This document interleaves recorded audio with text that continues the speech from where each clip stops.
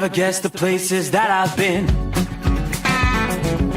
You never guess the places that I've been. 'Cause everything is like a dream, yeah, but only in that dream that I live in.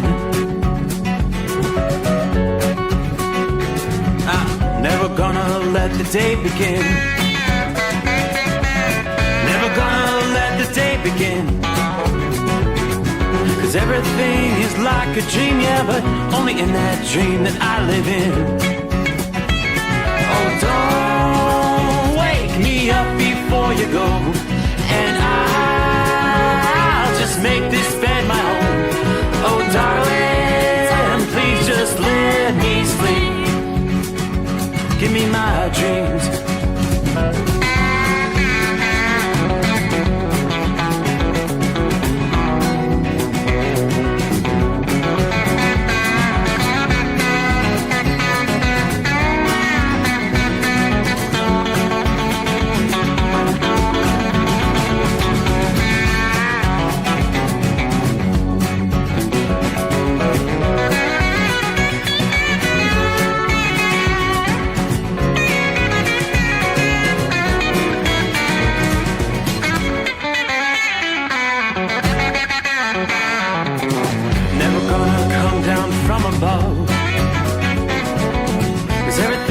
Better from above. Nothing's ever as it seems, yeah, except in that world that I dream of. Never gonna lose the ones I love. Never gonna lose the ones I love. 'Cause everything is like a dream, yeah, but only in that world that I dream of. Oh, don't up before you go, 'cause I can't face this day alone. Oh, darling, please just let me sleep. Give me my dreams. Give me my dreams. Give me my dreams.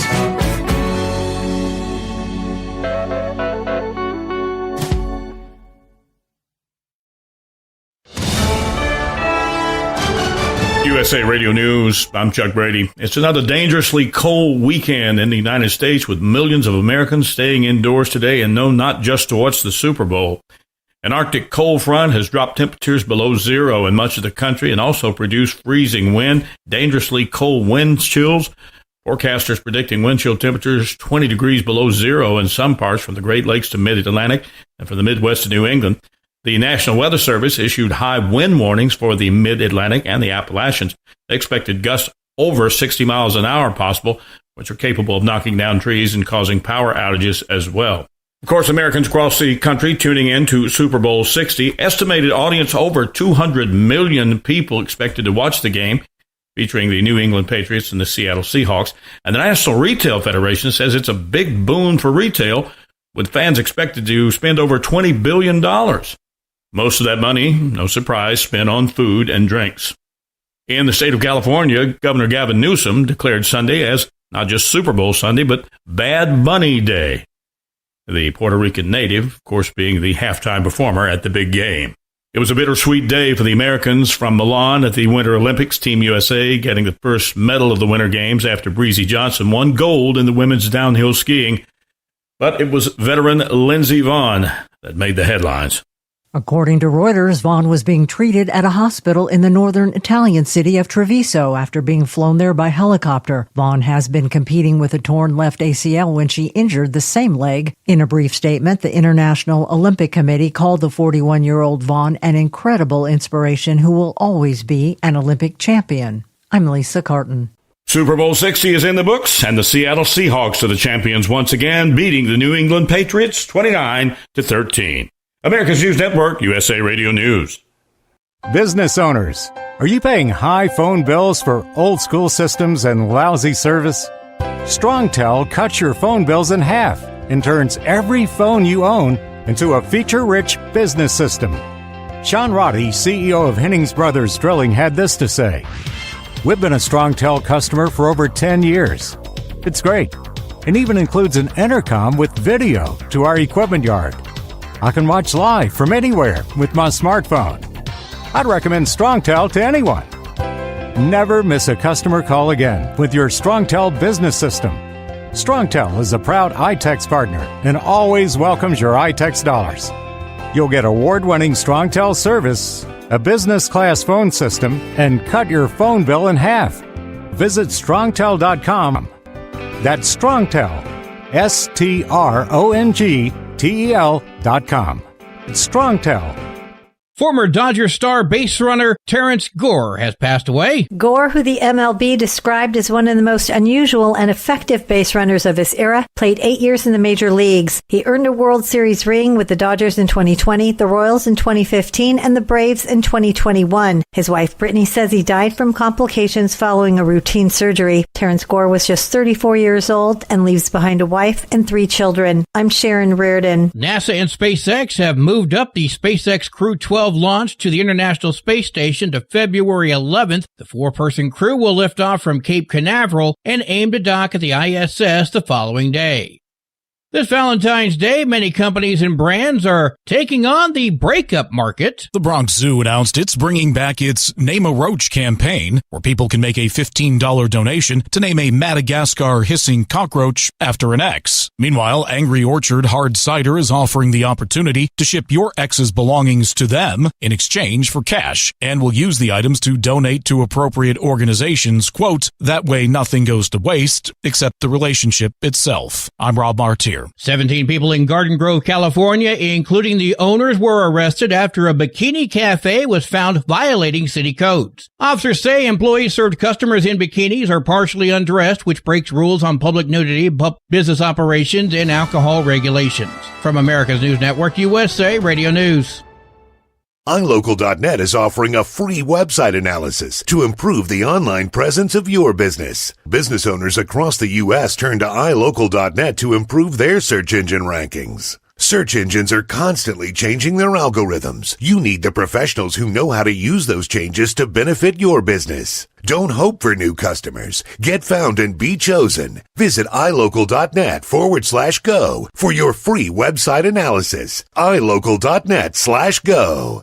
At Hot Shot Secret, we share the science behind common diesel problems and their solutions. For example, Hot Shot Secret Diesel Extreme. Today's ultra-low sulfur fuels leave injector deposits causing frequent DPF regens and low throttle response. Diesel Extreme is a once every 6-month treatment that will clean your entire fuel system, including the tank, lines, pump, and the injectors. Hot Shot Secret Diesel Extreme is available nationwide at truck stops, fine farm and auto stores, and online at hotshotsecret.com. Did you miss an episode of the Steve Sommers Overnight Drive? Or just want to relive a little bit of the magic? Don't worry. You can download the Steve Sommers Overnight Drive wherever you get your podcasts. Don't miss a single second of the show that was recently named one of the best late-night shows in America. Make sure you like and subscribe to the Steve Sommers Overnight Drive so you don't miss a single episode. The Steve Sommers Overnight Drive. Available wherever you get your podcasts or online at overnightdriveradio.com. Another dark night on the interstate. Another 100 miles in the pouring rain. These are worth all the time I've spent away. Another dark night on the interstate.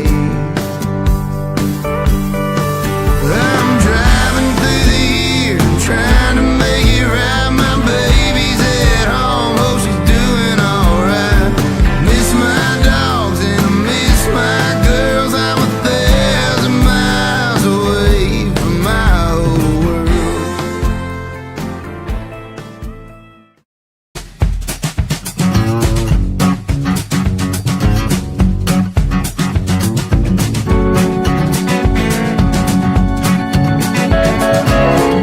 Alrighty then, what do you say? You ready or not? Time to strap in, back in the saddle again. Here we go.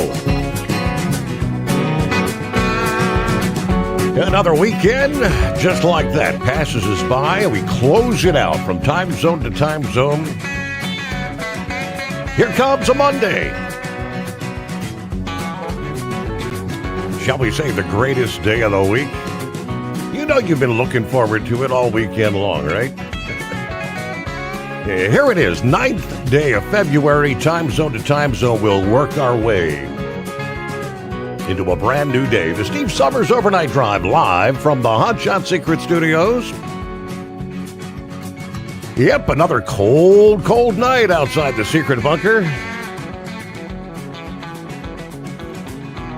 Yeah, we've almost made it through the hardest part. Some of the harshest temperatures of the winter in the Northeast over the weekend. Yeah, another cold start to the week, but signs of change coming our way. At least briefly. But we'll take it. I believe they're saying by the time we get to Tuesday afternoon here in Southwest Ohio, maybe upper 40s, close to 50 degrees. Temperatures warming into the 70s in places like north central Kansas, where Norman chimed in just a moment ago. Had 70 degrees this past day. All right, so we'll start things off with a look at our traveler's weather as we close out Super Bowl weekend. Did you get your fair share of wings? Changes in the works for much of the U.S. over the next couple of weeks as the frigid air over the eastern portions of North America will retreat back up near the Arctic Circle. Coming in to take its place will be much less cold Pacific air. There will be some potential problems with the more moist air, though. The last blast of Arctic air in this train of cold waves cycles through the Northeast on into our Monday here. After that, warmer air is already building in the west and the high plains. That's going to continue moving east. Now, due to the extent of the snow cover, frozen lakes, rivers, the cold ground in general, and a lack of strong winds accompanying the Pacific air, it's going to be a gradual process. During the middle and latter parts of the week ahead here, some days are going to bring temperatures near or slightly above freezing, with the February sun helping out the buildup of ice on area rivers and lakes. However, the reversal may take several days. As the snow cover begins to thin and retreats, temperatures are going to be more apt to respond, reaching well into the 30s, 40s, even near 50, barring any setback from storms in the Midwest. Now, even where temperatures recover to the 30s and 40s, it's actually going to feel substantially warmer after highs in the single digits, teens, and 20s for such an extended period of time. In the southern states, some of that warm air that's been building over the southern parts of the plains will be carried to the Atlantic coast, highs rebounding 50s, 60s, and yes, some 70s. All right, temperatures forecast to reach their highest level since January 13 in Chicago Tuesday. You're talking highs in the lower 40s projected. Later this week, temperatures in Atlanta may hit 70 for the first time since January 10th. Tagging along with the Pacific air will, though, be some storms, of which the details as far as the nature and the timing of precip they may bring will be unfolding in the coming days. Even though temperatures may be slightly higher than recent weeks, in some cases they may still be low enough to support snow, sleet, or freezing rain from parts of the Midwest to the Northeast. Another factor is going to be the potential for areas of fog, which can slow travel even without a major storm. So motorists, pedestrians, be wary of the event of any storms with snow or ice, as runoff generated by the February sunshine during the day undoubtedly is freezing during the overnight hours. And we can attest to that here, where we saw a little bit of melting. It was just basically the sun. We weren't really above the freezing mark this past day. But that daytime sun gets you some melting, and of course, it's all frozen over again. Meanwhile, further west, as the winter storms that have plagued the other parts of the country Since the start of the year, much of the West has been very, very quiet, a pattern in recent weeks. At the same time, the East was getting some of the most active winter in about 5 years. This imbalance is evident at the ski resorts across the country. The snowpack in New England, resorts there, like 130% of normal. Many of the California resorts are below 40% of average there. That northward bend in the jet stream that offered moderate temperatures and generally dry air in California, Arizona, Nevada, surrounding states over the past month or so. Storm activity has been very lacking. California, San Francisco, Redding, Fresno, L.A. Have all seen temperatures well above historical average for this time of year. A high-pressure system's been parked over California for the last month, and that's kept any rain or snow primarily over the Pacific Northwest into British Columbia. From much of January through the beginning of February, California's been pretty much warm and dry. We're going to see a shift in the large-scale weather pattern here in the coming weeks that will signal the arrival of chillier air and waves of rain and mountain snow. Given the dry pattern as of late, any precipitation would be welcome, especially for the ski resort areas where they need the snow. The weather pattern begins to change starting here with the new week. That high pressure begins to weaken. That will allow a more active pattern as we move into mid-February. That'll be beneficial for California snowpack and the reservoirs there, as the snowpack is running well below average across much of the state. As a storm advances inland here Monday into Monday night, we'll see periods of rain and mountain snow impact a wider swath than we saw over the weekend, including some of the big cities and heavily traveled roadways across the Sierra Nevada. Accumulating snow is expected early this week with the cooler conditions sweeping in. Snow levels projected to decline rapidly from Tuesday into Tuesday night, with high temperatures barely reaching above freezing at Donner Pass on Tuesday. So any travelers along I-80 in the mountainous terrain will have to exercise caution, especially Tuesday and Tuesday night. Snow levels are expected to decline. Several inches of accumulation will result in dangerous driving conditions. Early to midweek, wind gusts 35, 40 miles per hour along portions of I-80 could create additional hazards. High-profile vehicles may struggle at times.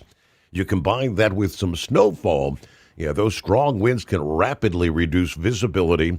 While the pattern may let up in California later this week, additional opportunities for storms will arise by next weekend once again and on into the latter portions of February. But suffice it to say, a change is on the horizon. All righty, it's that time again. Hello, Philly Dan. Hope everybody had a great weekend. We're 13 degrees with clear skies in the city of brotherly love. All right, congratulations to the Seattle Seahawks, Super Bowl winners. Halftime show sucked. I'll leave it at that. Hello, Scrapyard, waving all five to get things underway. Marianne in the house. Morning, Steve, the overnight family. Hello to all the Overnight Drive family. Hope everybody enjoyed your weekend. Kevin, morning, Steve, in the overnight crew. There's Uncle Chops, morning for the best 5 hours of entertainment, midnight to 5 a.m. Eastern Time. Kicking off the new week, good afternoon. Larry Hammer down 12 degrees in Tarrytown, New York tonight as we roll toward Hartford, Connecticut. All right, mudslingers on board. Howdy. Hello, Pappy, Saddle Lock Nocturnal listeners. The greatest day of the week. Somewhere deep beneath the earth crust is the hotshot secret hidden bunker. Throwing the breakers, raising the FR3 antenna. Stick Shit Eliminator power mic is on. Congratulations to the Seattle Seahawks. Looks like 25 degrees on the cruiser dash in the far side of southwestern Ohio. Let's get the week started. Hammer down. Keep it between the spotted and the solid. As always, sunny side up. Watch your six. All right, Tank is in the house. What do you say? Morning, Steve, the overnight crew. Happy Monday. Well, we are back in the saddle after 2 long, tiring weeks of cleaning up and recovering from that massive ice storm. Now we just play the waiting game with the insurance company. You're waiting on them to come survey all the damage. Yeah, thank God we survived. It could have been worse. We're 49 degrees here in Bartlett, Tennessee tonight. All right, rolling on into Memphis. We'll get a set and head out west. Everybody truck safe. Have a blessed day. So I guess Tank, they were in the heart of the ice storm devastation there. How long did you guys go without power? Jeffrey checks in from southern Florida. Hello, Steve and the overnight family. There's Norman checking in from north central Kansas. Warm day today, 70 degrees. All right, sitting at the home 20, working on the back therapy. I'm thinking about maybe retiring finally. This is my 50th year driving and our 50th anniversary. We're going to head down to Florida, visit the grandkids next week. Driving, of course. But everybody have a good morning out there.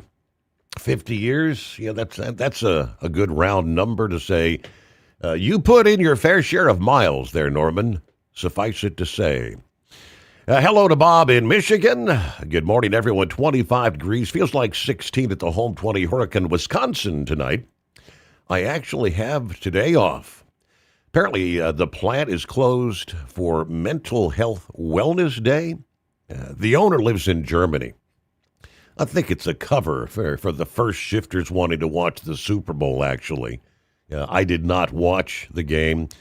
Went with the family for supper at the Pinecone Truck Stop in Johnson Creek, Wisconsin. Enjoyed my 24-ounce T-bone and a large dinner roll. All right, have a great night, drivers. Everybody be safe out there. It's 844-844-3388 as we get the new day, a new week underway. Trust you had a good weekend. The Steve Sommers Overnight Drive. Did you miss an episode of the Steve Sommers Overnight Drive?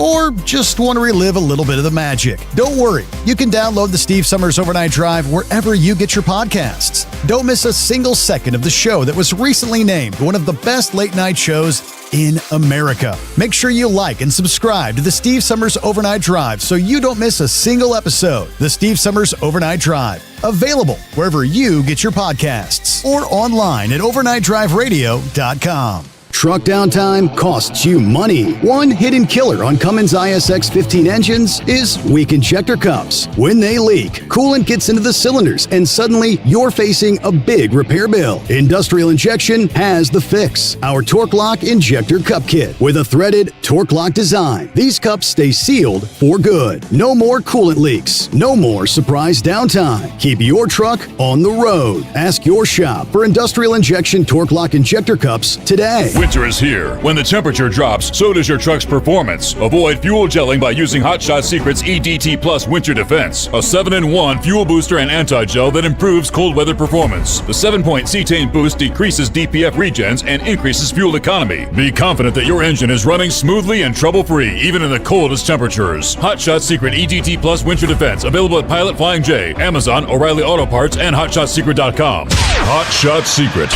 powered by science. Your factory fuel filter is letting you down. AirDog heavy-duty diesel fuel systems don't just filter your fuel. The AirDog fully optimizes your truck's fuel system for peak efficiency. The factory-provided filter simply removes particulates and water from fuel. The AirDog system removes all contaminants, including entrained air, water, and particulates, and feeds the engine pump with optimal pressure. Check out airdogdiesel.com to learn how you can capture every bit of performance and efficiency from your fuel system. Hello to Roy, checking in from Northwest Illinois. 22 degrees at this hour, feels like 13. Now there's the DTS guy. Happy Monday to the overnight friends. Hello to Horse Feathers, Eagle, Iron Duck, Roll Call, truckers checking in from Avondale, Arizona. I'd like to give a Monday shout out to Big Ed. Are you with me? Keep the rubber side down. Hello, Jerry. Morning, everybody. Hope all is well. 23 clouds here, Kokomo, Indiana. Tell them you love them every chance you get. Well, there is Big Ed. Are you with me? No Super Bowl for me, not 1 second. And if the Olympic people don't lay off their political statements, they can kiss my arse too. Yeah, I think there were one for sure. There may have been a couple on the American Olympic team that actually didn't think through speaking out negatively about the country they're actually representative, speaking negatively about the USA due to the immigration enforcement crackdown and all that good stuff that's going on. Come on, play your sport. That's it. That's what we're here to watch. We don't need your political statements over there. Especially if you're going to talk bad about your country. Matter of fact, President Trump had a few words for one of those. I think he was one of the member of the ski team, maybe the cross country. I'll have to get the rest of the story. Let's see. Hello, John. Man, 26 Volvo VNL. Poorly designed. This truck's a technological nightmare. The bunk heater has 8 sensors on it and throws a shutdown code or needs a dealer hard unlock every time it quits. Hopefully they'll get these bugs worked out soon. All these hours wasted at the dealership. All right, have a great night, everybody. Brand new truck, right? Ain't supposed to be having, that's the purpose. You're not supposed to be in the shop losing time and money. Hello, Lauren Weiss, 2-time world champion bull hauler. 29 degrees, starlit skies, Bloomsdale, Missouri. The powerful chrome-plated cow truck pointed south at a high rate of speed. Well, the Super Bowl's over, and just as I suspected, the country survived. Yeah, the bad rabbit, or whatever they call them. I noticed there were 2 different options offered at halftime. The other had the foul-mouthed F-bomber Kid Rock. It was kind of like an election, Steve, where you have to choose between the lesser of 2 evils. I figure if you watched the game, you sent the NFL a message that you're in agreement with their choices, and you cannot complain. A hard truth, but no one, nonetheless. It's an epic night on the Boulevard Tonight special. Shout out to Crazy Ray from the Show Me State. All right, who we got? Is that Country Bumpkin? Morning, Steve, overnight family. Waiting for another stellar performance from the Steve Sommers overnight drive. Yes, it is. Country Bumpkin checking in. Scrapyard, 46 degrees. On my way to the Chickendale Depot to get the new week started here. A couple of others. There is Crazy Ray. West Michigan checking in for the best 5 hours on radio. 11 degrees with clear skies tonight. John, Mr. Rigsby. Morning, Mr. Steve Sommers. All the overnight family. Happy Monday. How about those Seahawks? Yeah, they won the low-scoring game, 29-13. All right, the big warm-up starts tomorrow, 37 to 40 degrees. Tuesday, 47. Right now, we're clear with 23 degrees. Michael parking in, checking in from the yard in Paris, Ohio. -2. Told dispatch, I'm done with this cold, and I just called it a night. My Friday, and done like 2.5 hours early here. I am so ready for the 30s and 40s they say we're going to be seeing. Everybody have a great night and a blessed week out there. Meanwhile, Santa Claus checks in from Elk Grove, California tonight, 58 degrees. Beginning this week, my wife and I will begin a series of road trips. And yes, we do have some wet stuff coming to the left coast. All right, Santa Claus out. Terry, Canadian Terry, Detroit, Michigan. Gosh, it's cold out. I'm headed to a not-so-hot Atlanta for Tuesday. Everybody be safe out there. All right, Buckeye Boy checking in from Ackworth, Georgia. It's a tolerable 45 tonight. All right, got to get up early, do a delivery, and we got a teleconference with our accounting software support company. We switched accountants recently. They did not renew our subscription, so we haven't had access to it for like 3 days. Haven't been able to bill. All right, hope to have that resolved later today. All right, I did watch the Super Bowl until halftime, then switched to the Turning Point All-American Halftime Show instead. I thought it was pretty good. Seattle played a great defensive game. Have a great night, everybody, and be careful out there. Of course, I was snoozing. I got up. I didn't even turn it on. I just went to the website. By the time I went to the website, the game was already over. But I did see that New England was held scoreless in the first 3 quarters. I didn't put a point on the board until the 4th quarter. Seattle pretty much shut them down, I suppose.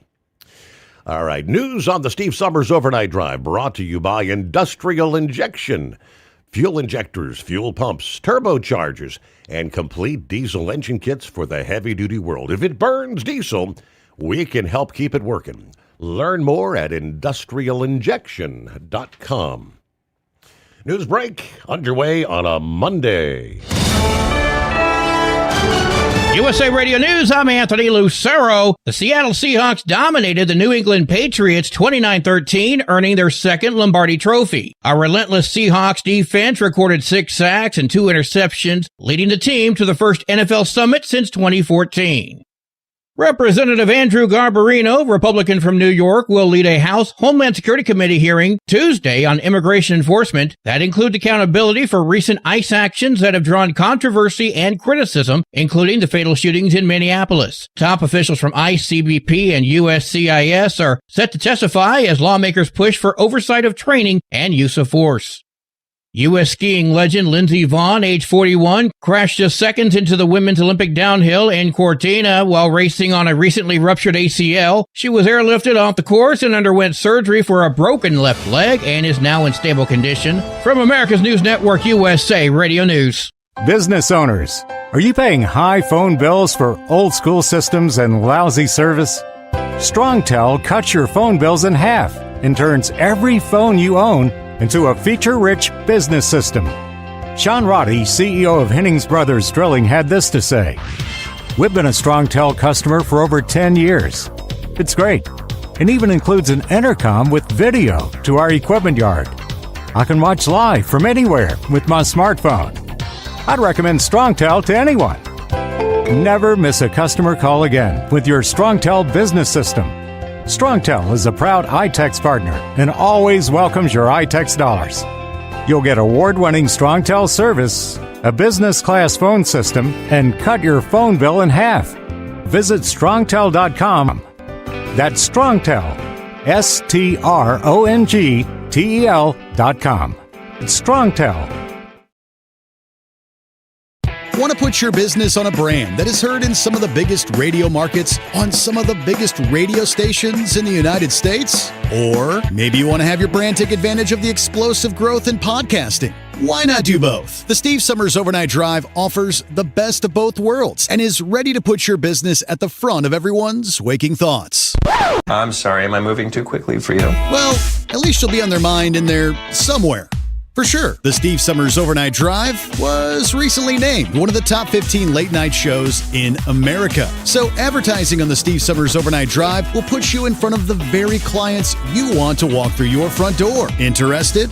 Maybe you want to take a test drive, kick the tires, do a sample tasting, which might be kind of gross. Get details at overnightdriveradio.com or email rwild@lubricationspecialties.com. And let's put the Steve Sommers Overnight Drive to work for you today.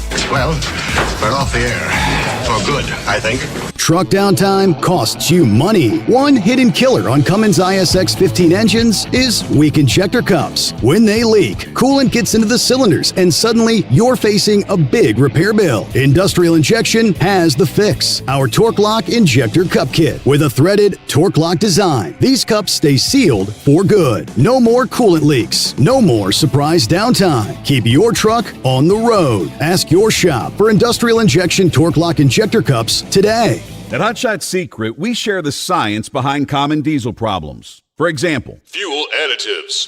most fuel additives either impact performance or provide protection. Hot Shot Secret Everyday Diesel Treatment provides both performance enhancement and fuel system protection. Everyday Diesel Treatment delivers a 6-in-1 premium fuel treatment for every fill-up, every time. Everyday diesel treatment is available at truck stops, Tractor Supply, O'Reilly's Auto Parts, and online at hotshotsecret.com. Your factory fuel filter is letting you down. AirDog heavy-duty diesel fuel systems don't just filter your fuel. The AirDog fully optimizes your truck's fuel system for peak efficiency. The factory-provided filter simply removes particulates and water from fuel. The AirDog system removes all contaminants, including entrained air, water, and particulates, and feeds the engine pump with optimal pressure. Check out airdogdiesel.com to learn how you can capture every bit of performance and efficiency from your fuel system. Did you miss an episode of the Steve Summers Overnight Drive? Or just want to relive a little bit of the magic? Don't worry, you can download the Steve Summers Overnight Drive wherever you get your podcasts. Don't miss a single second of the show that was recently named one of the best late night shows in America. Make sure you like and subscribe to the Steve Summers Overnight Drive so you don't miss a single episode. The Steve Summers Overnight Drive, available wherever you get your podcasts or online at overnightdriveradio.com. The Overnight Drive with Steve Summers, live from the Hot Shot Secret Studios. Call Steve now, 844-844-3388. That's 844-844-3388.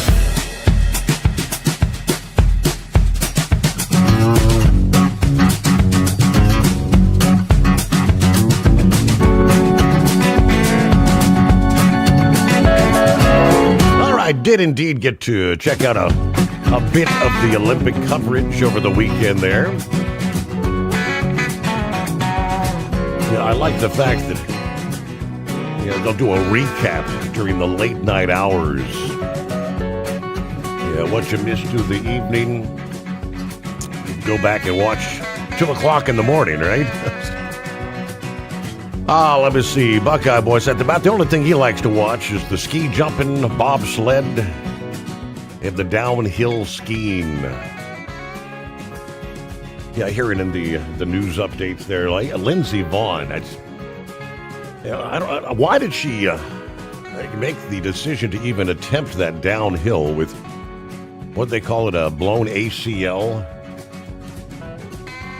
Just didn't seem like the right choice, and obviously she paid the price. Big time. Hard crash.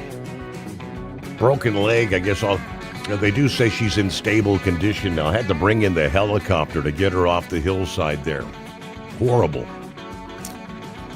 Hey, meanwhile, well, what do you say? Are you with me?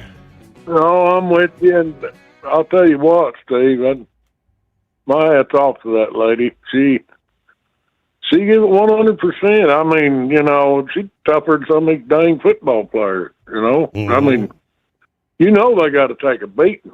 Oh, yeah. I love, and I'm like, Buckeye Boy, I love watching the Olympics, and just watching the ski jumps, downhill, the when they're running them bobsleds, and mm-hmm.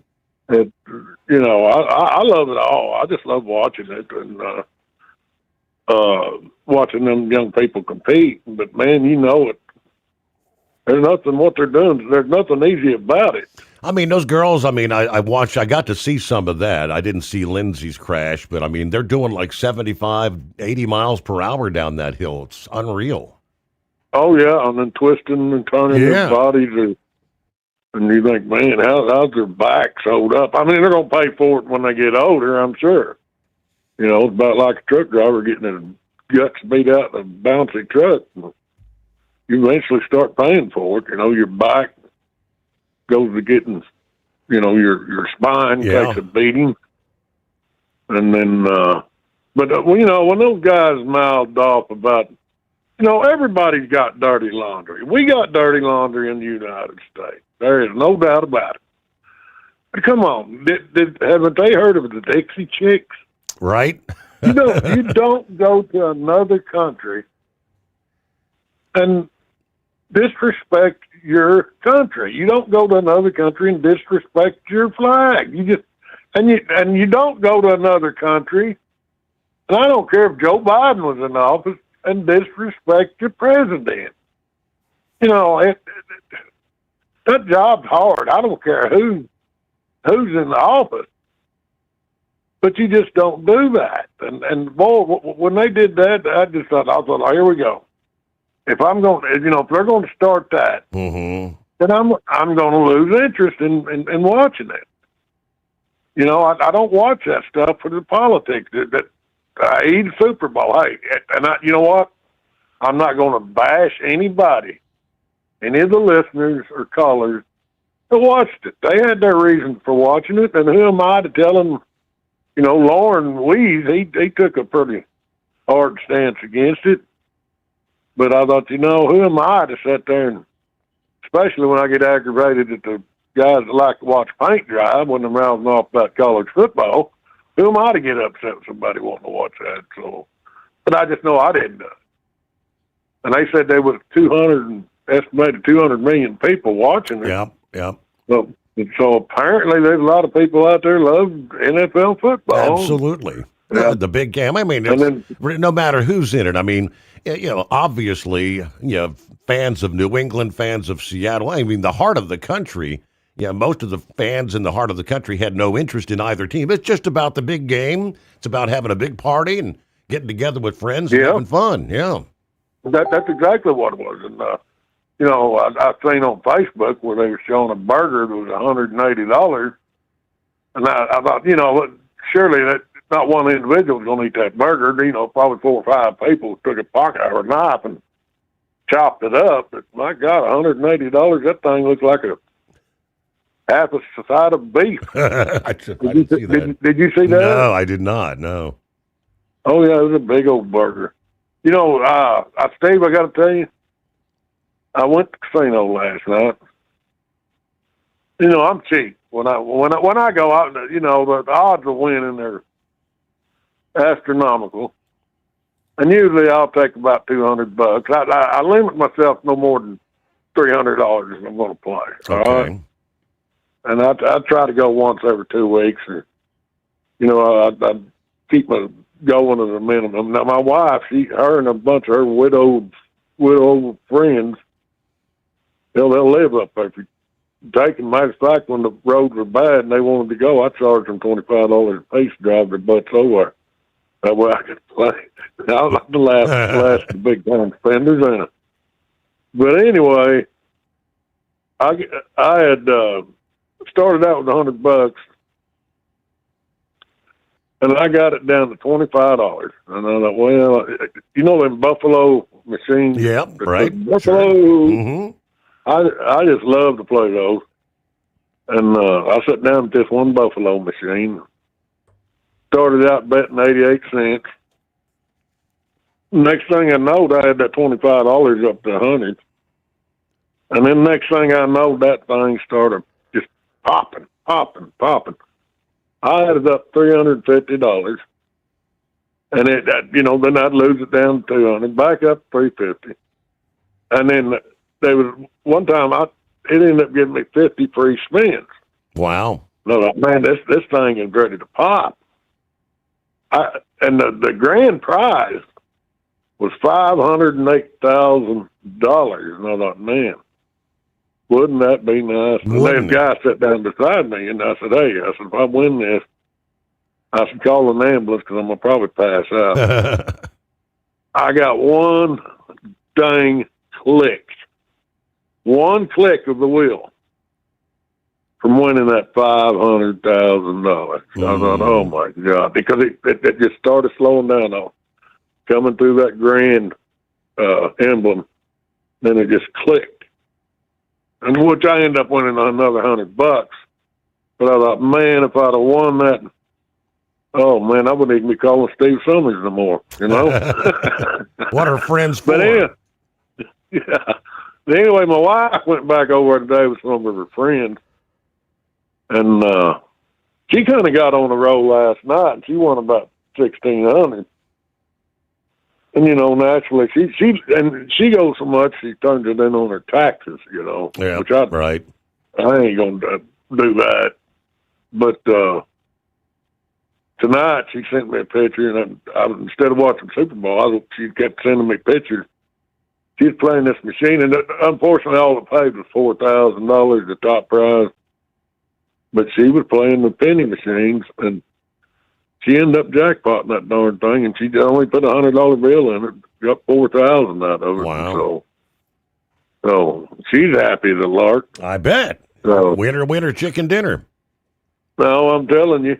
I sent you, and I haven't had a chance to talk to Grump because I didn't want to get it off on college football out of respect for the guys that love their NFL and the Olympics, and we'll save it for another night. But I sent you a message about Herb Street talking about what he thinks they ought to do with college football, and I got to tell you, I thought that was the biggest, dumbest ideal thrown out there.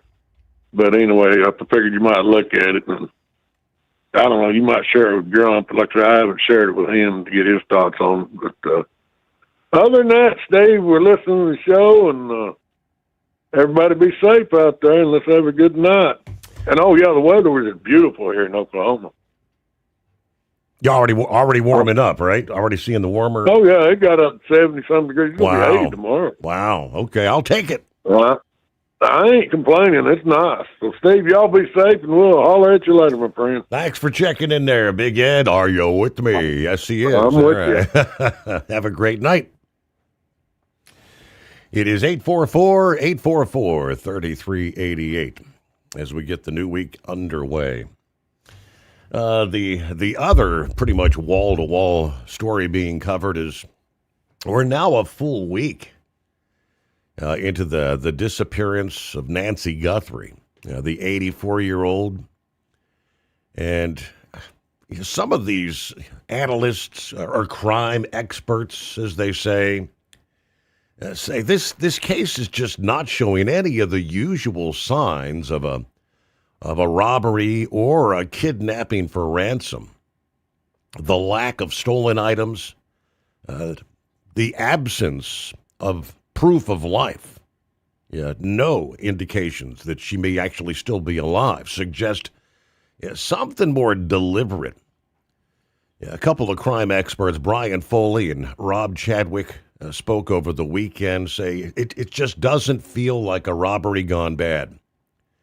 There's nothing stolen, nothing missing, no personal items, pocketbooks, nothing stolen. So it certainly does not feel like that. Pointed out the evidence discussed so far. Of course, the mother of the NBC Today Show co-anchor, Savannah Guthrie. It feels much more well-planned, as he put it.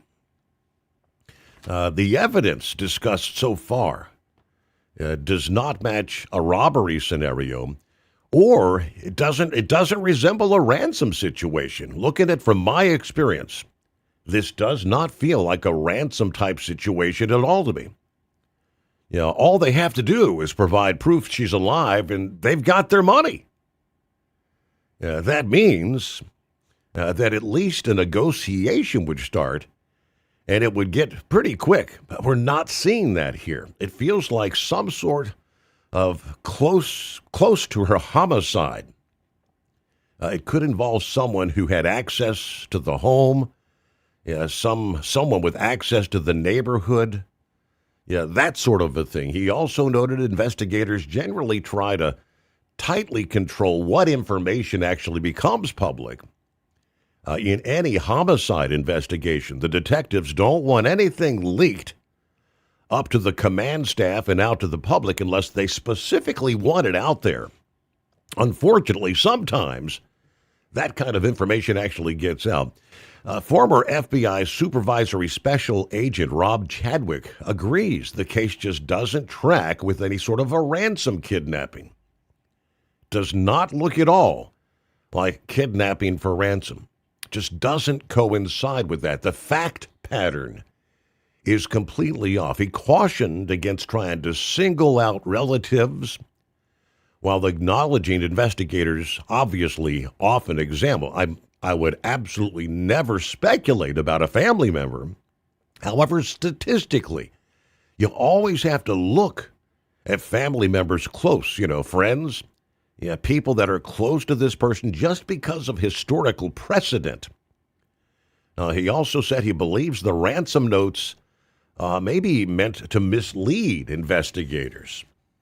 Yeah, I think these ransom notes are complete red herrings, as he put it.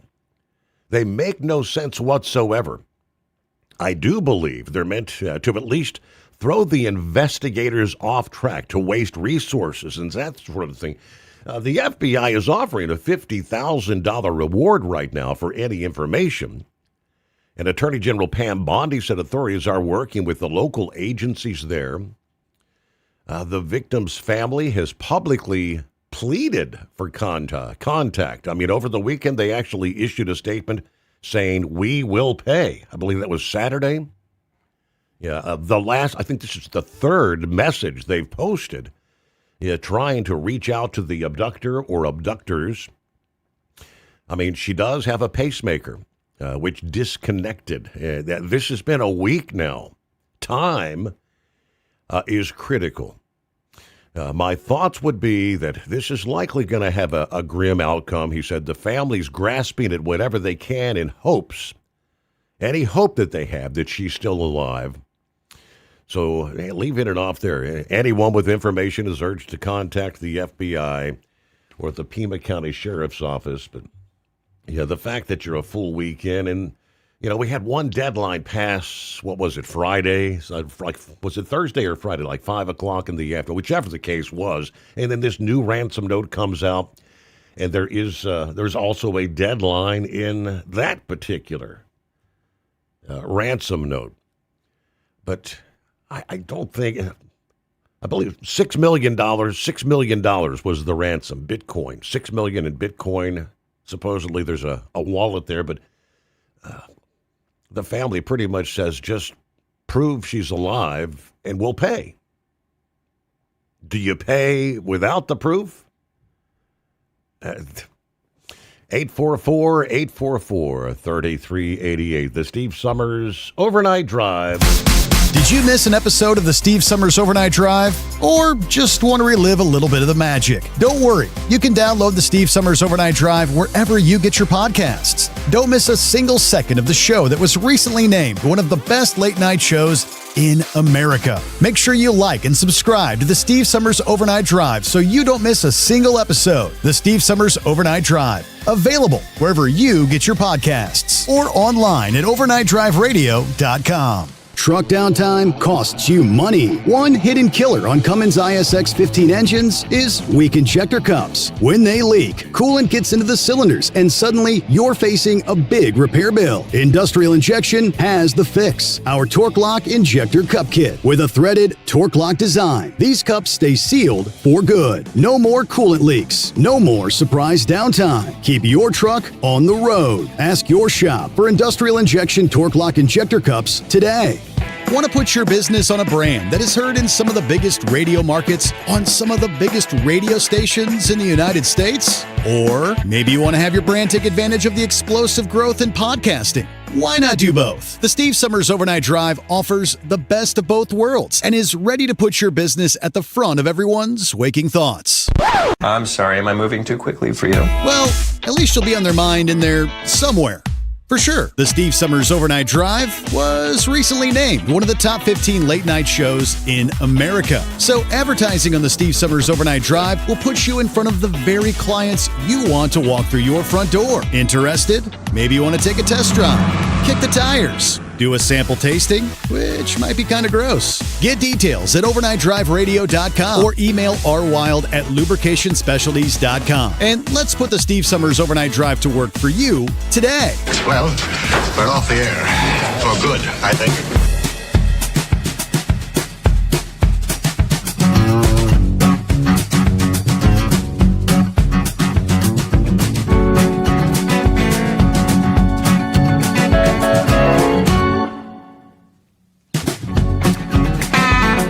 Well, as far as the eastern USA, while things are warming up in the central states, we're still kind of locked in the deep freeze in the east. It's been a very extended period of winter cold,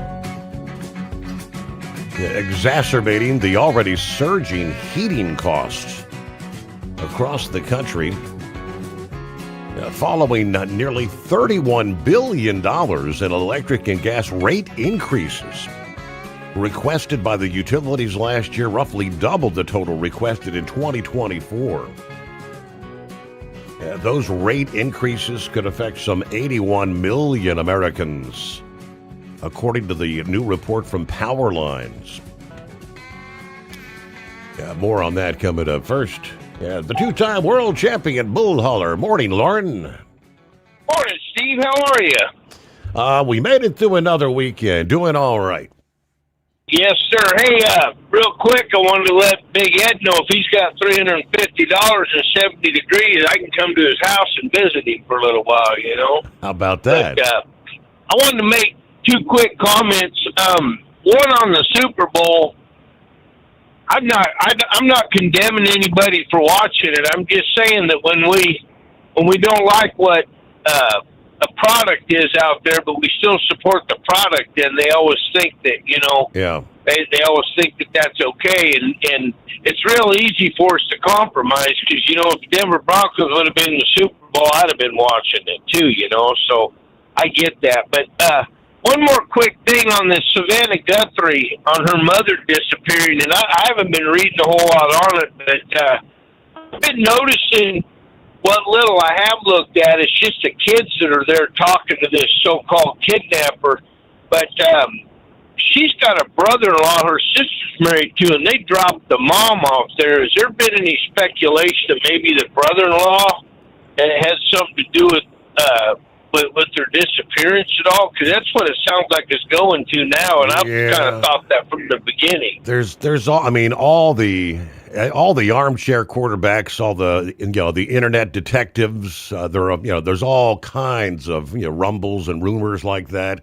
Yeah, there's tons of misinformation coming up on social media too, but I'm sure they're looking into all that. I mean, yeah, because they were the brother-in-law and his wife. They were the last ones to see her. They dropped her off a little before 10 o'clock that evening or something, I think.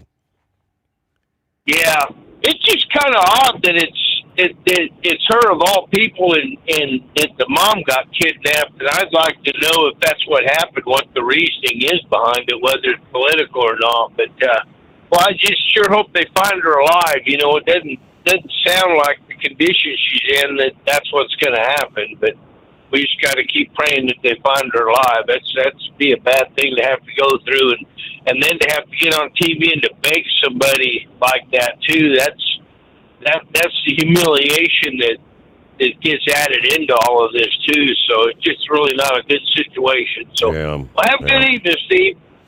Yeah, and I know they, based on, for as much as I've been able to ascertain, authorities they've returned like on several occasions, late last week, and then over the weekend, I believe there were authorities out at Nancy's home on Saturday, then again, I believe on Sunday.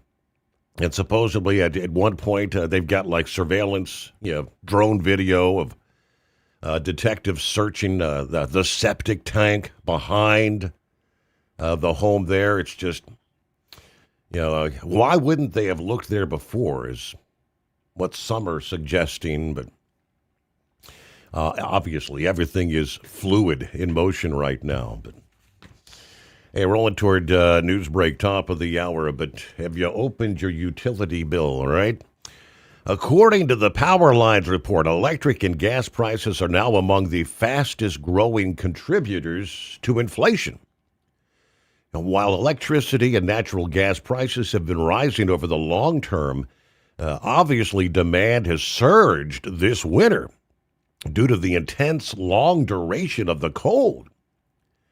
An AccuWeather analysis shows heating demand is running 115 to 150% of historical average across the eastern and central states.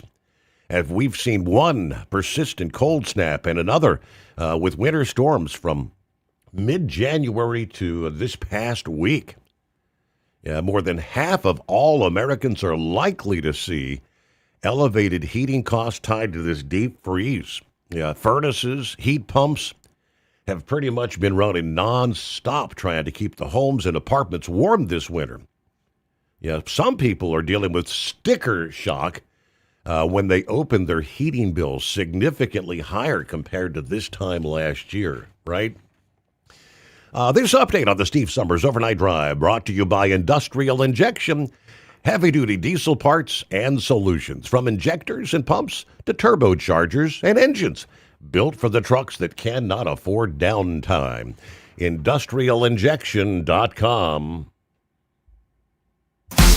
Did you miss an episode of the Steve Summers Overnight Drive? Or just want to relive a little bit of the magic? Don't worry. You can download the Steve Summers Overnight Drive wherever you get your podcasts. Don't miss a single second of the show that was recently named one of the best late-night shows in America. Make sure you like and subscribe to the Steve Summers Overnight Drive so you don't miss a single episode. The Steve Summers Overnight Drive. Available wherever you get your podcasts or online at overnightdriveradio.com. Truck downtime costs you money. One hidden killer on Cummins ISX 15 engines is weak injector cups. When they leak, coolant gets into the cylinders and suddenly you're facing a big repair bill. Industrial Injection has the fix. Our Torque Lock Injector Cup Kit with a threaded Torque Lock design. These cups stay sealed for good. No more coolant leaks. No more surprise downtime. Keep your truck on the road. Ask your shop for Industrial Injection Torque Lock Injector Cups today. Winter is here. When the temperature drops, so does your truck's performance. Avoid fuel gelling by using Hot Shot Secret's EDT Plus Winter Defense, a 7-in-1 fuel booster and anti-gel that improves cold weather performance. The 7-point cetane boost decreases DPF regens and increases fuel economy. Be confident that your engine is running smoothly and trouble-free, even in the coldest temperatures. Hot Shot Secret EDT Plus Winter Defense, available at Pilot Flying J, Amazon, O'Reilly Auto Parts, and HotShotSecret.com. Hot Shot Secret, powered by science. Your factory fuel filter is letting you down. AirDog heavy-duty diesel fuel systems don't just filter your fuel. The AirDog fully optimizes your truck's fuel system for peak efficiency. The factory-provided filter simply removes particulates and water from fuel. The AirDog system removes all contaminants, including entrained air, water, and particulates, and feeds the engine pump with optimal pressure. Check out airdogdiesel.com to learn how you can capture every bit of performance and efficiency from your fuel system.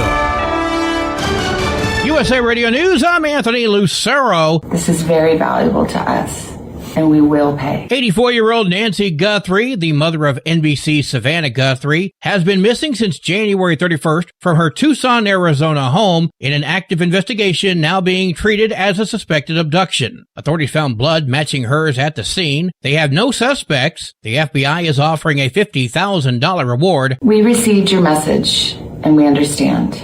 We beg you now to return our mother to us so that we can celebrate with her. Savannah and her siblings have made public pleas for her safe return.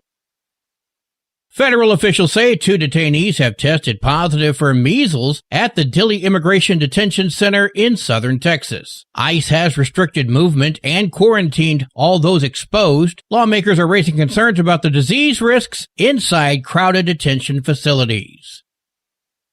Ukrainian President Volodymyr Zelensky says the U.S. wants a peace deal between Ukraine and Russia by early summer. Zelensky's comment comes in a statement issued Saturday by his office. He says Washington has proposed that delegations from both countries meet in the U.S. sometime next week, and that Ukraine will take part. Zelensky's remarks followed another large-scale Russian attack overnight on Ukraine's power grid by hundreds of drones and missiles. I'm Scott Carr. Israeli Prime Minister Benjamin Netanyahu will meet with President Donald Trump in Washington on Wednesday to discuss renewed U.S. talks with Iran. Netanyahu's office says any deal must include limits on Iran's ballistic missiles and support for militant groups as indirect nuclear negotiations continue. AAA reports the national average price for a gallon of gas is $2.89. Mono County, California is up to $5.64. Oklahoma County, Oklahoma, $1.84. From America's News Network, USA Radio News. No matter who we are or where we come from, we all experience difficulties in life. Military veterans know that sometimes it takes strength and determination to make it through. Whether it's obvious physical challenges or struggles on the inside, it takes strength to ask for help when you need it.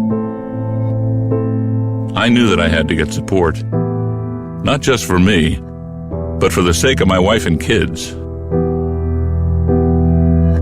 Talking about it has helped me feel more like myself again. Honestly, it was hard to open up at first, but it's changed my life for the better. Learn how veterans like us have reached out for help. And hear stories of strength and recovery at MakeTheConnection.net. The Supreme Court will review Arizona's law requiring wine cellars to maintain an in-state storefront. The case could reaffirm that states cannot block out-of-state businesses from shipping products under the Constitution's Dormant Commerce Clause. A San Diego biotech startup says they found a way to trick cancer cells into destroying themselves with its molecular glue. Neomorph announced it's begun its first clinical trial involving a kidney cancer patient. The molecular glue Neo-811 is being used to treat a common form of kidney cancer. The company says Neomorph's glue redirects the body to dispose of harmful proteins by labeling them as trash, so enzymes will throw them away. I'm Lisa Carton. With measles outbreaks rising across several states, U.S. health official Dr. Mehmet Oz has urged Americans to get the measles vaccination as the country risks losing its measles elimination status, and children are among those most effective. Public health experts warn that most cases are among unvaccinated people. A celebrity sighting of sorts in Los Angeles, a celebrity with a lot of fur and a tail. Many come to Los Angeles seeking fame and fortune, probably not the motives of a wolf who arrived in the county this weekend, but officials say it's the first known wolf in the area in at least a century. The 3-year-old female, who has a GPS collar, made the trek from Kern County. She's likely looking for a mate. Wolves are rare in California. There's apparently only around 60 of them. I'm Jason Nathanson. And I'm Anthony Lucero, USA Radio News. Would you know where to turn if you or a loved one became paralyzed? For thousands of families, the National Paralysis Resource Center has been that lifeline. But now federal funding's at risk. Sherman Gillums Jr., a partially paralyzed Marine veteran with the Christopher and Dana Reeve Foundation, explains why. This is about more than just a budget line. It's about veterans, caregivers, and families, real people who need these resources to live more productive and independent lives. Learn more at ChristopherReeve.org. Want to put your business on a brand that is heard in some of the biggest radio markets on some of the biggest radio stations in the United States? Or maybe you want to have your brand take advantage of the explosive growth in podcasting. Why not do both? The Steve Summers Overnight Drive offers the best of both worlds and is ready to put your business at the front of everyone's waking thoughts. I'm sorry, am I moving too quickly for you? Well, at least you'll be on their mind in there somewhere. For sure, the Steve Summers Overnight Drive was recently named one of the top 15 late-night shows in America. So advertising on the Steve Summers Overnight Drive will put you in front of the very clients you want to walk through your front door. Interested? Maybe you want to take a test drive, kick the tires, do a sample tasting, which might be kind of gross. Get details at overnightdriveradio.com or email rwild@lubricationspecialties.com. And let's put the Steve Summers Overnight Drive to work for you today. Well, we're off the air. For good, I think. Keep the bugs off your glass and the smokies off your ass. This is the Overnight Drive with Steve Summers.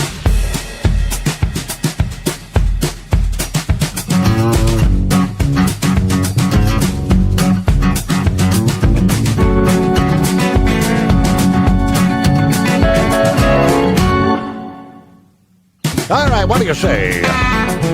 Ready or not? Looking at a brand new day?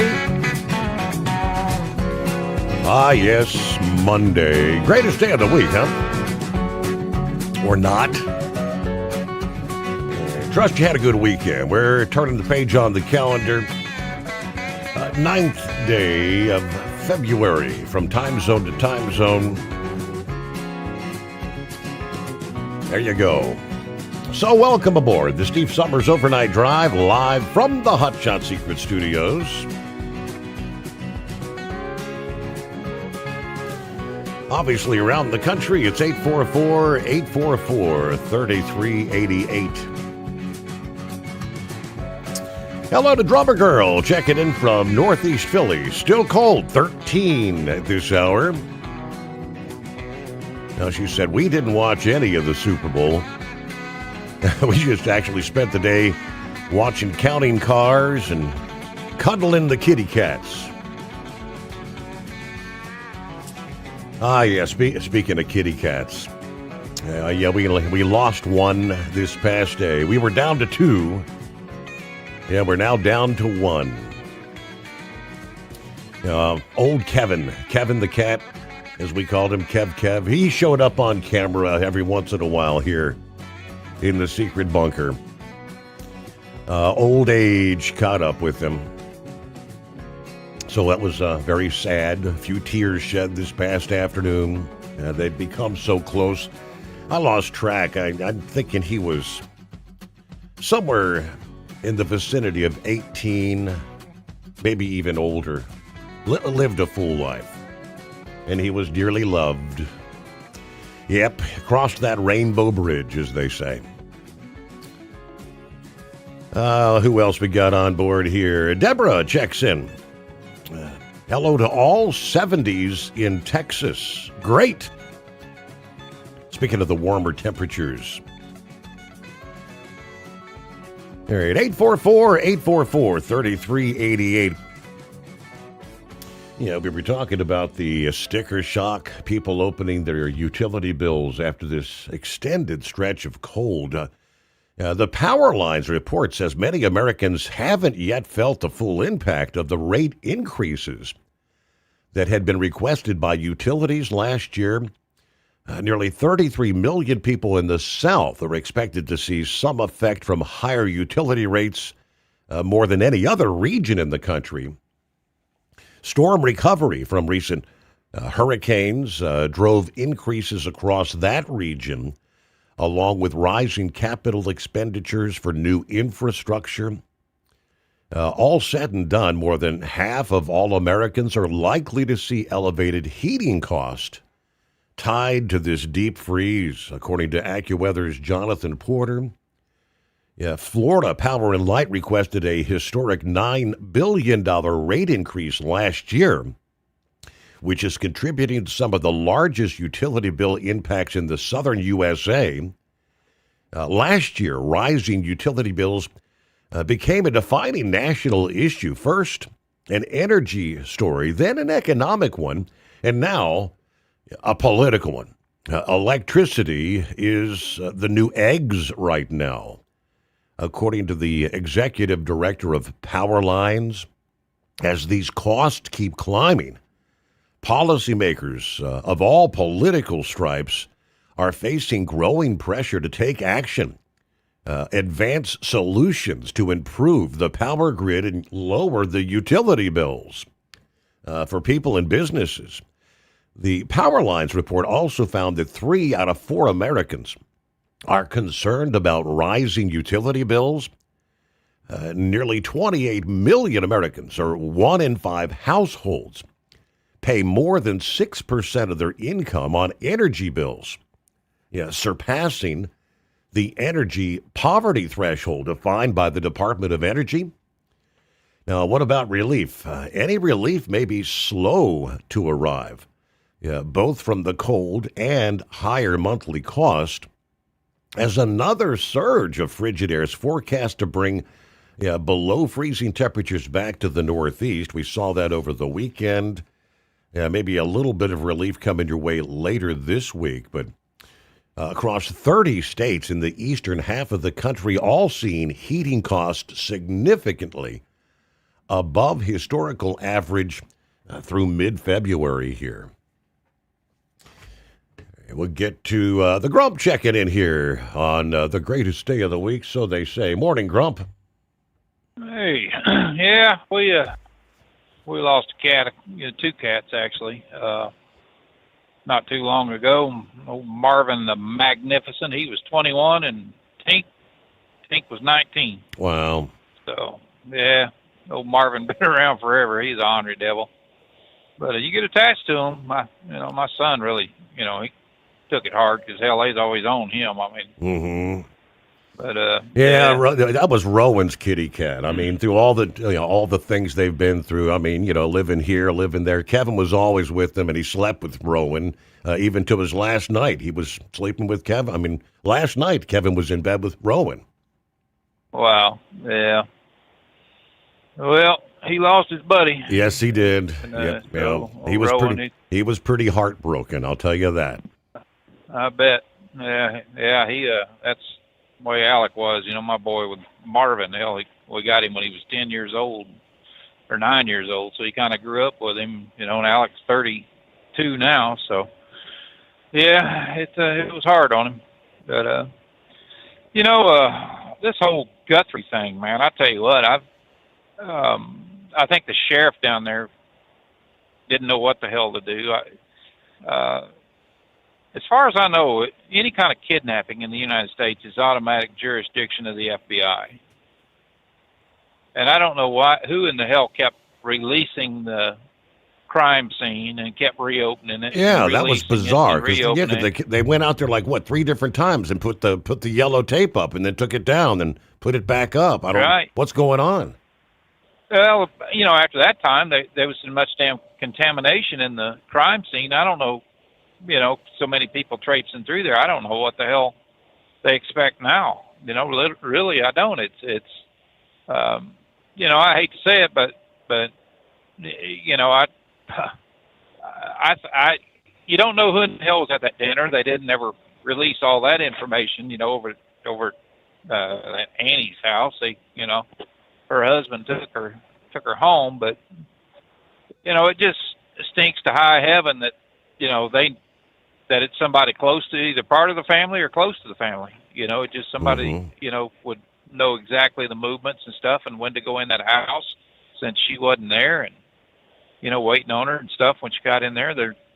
It just I don't know. It's just weird. This whole thing's been weird, and they haven't really released a hell of a lot out of the letters or anything that people's received. And I think Harvey Levin, he kind of talked a little bit more about it, but Bitcoin, that's hard as hell to trace right now. They'd have to spend it before they'd be able to trace it. Hell, just depositing it in a bank account or doing something like that or in an offshore account, they can't really, find out who it is until they, try to cash it in or do something with it. So, I think then it uses an ID number to, as a cryptocurrency. But it's crazy, man.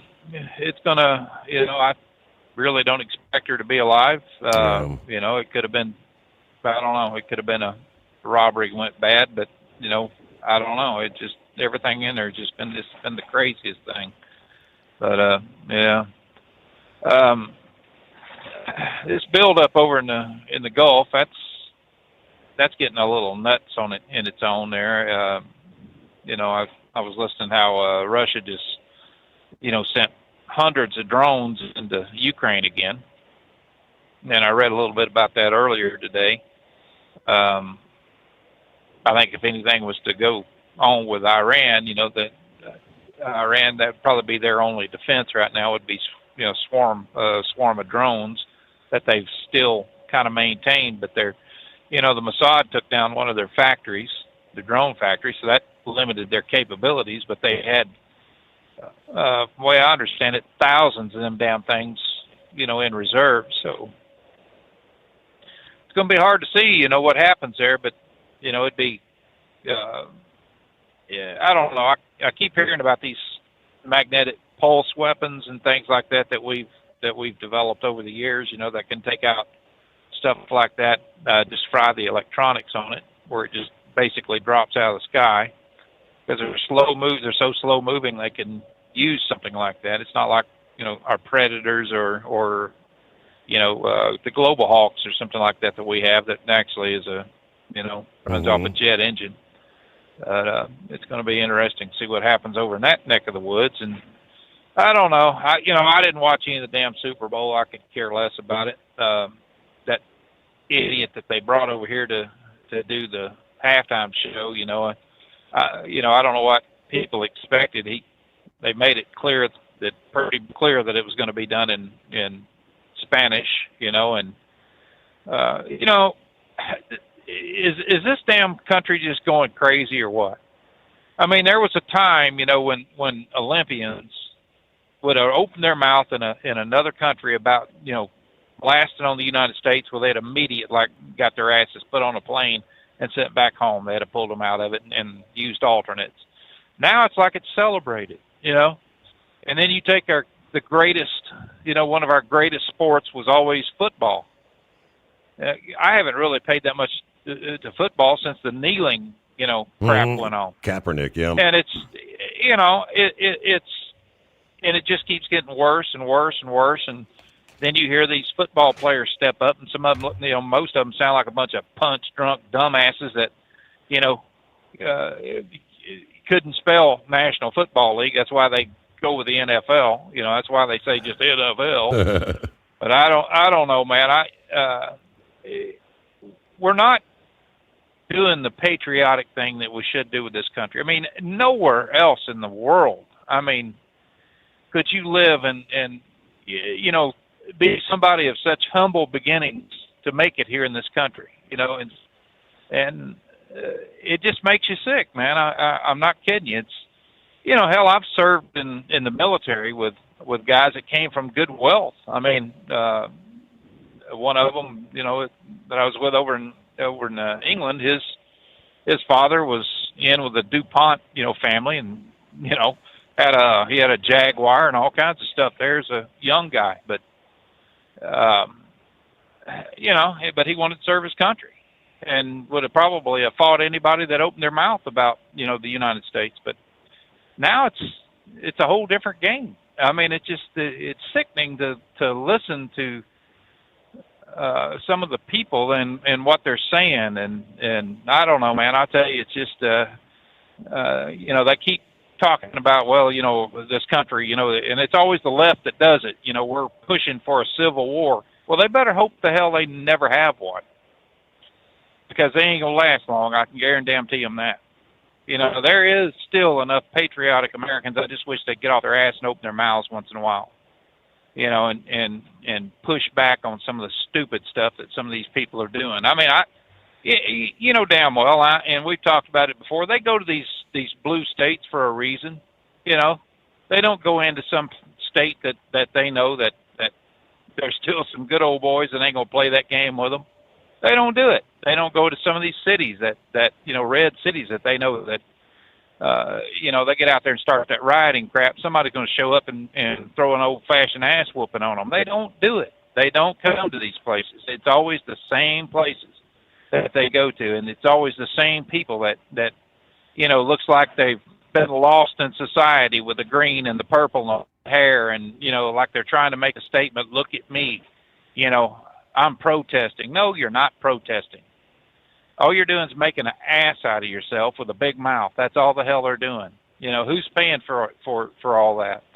You know, I don't know, man. I'll tell you that they got to go after the money now. I mean, that's just the way it is. They got to start going after the money. And I mean, just flat, just lay it on them. It's and these damn congressmen and senators. That's some other people that I'm sick of. You know, Trump RX, and then you got this idiot that, you know, out of Oregon that raised hell about it, you know, because I guess he thinks that drugs ought to be just free, you know, just fly over there, you know, with an airplane, start dumping them out of a damn plane or something like that. Here, get your insulin or whatever for nothing. You know, there is a cost involved in things, and some of these Democrats, man, I'm not kidding you. They just blow my mind anymore. What happened to the blue dog Democrats that actually gave a damn about the country?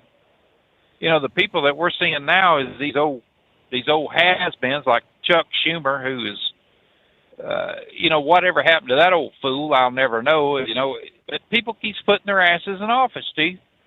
I mean, they just keep, you know, it's like there's nobody will run against them because they, you know, they don't have that kind of connections and the money. You know, people like Chuck Schumer, all they're going to do is just give in to the money folks, and there's a lot of Republicans that'll do the same thing. I don't know, man. I think we're due for a good political makeover. Get rid of a bunch of this old crap that's been tying up the office and cluttering it up for decades. Bring in some new people that actually gives a damn about this country and that's ready to stand up and smack down some people like that Crockett and the rest of them idiots that that has nothing good to say about this country for one reason, because they came from means. They came from wealth. Every damn one of them that's standing there running their mouths like AOC and all the rest of them, they grew up in very affluent homes.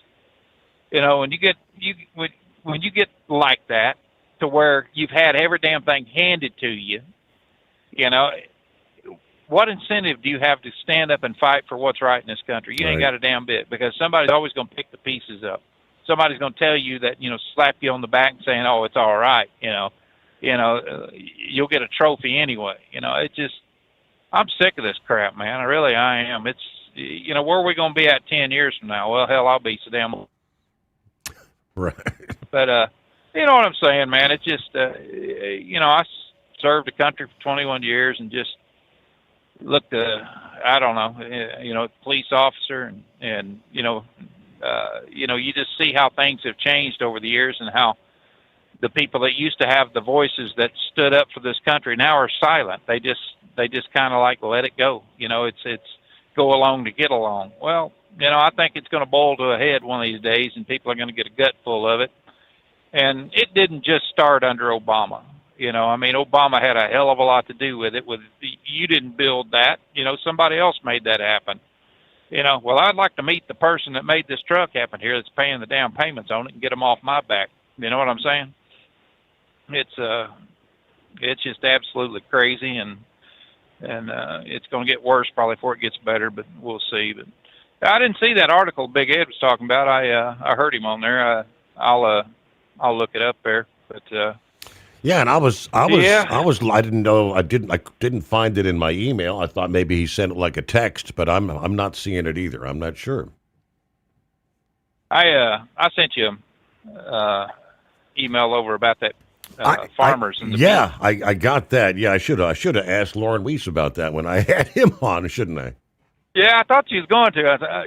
Because Lauren's pretty versed in that kind of stuff, and I kind of want to hear what he's got to say. Maybe I'll call back in. We can throw it at him, see what his opinion is on it. But when you break down the beef prices and stuff, the farmers are not getting that. The ranchers are not getting that good a price anyway. But when you just get to looking at the transportation costs involved in that, from the time it leaves the ranch until it hits the store, there's probably $10-12 a mile involved in all that. When you break it all down and then the feed and everything else that goes along with it, and I get it that the monopoly on the feeders and feedlots and places like that, the big growers are the big meat packing companies have pretty much taken over all that. So it's an interesting article. I hope Lawrence looked at it. Maybe he'll give a call back in. We'll hear what he's got to say. But that's about all I got. Just wanted to touch in tonight and give my 2 cents on a couple of things, and I think you got about a nickel's worth. Thanks, Grump. Appreciate you checking in. Yeah, we'll get to the rest of the story, as he said. Beef prices. I forwarded this past weekend about the president's beef import plan. Made that we made a big trade deal last week. Of course, the big trade deal first with India, and then it was Argentina, and that's going to be maybe bringing in some of their beef, right? Planning to cut prices. Is that a good thing or a bad thing for the ranchers in this country? According to the reports, most of the cattle ranchers say he missed what's crushing them the most. And that's the power of the meat packers, as they put it. So, yeah, we'll give you more on that coming up here. First, it was, what was it known as? Operation Safe Drive here a few weeks ago. The results are in from the multi-state targeted enforcement campaign that sidelined hundreds of semis and drivers. The DOT on Friday releasing the results from the 3-day enforcement Operation Safe Drive that took place there in January. The FMCSA partnering with other forces and law enforcement agencies around the country 26 states and the District of Columbia all participated in this. They list all the states that did participate. Now let's get to the heart of the matter. Results of Operation Safe Drive, 8,215 inspections over 3 days, 704 drivers placed out of service, including nearly 500 for English proficiency violations, 1,231 vehicles placed out of service, and a total of 56 arrests, including DUI and illegal presence in the United States. Operation Safe Drive shows what happens when we work together with our law enforcement partners to pull unqualified drivers and vehicles off the roads, says Transportation Secretary Sean Duffy. We need a whole-of-government approach to ensure the Trump administration's strong standards of safety are in place to protect American families. Again, 500 for English proficiency violations. The question to me now is, are they still off the road or are they just back out there driving again? Question. News on the Steve Summers Overnight Drive brought to you by Industrial Injection. Since 1985, diesel owners have counted on us for fuel injection, turbochargers, and engine solutions. From light-duty pickups to heavy-duty equipment. IndustrialInjection.com. USA Radio News, I'm Anthony Lucero. The Seattle Seahawks dominated the New England Patriots 29-13, earning their second Lombardi Trophy. A relentless Seahawks defense recorded 6 sacks and 2 interceptions, leading the team to the first NFL summit since 2014. Representative Andrew Garbarino, Republican from New York, will lead a House Homeland Security Committee hearing Tuesday on immigration enforcement that includes accountability for recent ICE actions that have drawn controversy and criticism, including the fatal shootings in Minneapolis. Top officials from ICE, CBP, and USCIS are set to testify as lawmakers push for oversight of training and use of force. U.S. skiing legend Lindsey Vonn, age 41, crashed just seconds into the women's Olympic downhill in Cortina while racing on a recently ruptured ACL. She was airlifted off the course and underwent surgery for a broken left leg and is now in stable condition. From America's News Network, USA Radio News. Business owners, are you paying high phone bills for old school systems and lousy service? StrongTel cuts your phone bills in half and turns every phone you own into a feature-rich business system. Sean Roddy, CEO of Hennings Brothers Drilling, had this to say. We've been a StrongTel customer for over 10 years. It's great. It even includes an intercom with video to our equipment yard. I can watch live from anywhere with my smartphone. I'd recommend StrongTel to anyone. Never miss a customer call again with your StrongTel business system. StrongTel is a proud iTex partner and always welcomes your iTex dollars. You'll get award-winning StrongTel service, a business-class phone system, and cut your phone bill in half. Visit strongtel.com. That's StrongTel, StrongTel.com. It's StrongTel.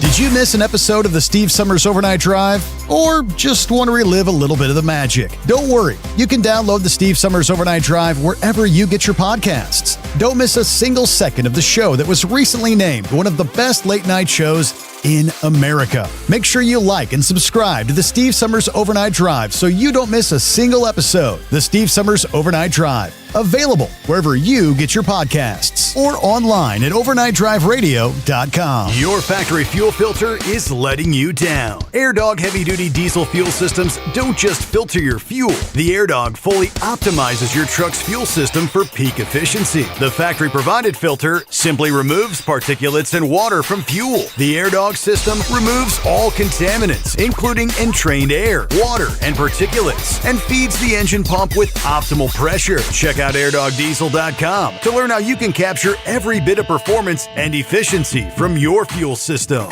Diesel owners know if you take care of your engine, it'll return the favor. Hot Shot Secret formulates additives that help you prevent problems and boost performance. Diesel Extreme cleans internal and external injector deposits. And EDT increases fuel economy by up to 7.3%. Scientifically proven by third-party testing. Add Hot Shot Secret at your next fill-up to get the most out of your diesel. Available nationwide at truck stops, farm and automotive stores, and online at hotshotsecret.com. Hot Shot Secret.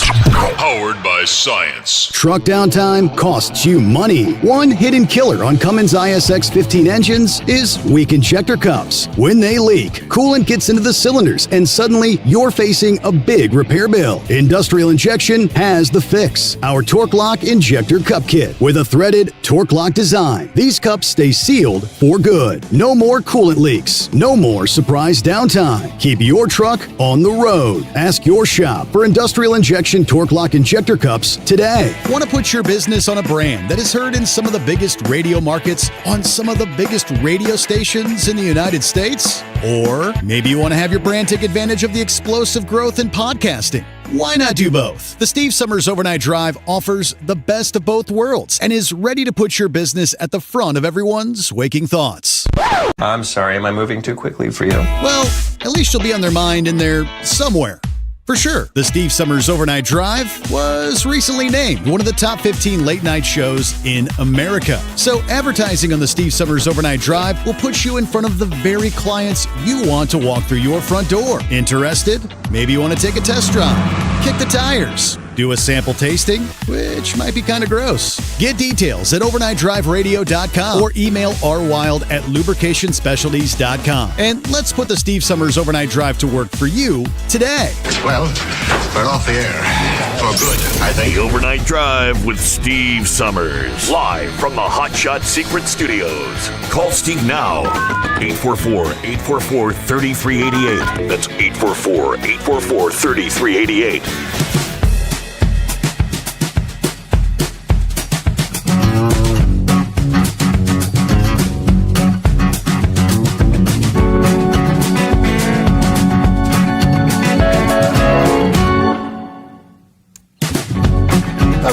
We roll into a brand new day. I see Carl checked in here a little bit ago. Carl says, "Good morning, everyone. I have finally and happily retired from truck driving. After exactly 30 years of pure hell." The company will have to find a more intelligent and perfect truck driver than I am. Because I'm not going to be a robot. No more. Was that kind of a sudden, unexpected thing there, Carl? Well, I guess congratulations are in order. Can we start making wagers on when you'll be back on the road? Or are you going to be like Knucklebuster? You're going to stick to your guns. I'm done. All right, we shall see. Hello, Gary. Good morning, Steve, all the overnight crew. Good to have you checking in. Jason on board says a new Love's location officially opened. A new Love's Country Store now open in Alamosa, Colorado. But no truck parking. Okay. Is that one of the smaller locations, the country store? All right, meanwhile, it's 844-844-3388. Yeah, before we get to Vic here, let me give you the rest of the story, as they say. In regards to meat prices, beef import, the president and his beef import plan that aims to cut prices. But cattle ranchers say this totally misses what's crushing them the most, which is the power of the meat packers. A fourth-generation cattleman and owner of the White Oak Pastures in Bluffton, Georgia, says the meat packers have created a system where they win no matter what, at the cost of everyone else. Now, Harris, who plans to hand off the operation to his children, said his farm handles every step of production, from raising cattle to processing and selling beef, giving him a clear view of how prices are set. At the center of that pricing power is the Big Four: Tyson, JBS, Cargill, and National Beef, anchoring the U.S. beef supply chain from pasture to plate. Together, the packing titans process almost 85% of the grain-fattened cattle that become steaks, roasts, and other supermarket cuts. The U.S. beef market is so highly concentrated that a small number of dominant packers control processing, distribution, pricing. This allows them to pay ranchers less for cattle while charging consumers more at the store. When cheap imported beef enters the system, it just allows the packers to increase their margins. It is a concern echoed deep into cattle country. Texas cattle rancher Cole Bolton said he sees the same problem in the Lone Star State. What the real issue is the price differential between the Big Four packers and what they're paying us for the product. Bolton is the owner of K&C Cattle Company. Those margins, Bolton said, have been squeezed for decades. Ranchers have dealt with such thin margins of profitability for the last 20 years. While ranchers like Bolton and Harris say the president's temporary expansion of U.S. beef imports from Argentina may help ease prices in the short term, both of them warn this is not the substitute for rebuilding domestic production. Imports should be a bridge, not a long-term replacement. We have to rebuild the American cattle herd, protect American farmers, and ensure transparency so consumers understand where their beef comes from. Long-term affordability depends on a healthy, resilient domestic cattle industry, not some permanent dependence on foreign beef. Years of drought, high feed costs, the aging ranching population have thinned the herds, leaving the U.S. cattle supply at the lowest level in some 70 years. I think it's going to take a while to fix this crisis in the cattle shortage. My message to consumers, though, is simple. Folks, be patient. We have to build back our herds. He noted that the cattle industry over the last 5 years has weathered one setback after another, from market turmoil to extreme weather conditions, droughts in the summer, bitterly cold winters, higher costs to feed, you name it. It's just been one vicious cycle in the cattle industry. Meanwhile, 844-844-3388. Let me see here. Vic, I do believe. What's going on?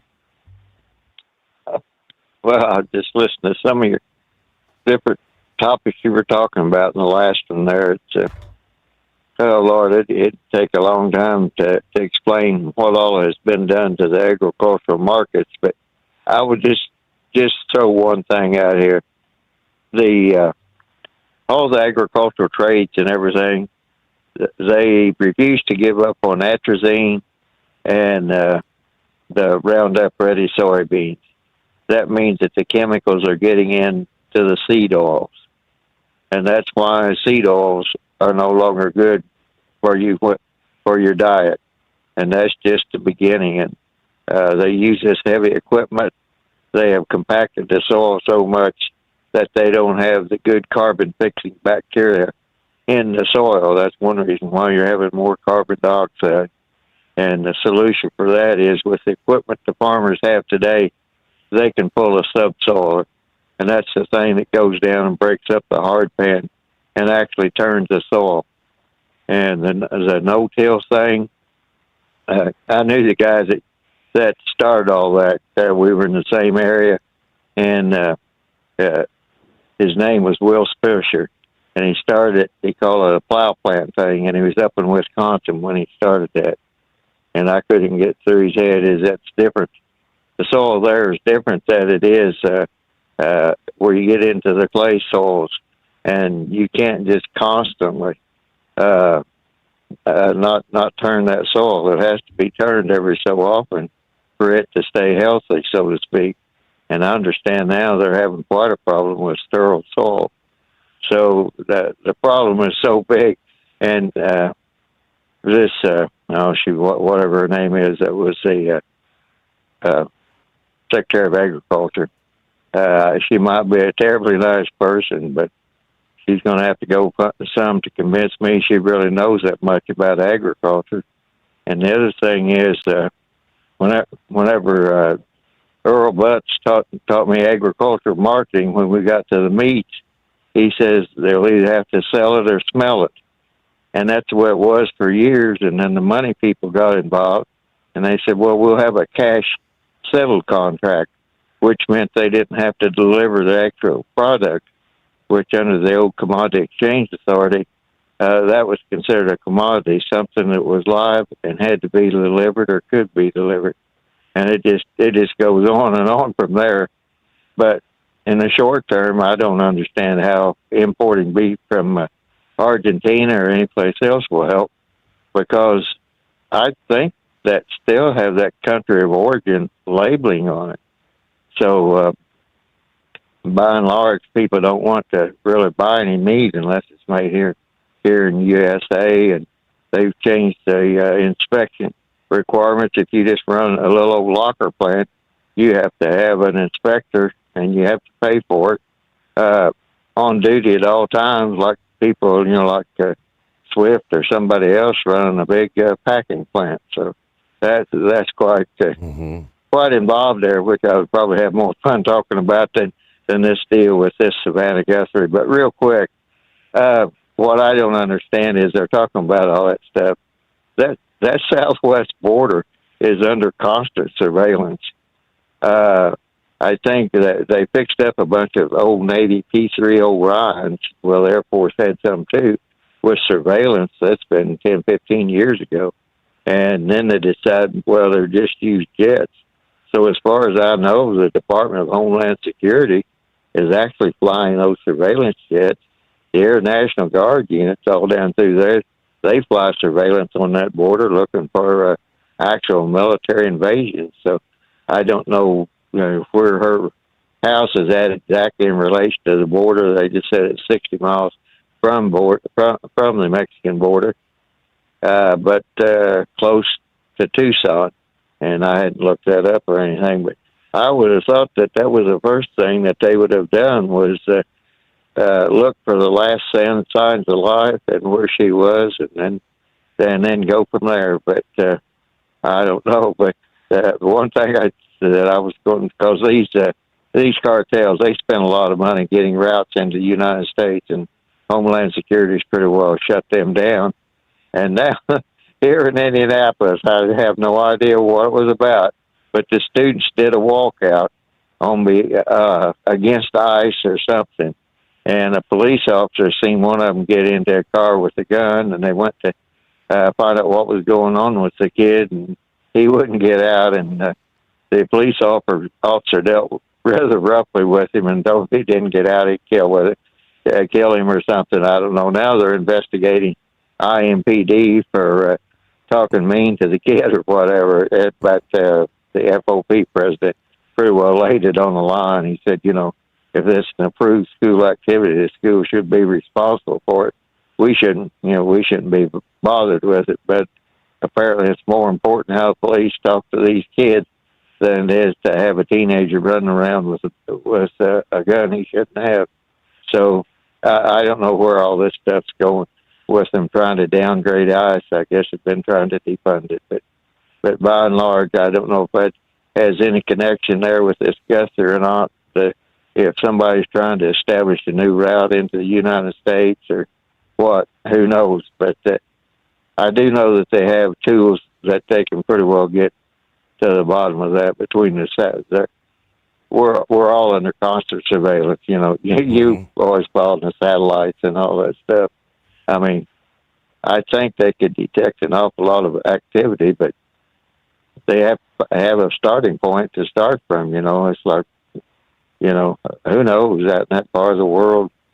Surely, I don't think they have any animals big enough to carry her off, but that has happened before too. That's usually more in Alaska. But that's about all I have for tonight, Steve. All right, Vic. Hey, good to hear from you. Thanks for checking in here on the greatest day of the week, right?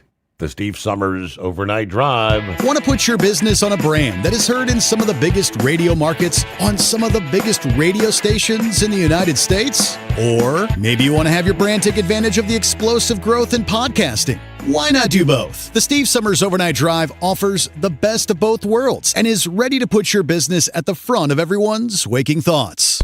I'm sorry, am I moving too quickly for you? Well, at least you'll be on their mind in there somewhere. For sure, the Steve Sommers Overnight Drive was recently named one of the top 15 late-night shows in America. So advertising on the Steve Sommers Overnight Drive will put you in front of the very clients you want to walk through your front door. Interested? Maybe you want to take a test drive, kick the tires, do a sample tasting, which might be kind of gross. Get details at overnightdriveradio.com or email rwild@lubricationspecialties.com. And let's put the Steve Sommers Overnight Drive to work for you today. Well, we're off the air. For good, I think.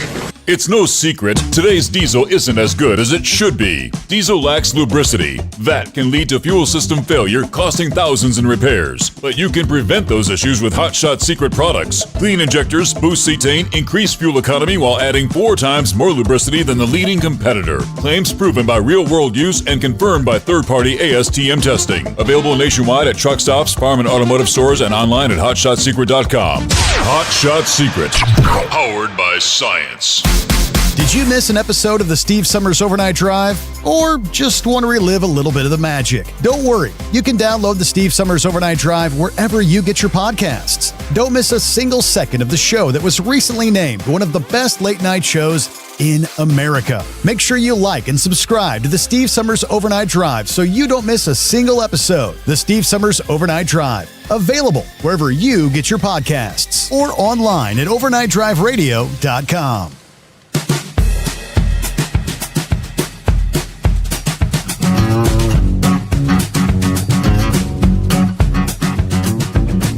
All right, clear lines at 844-844-3388. So while all the football fans were enjoying their Super Bowl Sunday parties, chowing down on buffalo wings and snack dips and all that good stuff, I was pretty much snoozing the day away. But Braindead did forward to me, I guess you'd say kind of a heartwarming story related to the Super Bowl, which was it just wouldn't feel like the Super Bowl for them if they weren't all there. And this past day might very well have been the last time they all do it. That's what 3 old friends were coming to grips with. Just before the big game yesterday, the trio of octogenarians are the only fans left in this exclusive, what they call Never Missed a Super Bowl Club. Really? Don Chrisman of Maine, Gregory Eaton from Michigan, and Tom Henschel from Florida. We're back for another big game this year. 2 of the 3 kind of grappling with the fact that their advanced years and decreased mobility means this is probably their last time. Of course, the big game, the Seahawks versus the Patriots, this past day. Chrisman, a Patriots fan since the franchise started, was excited to see his team in the game for a record-setting 12th time. But he said this is going to be definitely the final one. He made the trip with his daughter this year. He said, we made it to 60. They've been to every Super Bowl. Getting older, kind of scaling back. I said he first met Henschel at the 1983 Super Bowl. He turns 90 this year. Meanwhile, Henschel, at the age of 84, had been slowed by a stroke. Both said this is probably the last time they'll make the increasingly expensive trip to the game. But some of those members have said that before. For his part, Eaton, who is now 86, plans to keep going as long as he's physically able to do so. Eaton, who runs a ground transportation company in Detroit, is actually the only member of the group that's not retired right now. He'd still like to finally see his beloved Lions make it to a Super Bowl, he says. Even so, all three said they've kind of scaled back the time that they're dedicating each year to this big trip. Chrisman used to spend an entire week in the host city, soaking up all the pomp and the pageantry. These days, it's really just about the game itself, not the hype. We don't go for a week anymore. We do go maybe 3-4 days. Eaton also admits the price and the hype of the big game. It's really got to be a lot. I think everything's big. They're all fun, but they've just got so commercial. I mean, it's $10,000 a trip now. It's worth it to see Don and Tom, he says, but they're my brothers. They were actually speaking at a news conference on Friday. The three were there together. Again, three individuals, I guess, that have made it to every Super Bowl. 60 Super Bowls under their belt. How about that? Meanwhile, it is 844-844-3388. Heads up, coming up later this week, we are slated on our Wednesday night into our Thursday morning show. Talk a little bit about taxes. I know the one topic that no one really looks forward to ever. But it's something we all have to face every year. And right now, tax season is upon us. That April deadline is just around the corner. And Dean Michael, a.k.a. the Tax Doctor, is planning to join us for the first time in quite some time to talk a bit about taxes. I plan to ask him, obviously, a lot of things when it comes to filing, especially this year, have changed. I'll be trying to get an update on how the tax filers are able to stay up to speed. A lot of changes occurred with the signature legislation last year, the president's big, beautiful bill, of course. Many are saying if you're one of those who normally may try to file on your own, especially this year, may be a good year to seek professional help. Of course, for the truck drivers out there, in most cases, there is a lot of technicalities impacting the trucking community that obviously many of the big box tax assistants, we won't name names, but most of them have no idea the ins and outs, the pros and the cons of filing for the trucking community, what can and cannot be deducted, all that. Dean and his crew are top-notch when it comes to the trucking community and taxes, so we'll be looking forward to that.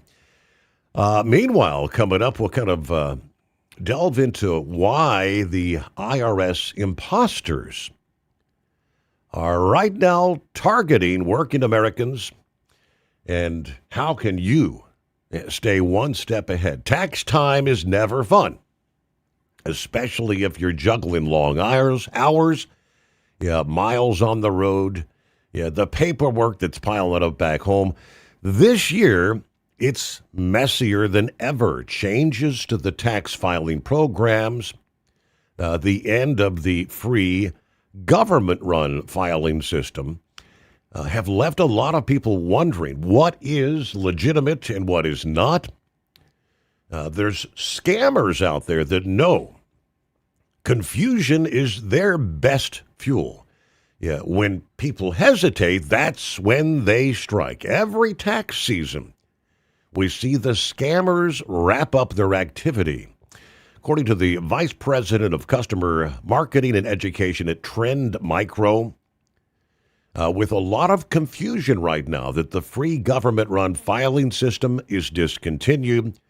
Undoubtedly, we are going to see scammers trying to take advantage. That usually means fake IRS emails about refunds, text messages claiming your account has been flagged, or some shady tax help offers promising faster money. As the month of February rolls on, the pressure to file quickly begins to build, and that rush kind of creates the perfect opening for the fraudsters. More on that coming up in our next hour. 844-844-3388. News on the Steve Summers Overnight Drive, brought to you by Industrial Injection, serving Cat, Cummins, Detroit, and more. With fuel injection, turbochargers, and complete engine solutions, the knowledge you trust, the quality you depend on. IndustrialInjection.com. Want to put your business on a brand that is heard in some of the biggest radio markets on some of the biggest radio stations in the United States? Or maybe you want to have your brand take advantage of the explosive growth in podcasting. Why not do both? The Steve Summers Overnight Drive offers the best of both worlds and is ready to put your business at the front of everyone's waking thoughts. I'm sorry, am I moving too quickly for you? Well, at least you'll be on their mind in there somewhere. For sure, the Steve Summers Overnight Drive was recently named one of the top 15 late-night shows in America. So advertising on the Steve Summers Overnight Drive will put you in front of the very clients you want to walk through your front door. Interested? Maybe you want to take a test drive, kick the tires, do a sample tasting, which might be kind of gross. Get details at overnightdriveradio.com or email rwild@lubricationspecialties.com. And let's put the Steve Summers Overnight Drive to work for you today. Well, we're off the air. For good, I think.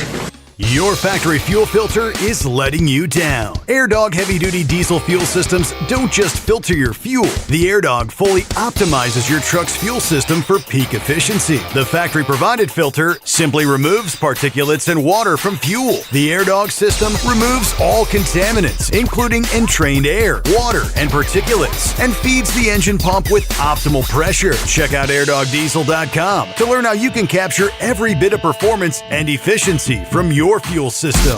Did you miss an episode of the Steve Summers Overnight Drive? Or just want to relive a little bit of the magic? Don't worry, you can download the Steve Summers Overnight Drive wherever you get your podcasts. Don't miss a single second of the show that was recently named one of the best late-night shows in America. Make sure you like and subscribe to the Steve Summers Overnight Drive so you don't miss a single episode. The Steve Summers Overnight Drive, available wherever you get your podcasts or online at overnightdriveradio.com.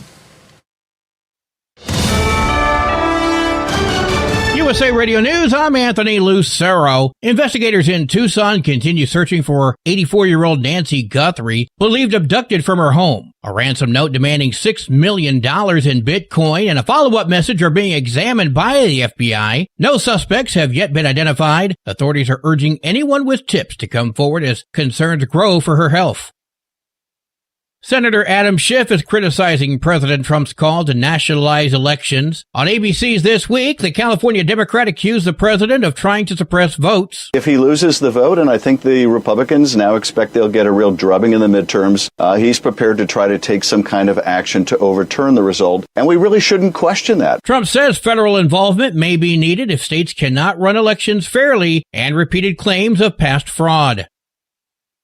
A Hudson Valley man will avoid jail time after pleading guilty last week to reduce charges for threatening House Democratic leader Hakeem Jeffries. 35-year-old Christopher Moynihan of Dutchess County, arrested in October for threatening the Brooklyn Democrat, accepted a plea deal that reduced the charges from a felony to a misdemeanor. He'll be sentenced to 3 years probation on April 2nd. The Albany Times-Union reports Moynihan was one of at least a dozen Hudson Valley residents who were charged in the January 6th riot on Capitol Hill and later pardoned by President Trump. I'm Larry Kofsky, NBC News Radio. Russia's investigative committee is accusing Ukraine of involving in the shooting of a Russian general. General Vladimir Alexiev was wounded in a Moscow apartment building and is recovering following surgery. Authorities say a suspect was arrested in Dubai after fleeing Russia.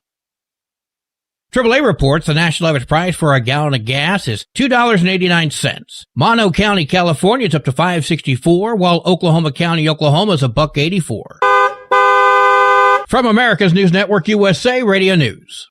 Maybe this is you too. There's enormous frustration right now with healthcare costs. It is amazing. Healthcare costs for families in the last 20 years have almost tripled. And it just keeps getting worse. All this to say, this is why MediShare is so in demand right now. People are looking for alternatives. And MediShare is proven you can save thousands of dollars a year and actually like it more. Over 1 million Americans are now part of healthcare sharing, and MediShare is the gold standard. It's trusted. It works. It's been helping people save money and have peace of mind now for 30 plus years. It's not some big impersonal thing either. It's a community of people like you helping each other. So yeah, if you're frustrated too, here's your chance to make a refreshing change. You'll notice the difference as soon as you call. They're easy to talk to. You can get a price within 2 minutes. Here is the number. Call 855-SHARE-40. That's 855-SHARE-40. 855-SHARE-40. Lawmakers and activists in Florida and Ohio are pushing proposals to cap out, cut, or even eliminate property taxes. Critics say doing so would force huge increases in sales or income taxes and could strain funding for schools and local services if new revenue is not located. An Arizona man is in custody after he allegedly shot a state trooper during a SWAT operation in Phoenix. DPS says SWAT troopers were serving, quote, a high-risk search warrant to Darrell Bell on Thursday when two women saw troopers approaching and ran inside to tell him. Bell allegedly began to shoot at the SWAT officers, hitting one in the shoulder. The suspect was shot by officers and was sent to the hospital. Bell was released from the hospital Saturday and is booked on several felony charges, including 18 counts of attempted murder. I'm Jim Forbes. Two West Virginia National Guard members shot in a November ambush near the White House will be receiving Purple Hearts. Sarah Beckstrom passed away. Staff Sergeant Andrew Wolf is still recovering. The suspected shooter, an Afghan national, has pled not guilty. A new study says menopause is tied to changes in brain structure, mental health, and sleep. The University of Cambridge study also shows menopause could cause higher levels of anxiety and depression. Researchers found reduced gray matter in several areas of the brain in women who had gone through menopause. The study also found that postmenopausal women are more likely to report insomnia, reduced sleep, and ongoing tiredness. I'm Lisa Carton. And I'm Anthony Lucero, USA Radio News. This is Denny Gillum, here to tell you about an amazing new book, The Miracle Man, written by a good friend of mine. It's a remarkable, true account of faith, healing, and restoration in the face of impossible odds. Through a harrowing series of events and miraculous answers to prayer, Bill receives a donor's heart with only hours left to live. His rapid recovery and return to normal life is a story that shows God's power to heal and his faithfulness in answering prayers. The Miracle Man is available online through Amazon, Barnes & Noble, and other booksellers.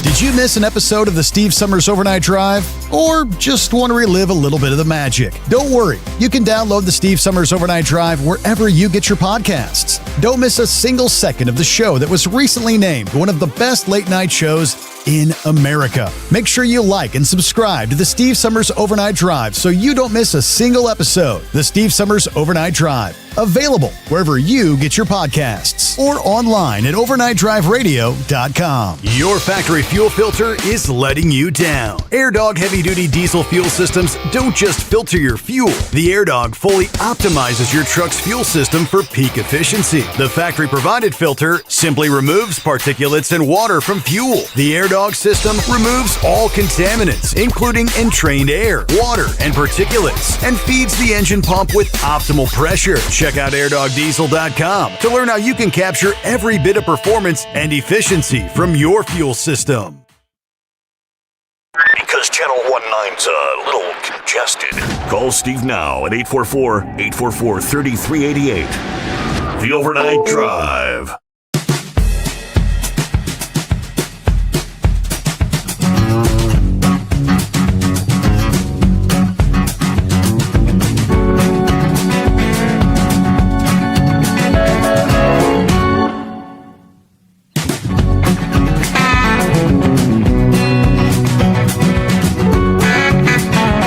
Welcome back.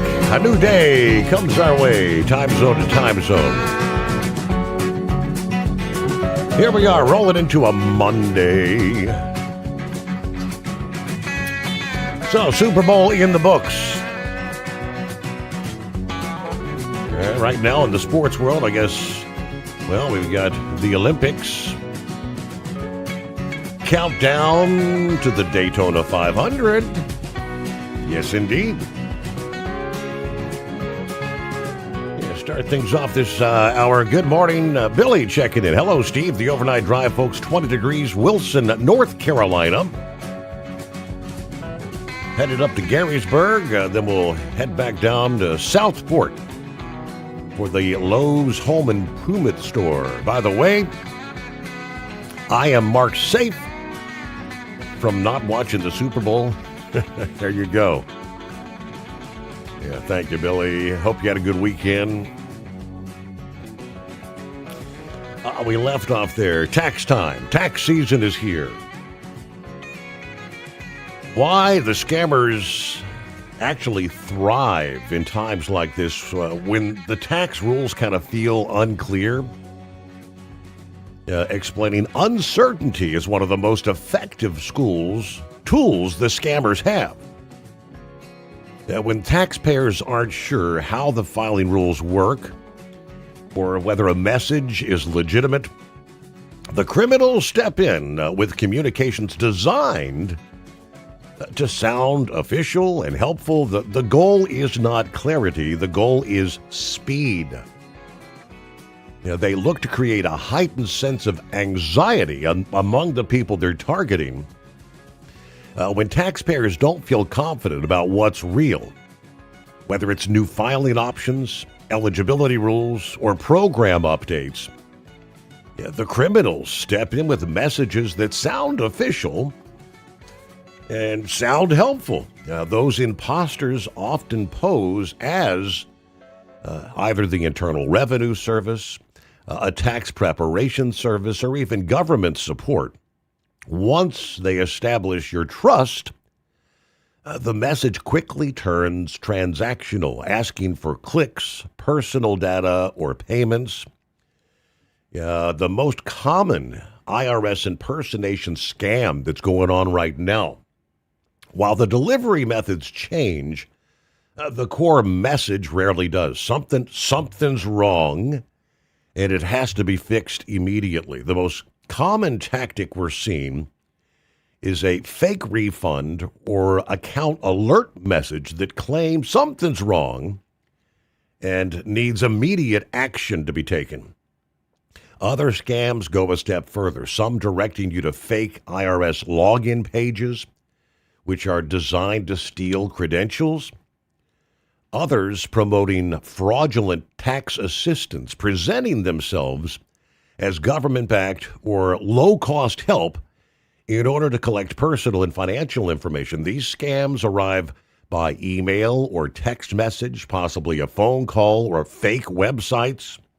Many of these are polished enough to appear legitimate. Language plays a central role in tax scams. Phrases such as new rules or urgent account issue, designed to trigger panic before logic has a chance to catch up. They suggest the recipient has missed something important or is risked to lose money.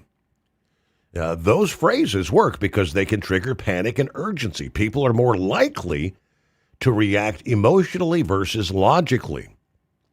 New rules oftentimes suggest you've missed something important. And an urgent account issue creates fear of penalties, delays, or possibly losing a refund. The safest response, they say, is to pause, do not click links, reply to messages or call phone numbers included in an alert. Do not do that. Go directly to a trusted source like irs.gov using your own browser. Many scams via text follow a similar structure. A common example reads, quote, IRS notice. Your tax refund is on hold due to a filing discrepancy under the updated 2026 rules. Verify your identity now to avoid delays. At first glance, a message like that may appear credible. They often include official-looking logos, reference numbers, and links that resemble real government pages. It may even include a convincing IRS-style logo, maybe a case number, and a link that looks legitimate. But the red flags are pretty much always the same. The message pressures immediate action, directing you to non-government websites, requesting sensitive information such as a social security number, bank details, or login credentials. The damage rarely ends with a single click. The most serious consequences are identity theft and financial loss. Once the scammers have personal information, they can file fraudulent tax returns, steal refunds, or actually open credit accounts and access bank fraud. Yeah, the victims often spend months trying to recover lost money, repair their credit damage, and restore their identities. Now, this is how the IRS really communicates with the taxpayer. Yeah, despite the repeated warnings, many people still believe the IRS might email or text them. A legitimate tax service or the IRS will not reach out unexpectedly by email, text, or social media. They will not pressure you to act immediately. Scam messages often share the same warning signs. They sound urgent. They include links or attachments. They ask for sensitive information right away. If the message creates panic or demands fast action, that alone is reason to be skeptical. The IRS primarily communicates by official mail. Yeah, unexpected digital contact should always raise concerns. What to watch for as new scams evolve. Tax scams are growing more sophisticated with each passing year. You got to watch for scams that feel more real than ever. That includes highly polished phishing emails, refund texts designed for quick mobile clicks, fake tax ads, and cloned websites that mimic real IRS or tax preparation portals. The biggest mistake people still make is treating an unexpected tax message like it's an emergency. During the tax season, speed is the scammer's advantage.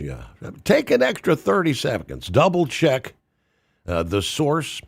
That could prevent months of financial identity damage. Now, what do you do if you maybe clicked by mistake? If you realize too late that a message was fraudulent, acting fast can limit the damage. First, stop engaging immediately. Do not click links or download attachments or reply. Next, report the incident. Forward any phishing emails to phishing@irs.gov and file the report at the reportfraud.ftc.gov website. After that, you need to monitor financial accounts closely, change passwords, and consider maybe placing a fraud alert or credit freeze if necessary. The fraudsters out there making lots of money this time of year. Be careful who you deal with, right?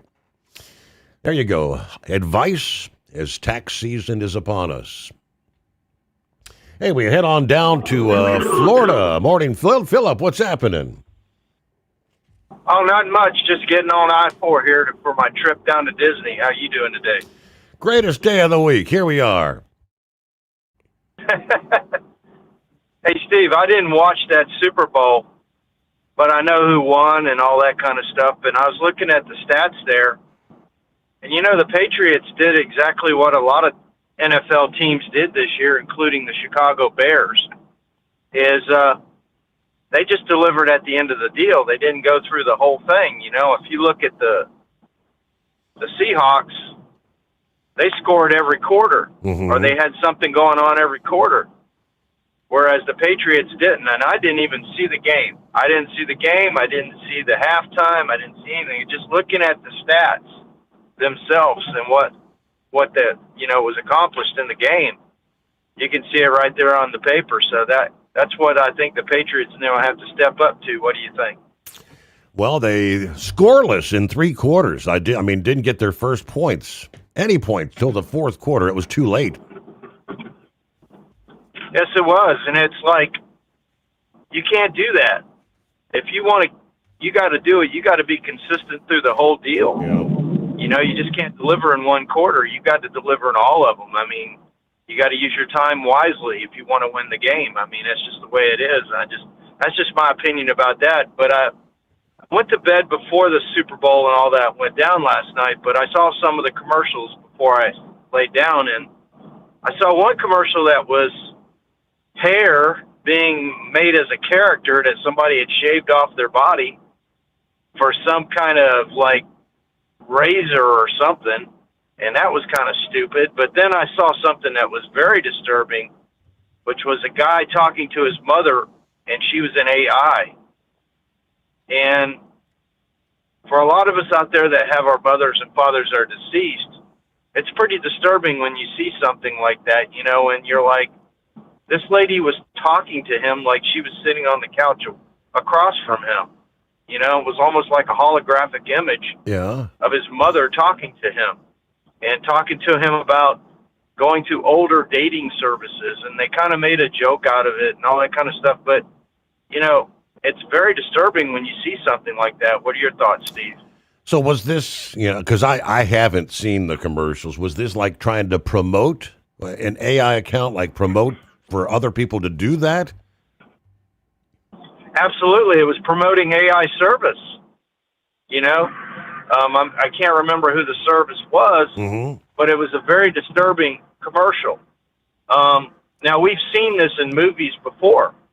I mean, we've seen it in Star Wars when they go and they pull the information up from the robot, the hologram, and it's a picture of it.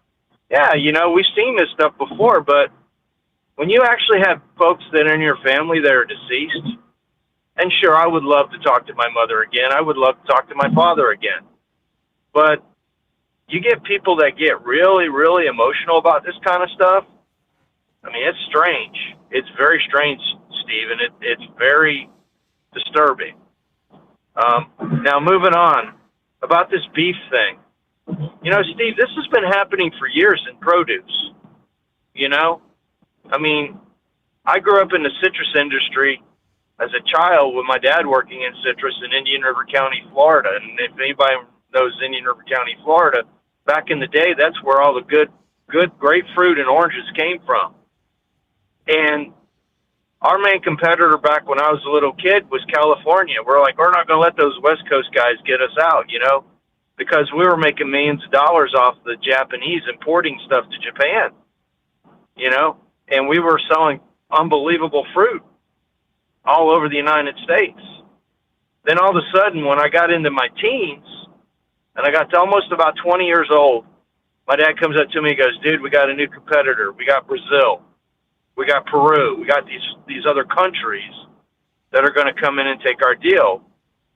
And what's funny about the whole situation is in Walmart, one of the biggest stores in America, they import a lot of their fruit. They import a lot of their lemons, their limes. This has been going on for years in produce. I mean, if you go buy a banana, Steve, how many banana growers do you think there are in the United States? None that I'm aware of. Do you know where most of their bananas come from? They come from South America. They mostly come from Costa Rica. Yep. But you go to Walmart or you go to any of the big stores, you look at where they get their bananas from, I guarantee you if it's 50 cents or more or below that, they're coming from Costa Rica. Can you imagine how much a banana would cost from the United States? Because probably the only place that could be grown would be in Hawaii. And you know what it's like trying to ship bananas out of Hawaii? Look at the price of the pineapples from Hawaii. And this is just something that the beef industry is going to be going through. I mean, I went to Walmart yesterday, Steve, to buy some stuff for dinner. okay? I saw 3 ribeye steaks that were prepackaged. Now, these aren't cut steaks. These are actually packaged steaks that Walmart has cut and in the store. Walmart doesn't have a butcher in the back cutting meat. Mm-hmm. That's out the door. That's cost expenditure. So I saw 3 ribeye steaks. They were $63 for 3 ribeye steaks, Steve. That's over $20 a steak there, buddy. Yep. Now, that's a little, and it wasn't good quality stuff. I'm talking, this wasn't primo quality ribeyes. I mean, you could tell it's been out there for a bit. You know what I mean? Mm-hmm. And I think that's something that we're going to see with this. You know, I mean, we got rid of the butchers now. I mean, I work for Walmart. I see it on a daily basis when I'm at work. But yesterday when I seen that, I was like $63 for 3 ribeye steaks. I mean, and I think there was probably 4 pounds, maybe 3 pounds, 2 or 3 pounds, maybe at the very most, between those 3 steaks. So they were probably under a pound apiece. You know, I'm just guessing. I didn't $20 really look at the $20 a pound. Absolutely, it was probably more than that. It's probably $23 or $25 a pound. You know, but that's what the beef guys are getting beat up about. I mean, they're making their money. They've been making their money for years. I don't have a problem with it. But when you start importing this stuff and you say you get something, say, from another country and it's going to be like $5 a pound instead of $20 a pound, and you're a guy out here like me, what are you going to do? You're going to go for the cheap stuff. You know, that's just the way it is in America, you know. And by the way, in grocery stores, I don't know if it's a law, but I knew Walmart we tried to promote it as much as we can. We tried to put where everything comes from, especially in our produce areas. I'm not sure about our meat areas, but I know in the produce area where I work from, they are very adamant about us putting what country of origin it comes from on where that product is being sold, because they want to promote it that way, you know. Mm-hmm. And I don't know if the other stores are doing that. I think it's a good idea to give people alternatives if they want to buy it from there or not. But it's something that has been started in the last few years, and we try to do it. Now, it's hard to do it because when Walmart buys stuff, they're like any other company, Steve. They go to where it's the most cheapest. You know what I mean? When you buy product, you buy it from the cheapest place you can to make money. You know, it's about profitability. Mm-hmm. And I understand that. And it's something to look at. Now, moving on away from this, I've got some new news about 39A, that big launch pad that SpaceX is running their stuff out of right now. There are no more human flights going out of 39A, Steve. They are no longer going to put any human space flight out of that pad. It is getting retrofitted for the Starship.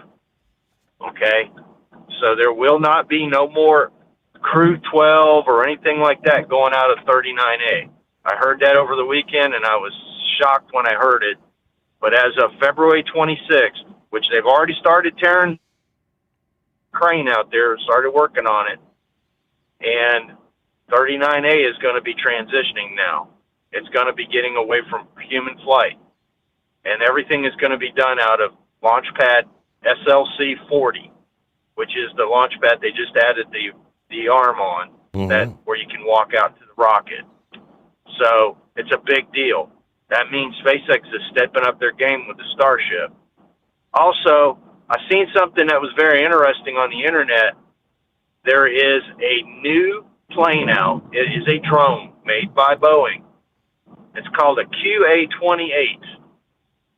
If anybody has any time, check out the videos that are on the QA-28. It is been built and tested down in Australia, and it will be added to our arsenal. And you can actually see up close how they load missiles on this drone and how they operate it. It's a very interesting piece about the next step with these drones. And it's stealth, Steve. You can't see it. So, but that's all I got today. I know you're getting up on that news part.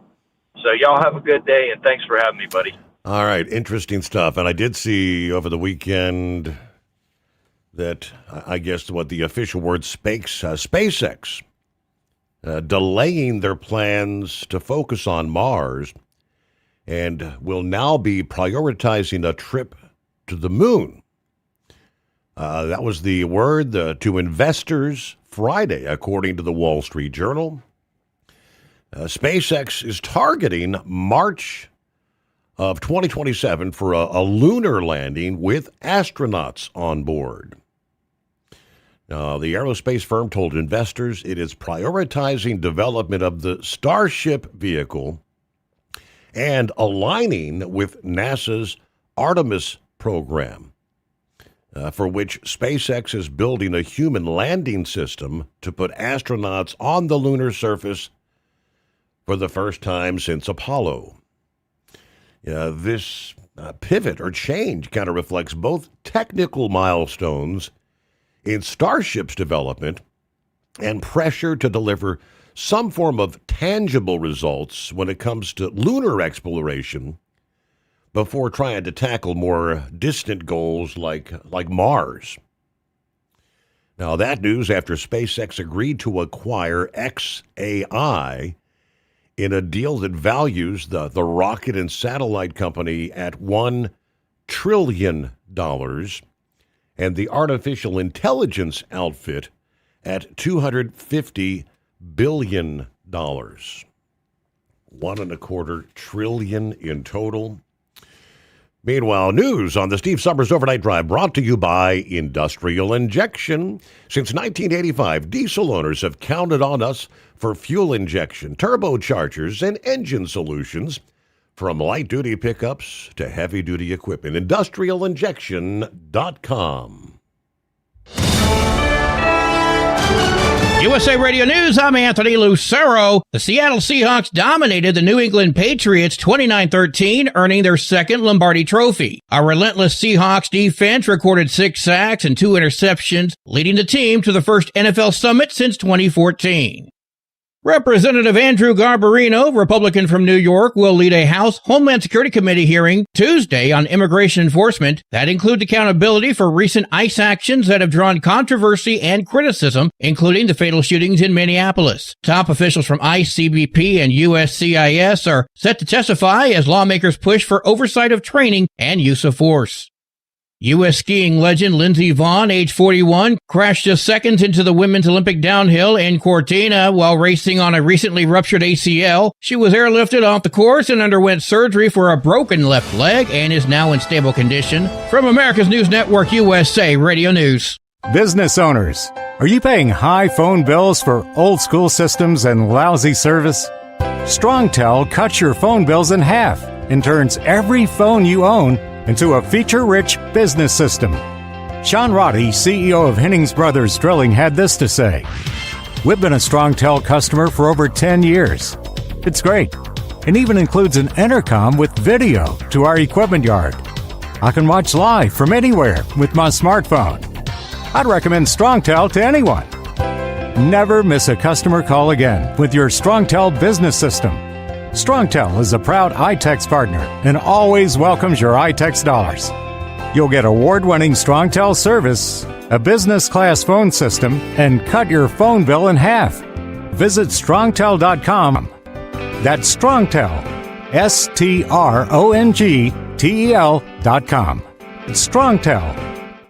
Want to put your business on a brand that is heard in some of the biggest radio markets on some of the biggest radio stations in the United States? Or maybe you want to have your brand take advantage of the explosive growth in podcasting. Why not do both? The Steve Summers Overnight Drive offers the best of both worlds and is ready to put your business at the front of everyone's waking thoughts. I'm sorry, am I moving too quickly for you? Well, at least you'll be on their mind and they're somewhere. For sure, the Steve Summers Overnight Drive was recently named one of the top 15 late-night shows in America. So advertising on the Steve Summers Overnight Drive will put you in front of the very clients you want to walk through your front door. Interested? Maybe you want to take a test drive, kick the tires, do a sample tasting, which might be kind of gross. Get details at overnightdriveradio.com or email rwild@lubricationspecialties.com. And let's put the Steve Summers Overnight Drive to work for you today. Well, we're off the air. For good, I think. Like the men and women who power America, the people at Hot Shot Secret work hard and play harder. We're the fastest growing diesel and oil additive brand in the country. We solve problems. We protect engines. We save you money. And more importantly, time. Hot Shot Secret, powered by science. Truckers, meet the SpeedMax Pro Max, the tire built for serious hauls and serious peace of mind. With rugged construction and performance you can count on, Pro Max is made for the long road ahead. And here's the best part. It comes with an 8-year warranty. That's right, 8 years of confidence, mile after mile. Ask SpeedMax. Drive far. Drive strong. For more info, call 860-436-4100 or buy online at digitire.com. At TEL, we know what it takes to succeed as an owner-operator because we were founded by one. The big secret? Affordable new trucks. New equipment keeps you moving, improves cash flow, and delivers reliability. For over 20 years, we've helped drivers take the next step in their careers. Call TEL at 866-404-6289 and use promo code OVERNIGHT100. We look forward to meeting you. Did you miss an episode of the Steve Summers Overnight Drive? Or just want to relive a little bit of the magic? Don't worry, you can download the Steve Summers Overnight Drive wherever you get your podcasts. Don't miss a single second of the show that was recently named one of the best late-night shows in America. Make sure you like and subscribe to the Steve Summers Overnight Drive so you don't miss a single episode. The Steve Summers Overnight Drive, available wherever you get your podcasts or online at overnightdriveradio.com. The Overnight Drive with Steve Summers. Live from the Hot Shot Secret Studios. Call Steve now. 844-844-3388. That's 844-844-3388.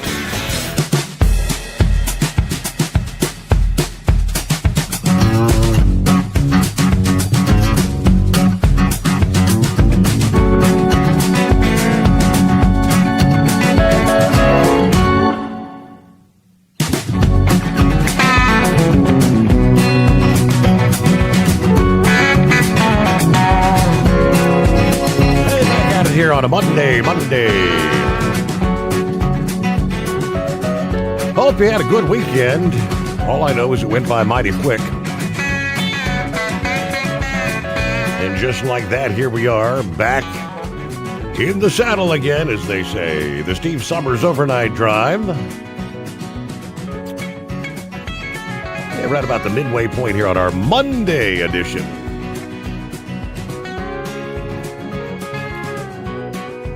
All right, a quiet Monday. 844-844-3388. Anybody paying attention to the stock market? Will the roaring stock market continue into the new week here? As the Dow Jones Industrial Average hit the historic 50,000 mark on Friday. The S&P 500 ended up nearly 2% higher. The NASDAQ up 2.18%. As NVIDIA and other chip makers all vaulted higher. Meanwhile, Amazon tumbled after the cloud heavyweight forecast a sharp increase in spending on artificial intelligence infrastructure. Amazon fell after saying it planned a more than 50% jump in capital expenditures this year, intensifying a race dominated by AI technology. And that followed a similar announcement from Alphabet last week on Wednesday. However, the chip stocks rallied on expectations they would all benefit from all that increased spending on these AI data centers by both Amazon and Alphabet, NVIDIA, Advanced Micro Devices, and Broadcom, all surging. The semiconductor index also made big gains. Friday's rallies on the S&P and the NASDAQ followed 3 straight days of losses marked by concerns about AI. Several software companies were hit last week by concerns that AI could create more competition and hurt their margins, while investors have also fretted about elevated valuations following years of steep gains in AI-related stocks. The trade has been volatile. There have been sell-offs at times, but I think there's enough evidence that there is real demand for AI products, real promise with what they can do, and a necessity of a lot of spending to get there, according to one investment analyst at Baird in Louisville, Kentucky. So when there's kind of a sell-off, I think there's a floor where there's going to be a certain set of investors that step in and start buying these names. Software and data service companies rebounded from some of their recent losses. CrowdStrike and Palantir both up. The Dow outperformed the S&P 500 and the NASDAQ last week. Reflecting the same trend, the Russell 2000 index of small-cap companies also rallied last week.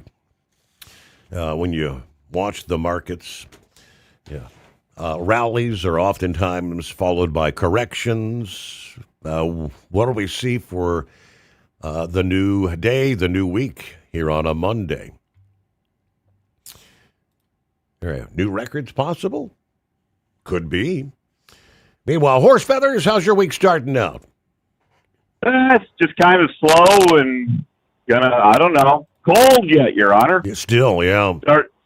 Started out at 14, down to 12 now. Makes it pretty ugly pulling these tubes of propane down the road, the pipeline on wheels. Yep. Because, how we used to talk about in the old days there about getting hot gas and hot fuel and whether your dispenser is doing temperature compensation to 60 degrees. Yeah. Because 60 degrees is the benchmark where fuel and oil is sold at there. So if so you have expansion and contraction of the liquid, vapor, or I guess solids don't expand. Well, they do a little bit, but not enough to be noticeable there. Negligible amount, I guess they call that, right? $5 truck driver word for Monday morning. Boy, don't ask for more than that.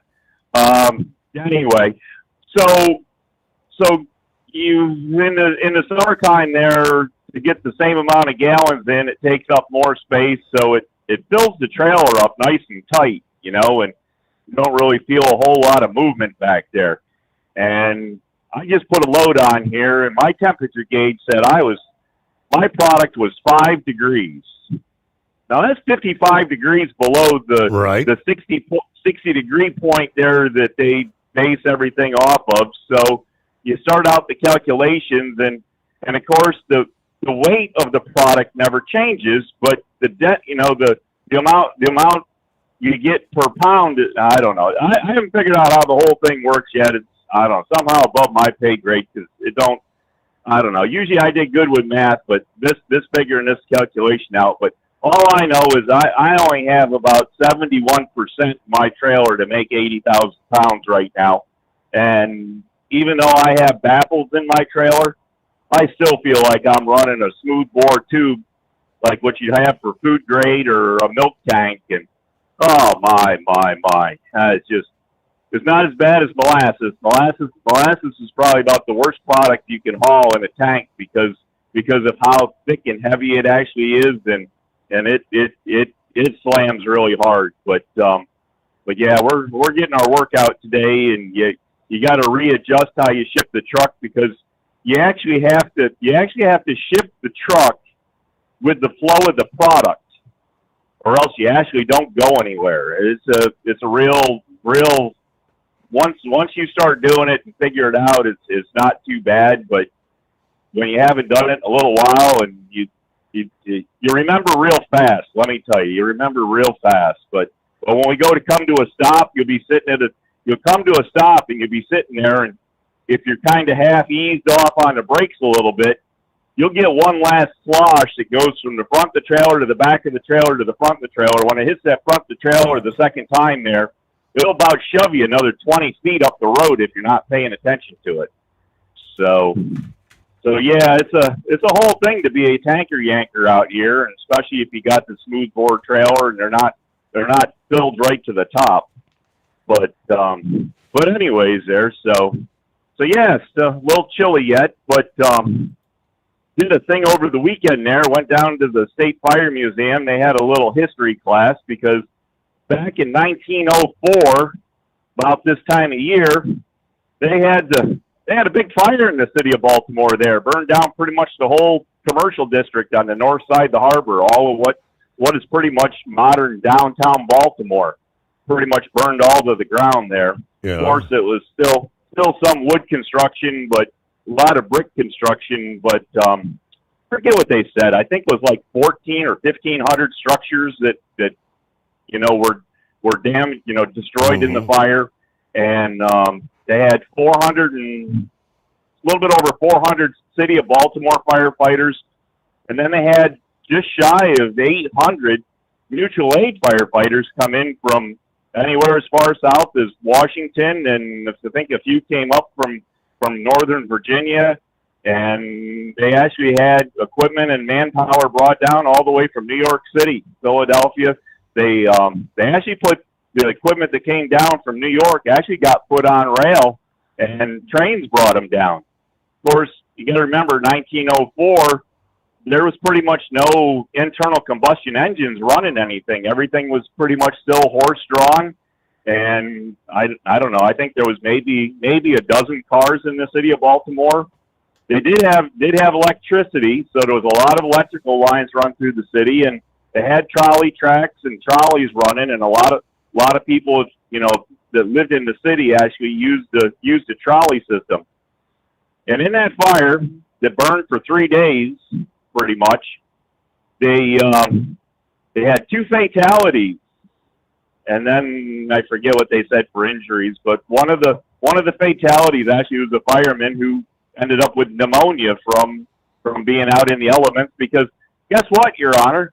1904 was about like what we have right now, temperature-wise, and there was actually strong winds blowing, anywhere 25, 30, 35-mile-an-hour winds blowing through the time that this fire was happening. So you can only imagine the severe heat that was being generated from the buildings and the embers and a lot of wooden rooftops. And wow.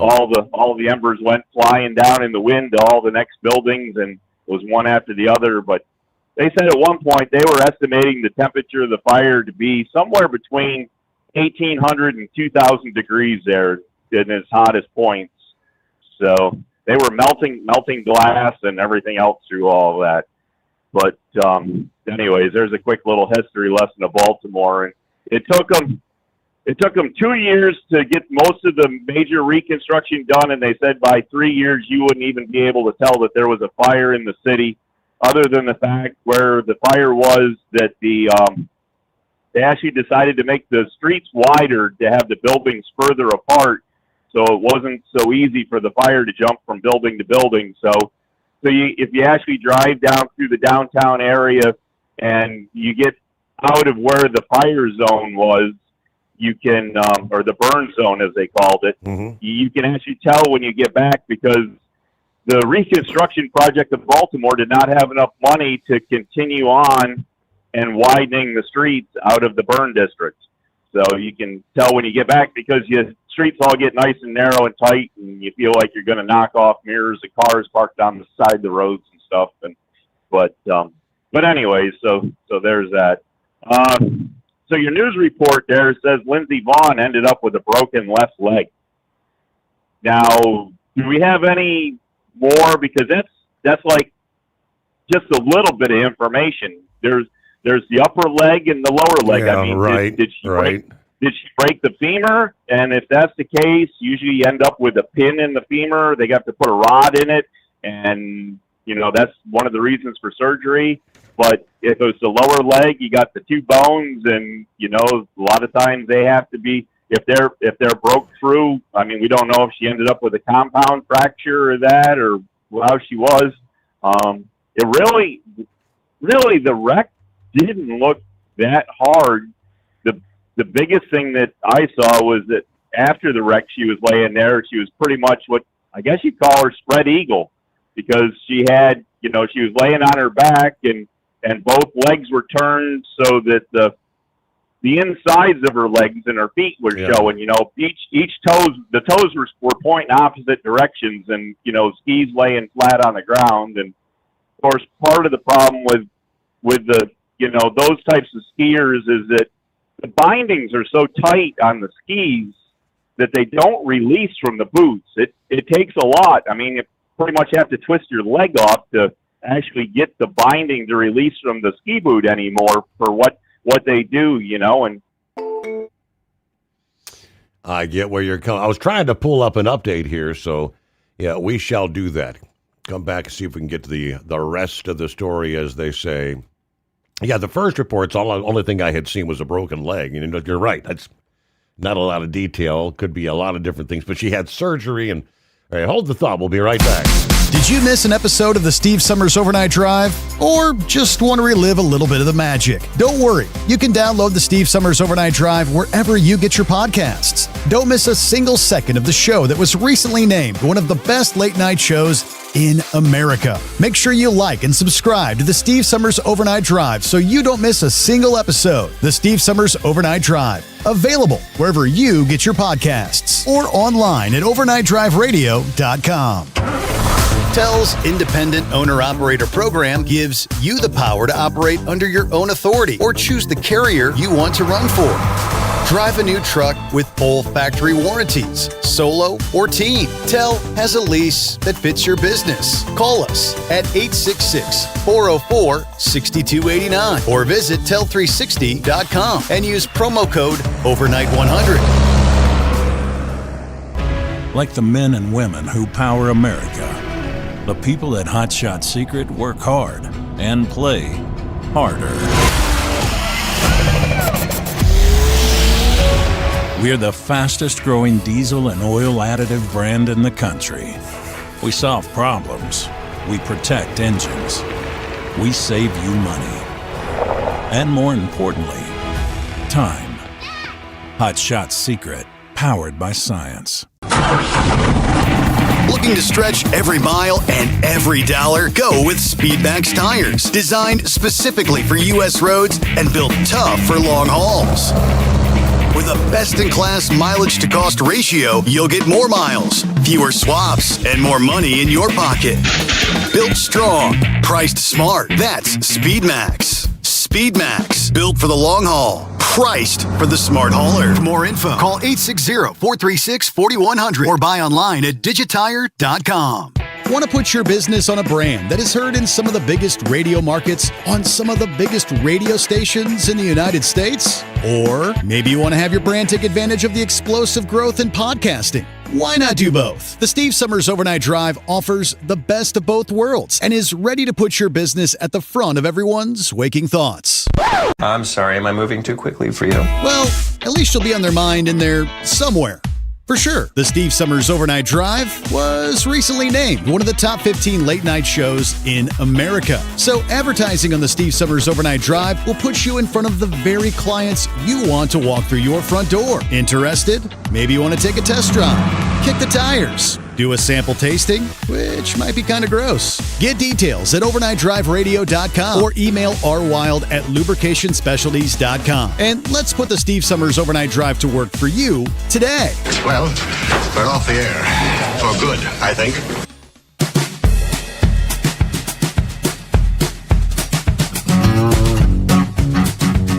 All right, so this update really doesn't give us a whole heck of a lot more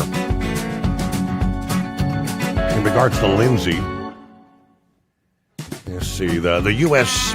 ski team said Vaughn is in stable condition.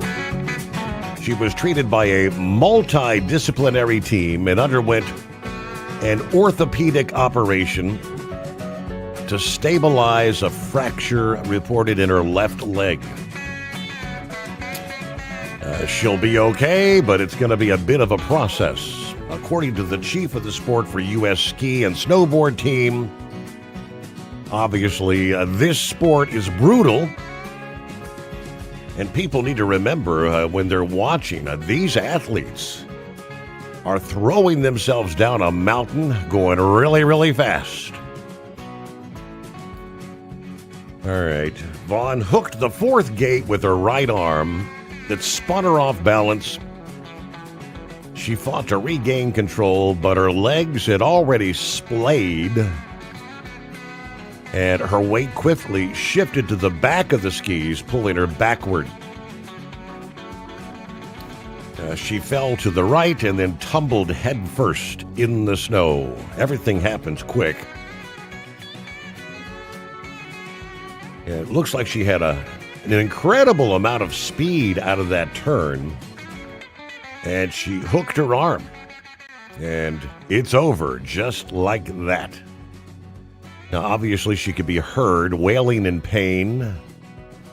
The gasps and groans from the fans faded into shocked silence as medics worked on her. She remained on the course for approximately 13 minutes before being loaded onto the helicopter. All right, so that doesn't give us a whole lot more, really. Broken leg, like you say, upper, lower, somewhere in between, I don't know. Well, you said fractured leg in that report, so a fracture is better than broken.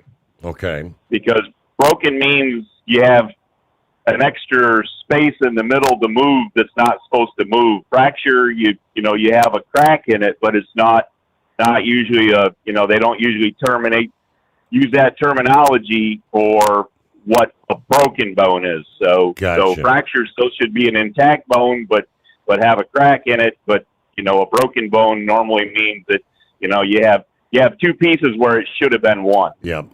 So anyways, if that's the case, that's better news because it might not require, pinning, plating, screws, possibly, I don't know, maybe that's what it was. Maybe with the fracture, they decided to strengthen the fracture by plating or screwing it. And, but maybe it's not like a broken femur where, they have to install a rod, and it's a major process.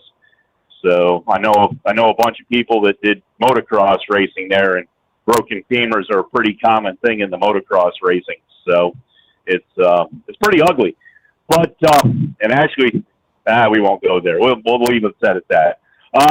Anyways, yeah. So we did the fire, did that. Drummer Girl sent me a picture of a propane hauler that his tank became disconnected from his truck. Not a good thing because the tank actually ended up on its side, and the report that I saw said had about 8,700 gallons of propane, liquid propane in it. So of course, you don't know the tank size, you don't know what the percentage filled was. So you get part of the information you need, but since I wasn't there on the scene, it's not really that pertinent, but they didn't have any leak. But of course, like everything else, they pretty much call out everybody from the National Guard to the dog catcher, and so I guess they have to get out all their special equipment to drag around the countryside. But they didn't have any leak or anything, and I'm not sure. The little report I saw, you didn't get to figure out if they actually emptied the tank before they uprighted it, or if they uprighted it.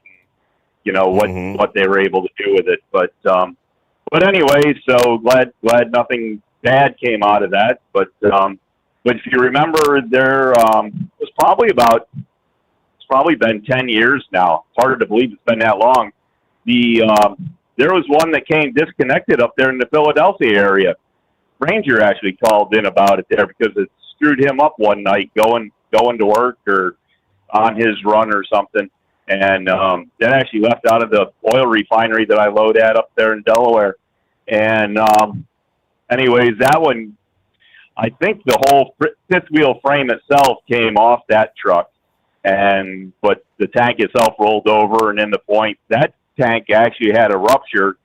But being in the summertime, it was pretty warm, and when it ruptured, it pretty much vaporized the load, so that it just had to dissipate the vapor, and there didn't end up being any fire or anything with that one, which was good. But it's a rarity to actually have one of these tanks have a rupture in it.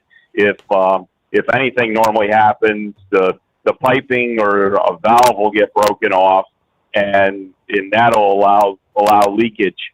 But as far as the tanks themselves, kind of like the rail cars, they're made out of a heavy steel that's pretty well tempered, and they'll take a severe impact and not have any problem out of them usually. As I say, something can actually puncture them, then it'll tear. If you can tear them open, then that's one thing. But for the most part, I mean, if they lay over going down the road at 55, 60 mile an hour, they'll slide on their sides for a long time before you have any problems with them. I guess as long as there's not a rupture and a spark, because that'd be a bad scenario, wouldn't it? Hey, let's pause for a news break. The Steve Sommers Overnight Drive. Want to put your business on a brand that is heard in some of the biggest radio markets on some of the biggest radio stations in the United States? Or maybe you want to have your brand take advantage of the explosive growth in podcasting. Why not do both? The Steve Sommers Overnight Drive offers the best of both worlds and is ready to put your business at the front of everyone's waking thoughts. I'm sorry, am I moving too quickly for you? Well, at least you'll be on their mind in there somewhere. For sure, the Steve Sommers Overnight Drive was recently named one of the top 15 late-night shows in America. So advertising on the Steve Sommers Overnight Drive will put you in front of the very clients you want to walk through your front door. Interested? Maybe you want to take a test drive, kick the tires, do a sample tasting, which might be kind of gross. Get details at overnightdriveradio.com or email rwild@lubricationspecialties.com. And let's put the Steve Sommers Overnight Drive to work for you today. Well, we're off the air. For good, I think. It's no secret, today's diesel isn't as good as it should be. Diesel lacks lubricity. That can lead to fuel system failure, costing thousands in repairs. But you can prevent those issues with Hot Shot Secret products. Clean injectors, boost cetane, increase fuel economy while adding 4 times more lubricity than the leading competitor. Claims proven by real-world use and confirmed by third-party ASTM testing. Available nationwide at truck stops, farm and automotive stores, and online at hotshotsecret.com. Hot Shot Secret. Powered by science. Did you miss an episode of the Steve Sommers Overnight Drive? Or just want to relive a little bit of the magic? Don't worry, you can download the Steve Sommers Overnight Drive wherever you get your podcasts. Don't miss a single second of the show that was recently named one of the best late-night shows in America. Make sure you like and subscribe to the Steve Sommers Overnight Drive so you don't miss a single episode. The Steve Sommers Overnight Drive, available wherever you get your podcasts or online at overnightdriveradio.com. USA Radio News, I'm Anthony Lucero. This is very valuable to us, and we will pay. 84-year-old Nancy Guthrie, the mother of NBC's Savannah Guthrie, has been missing since January 31st from her Tucson, Arizona home in an active investigation now being treated as a suspected abduction. Authorities found blood matching hers at the scene. They have no suspects. The FBI is offering a $50,000 reward. We received your message, and we understand. We beg you now to return our mother to us so that we can celebrate with her. Savannah and her siblings have made public pleas for her safe return. Federal officials say 2 detainees have tested positive for measles at the Dilley Immigration Detention Center in southern Texas. ICE has restricted movement and quarantined all those exposed. Lawmakers are raising concerns about the disease risks inside crowded detention facilities. Ukrainian President Volodymyr Zelensky says the U.S. wants a peace deal between Ukraine and Russia by early summer. Zelensky's comment comes in a statement issued Saturday by his office. He says Washington has proposed that delegations from both countries meet in the U.S. sometime next week and that Ukraine will take part. Zelensky's remarks followed another large-scale Russian attack overnight on Ukraine's power grid by hundreds of drones and missiles. I'm Scott Carr. Israeli Prime Minister Benjamin Netanyahu will meet with President Donald Trump in Washington on Wednesday to discuss renewed U.S. talks with Iran. Netanyahu's office says any deal must include limits on Iran's ballistic missiles and support for militant groups as indirect nuclear negotiations continue. AAA reports the national average price for a gallon of gas is $2.89. Mono County, California is up to $5.64. Oklahoma County, Oklahoma, $1.84. From America's News Network, USA Radio News. No matter who we are or where we come from, we all experience difficulties in life. Military veterans know that sometimes it takes strength and determination to make it through. Whether it's obvious physical challenges or struggles on the inside, it takes strength to ask for help when you need it. I knew that I had to get support, not just for me, but for the sake of my wife and kids. Talking about it has helped me feel more like myself again. Honestly, it was hard to open up at first, but it's changed my life for the better. Learn how veterans like us have reached out for help. And hear stories of strength and recovery at MakeTheConnection.net.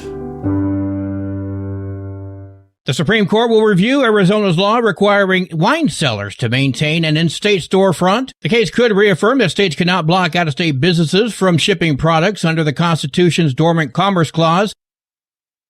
A San Diego biotech startup says they found a way to trick cancer cells into destroying themselves with its molecular glue. Neomorph announced it's begun its first clinical trial involving a kidney cancer patient. The molecular glue Neo-811 is being used to treat a common form of kidney cancer. The company says Neomorph's glue redirects the body to dispose of harmful proteins by labeling them as trash, so enzymes will throw them away. I'm Lisa Carton. With measles outbreaks rising across several states, U.S. health official Dr. Mehmet Oz has urged Americans to get the measles vaccination as the country risks losing its measles elimination status, and children are among those most effective. Public health experts warn that most cases are among unvaccinated people. A celebrity sighting of sorts in Los Angeles, a celebrity with a lot of fur and a tail. Many come to Los Angeles seeking fame and fortune, probably not the motives of a wolf who arrived in the county this weekend, but officials say it's the first known wolf in the area in at least a century. The 3-year-old female, who has a GPS collar, made the trek from Kern County. She's likely looking for a mate. Wolves are rare in California. There's apparently only around 60 of them. I'm Jason Nathanson. And I'm Anthony Lucero, USA Radio News. Would you know where to turn if you or a loved one became paralyzed? For thousands of families, the National Paralysis Resource Center has been that lifeline. But now federal funding's at risk. Sherman Gillums Jr., a partially paralyzed Marine veteran with the Christopher and Dana Reeve Foundation, explains why. This is about more than just a budget line. It's about veterans, caregivers, and families, real people who need these resources to live more productive and independent lives. Learn more at ChristopherReeve.org. At Hot Shot Secret, we share the science behind common diesel problems and their solutions. For example, Hot Shot Secret Diesel Extreme. Today's ultra-low sulfur fuels leave injector deposits causing frequent DPF regens and low throttle response. Diesel Extreme is a once every 6-month treatment that will clean your entire fuel system, including the tank, lines, pump, and the injectors. Hot Shot Secret Diesel Extreme is available nationwide at truck stops, fine farm and auto stores, and online at hotshotsecret.com. Did you miss an episode of the Steve Summers Overnight Drive? Or just want to relive a little bit of the magic? Don't worry. You can download the Steve Summers Overnight Drive wherever you get your podcasts. Don't miss a single second of the show that was recently named one of the best late-night shows in America. Make sure you like and subscribe to the Steve Summers Overnight Drive so you don't miss a single episode. The Steve Summers Overnight Drive. Available wherever you get your podcasts or online at overnightdriveradio.com. Keep the bugs off your glass and the smokies off your ass. This is the Overnight Drive with Steve Sommers. With the 2026 season just a few weeks away, we continue to look ahead at some of the early season polls.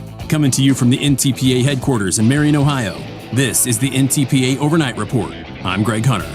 We have already talked about the start of the 2026 season, and now we preview a fun weekend of horsepower in the Midwest. The calendar will flip to March in a month, and a poll in Fort Wayne, Indiana will be an untraditional doubleheader, with different types of horsepower hitting the dirt. Friday, March 6th, the Yoder Popcorn Invitational NTPA Championship Truck and Tractor Pull will start the weekend at 7 with a great lineup: Pro Stocks, two-wheel drives, mini modifieds, hot farms, 3.0 diesel trucks, and semis take to the track. Then Saturday is a day of roar and horsepower.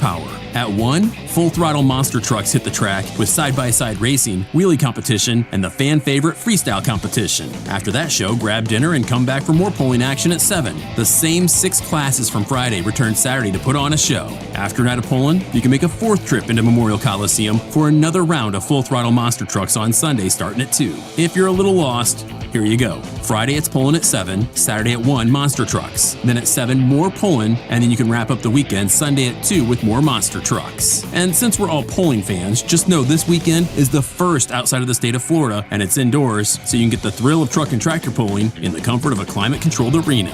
If you're not near Fort Wayne, you can still watch NTPA Championship Pulling every Wednesday night on RFD TV. Relive some of the best hooks of 2025 and watch the best pullers in the country put on a show. The biggest classes, the best hooks, and the most horsepower from the comfort of your home. Wednesday on RFD TV with NTPA Championship Pulling. And with the NTPA full schedule coming out very, very soon, keep checking ntpapoll.com to know when and where you can catch a poll in 2026. While you're there, you can also see the best of the best with the NTPA Hall of Fame. The early pioneers of polling are showcased for you, and you can see some of the early pollers and learn more about them. And this reminder, if you are a polling fan and you're looking for a reason to go south, the NTPA Grand National Championship Polling opens up the 2026 season in just over a week in Inverness, Florida, and it's happening for the first time in the Sunshine State. You can spend Valentine's Day, which is happening next Saturday, February 14th at the track. The first hook is at 4:30 Eastern, and then you can come back the next day, Sunday the 15th, starting at 2 Eastern at the Citrus County Fairgrounds in Inverness, Florida. 3.0 diesel trucks, multi-engine modified tractors, two-wheel drive trucks, minis, and hot farms are going to be pulling both days. You can get all the info at ntpapoll.com. If you want the convenience of the NTPA in the palm of your hand, download the NTPA Polling app in your app and Play Store right now. It gives you the schedule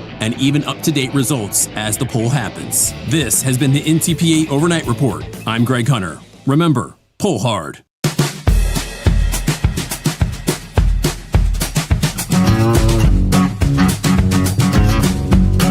All right, undoubtedly pulling season soon to be back underway. Which, of course, means with each passing day, we're going to be closer to spring. Ready for the warm-up. All right, clear lines here as we cross over the midnight hour on the West Coast. Welcome into a Monday. It's 844-844-3388. All right, updates this hour. Apparently the medical certification, a.k.a. the digital, where you no longer have to have a paper copy of your medical certification. It just won't go away. There's a handful of states that have this totally screwed up. We'll give you an update there. And now on this, I'm a tad bit confused. Are we looking to go back in time? Shall we go back to paper logs versus the electronic logging device? According to the report from Landline, the FMCSA will accept public comment on an exemption request that would allow professional truckers to enter their records of duty status manually instead of using the electronic logging device. They're considering an exemption application request from the Federation of Professional Truckers, which I'm not familiar with that group. Described as a non-profit advocacy organization whose members are professional drivers and small carriers operating across the country. Now, the notice is to be published in the Federal Register here today, Monday, February the 9th. On behalf of group members and any other professional driver choosing to participate, the FOPT asked for relief from the ELD regulations to allow drivers to record their record of duty status manually with a paper logbook rather than an ELD.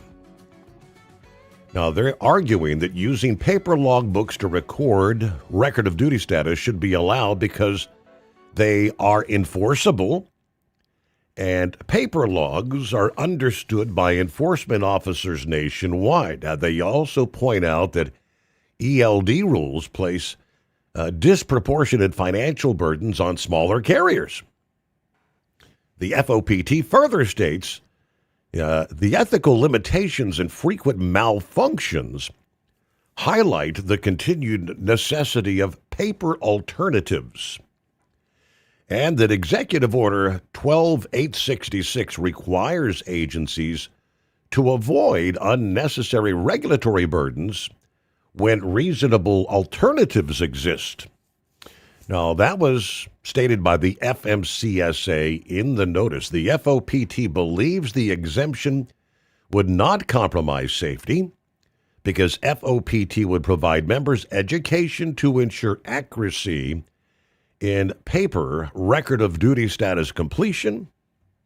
Participating carriers would conduct random internal audits, and violations of hours of service limits by paper record of duty status users will result in exclusion from the exemption program. So I kind of find it hard to believe that they're actually even looking at this after all this electronic logging device being forced essentially down the industry throat. The FMCSA will accept public comments from all interested persons for 30 days after today's publication in the Federal Register. Obviously, after the publication, you can go to the regulations.gov website to learn more and actually leave an online comment if you'd like to offer your 2 cents there. Could we? Is it possible? I said the ELD is never going away. So undoubtedly, there's going to be comments pro and con. If you go back to the original ELD mandate, what was it? Some 15,000 comments were made from the industry as a whole. We shall see. Meanwhile, the FMCSA is also seeking comments regarding an exemption request that would allow truckers to continue using paper copies of their medical certification. This has been a debacle. This past June, they announced that they would be implementing the Medical Examiner's Certification Integration Rule, the NRII, originally published in April of 2015. 10 plus years ago. The final rule, that rule requires medical examiners to electronically submit results from your medical certification exams to the FMCSA and state licensing agencies. Plus, the new electronic system would eliminate the need for you to carry a paper copy of your certification. That's what it was supposed to do. Since being published, provisions of that final rule have been delayed twice now, once in June of 18, again in April of 21, postponing the compliance date to June 23rd of last year. Now, despite all that time since the rule was published, there are still states struggling to meet the deadline.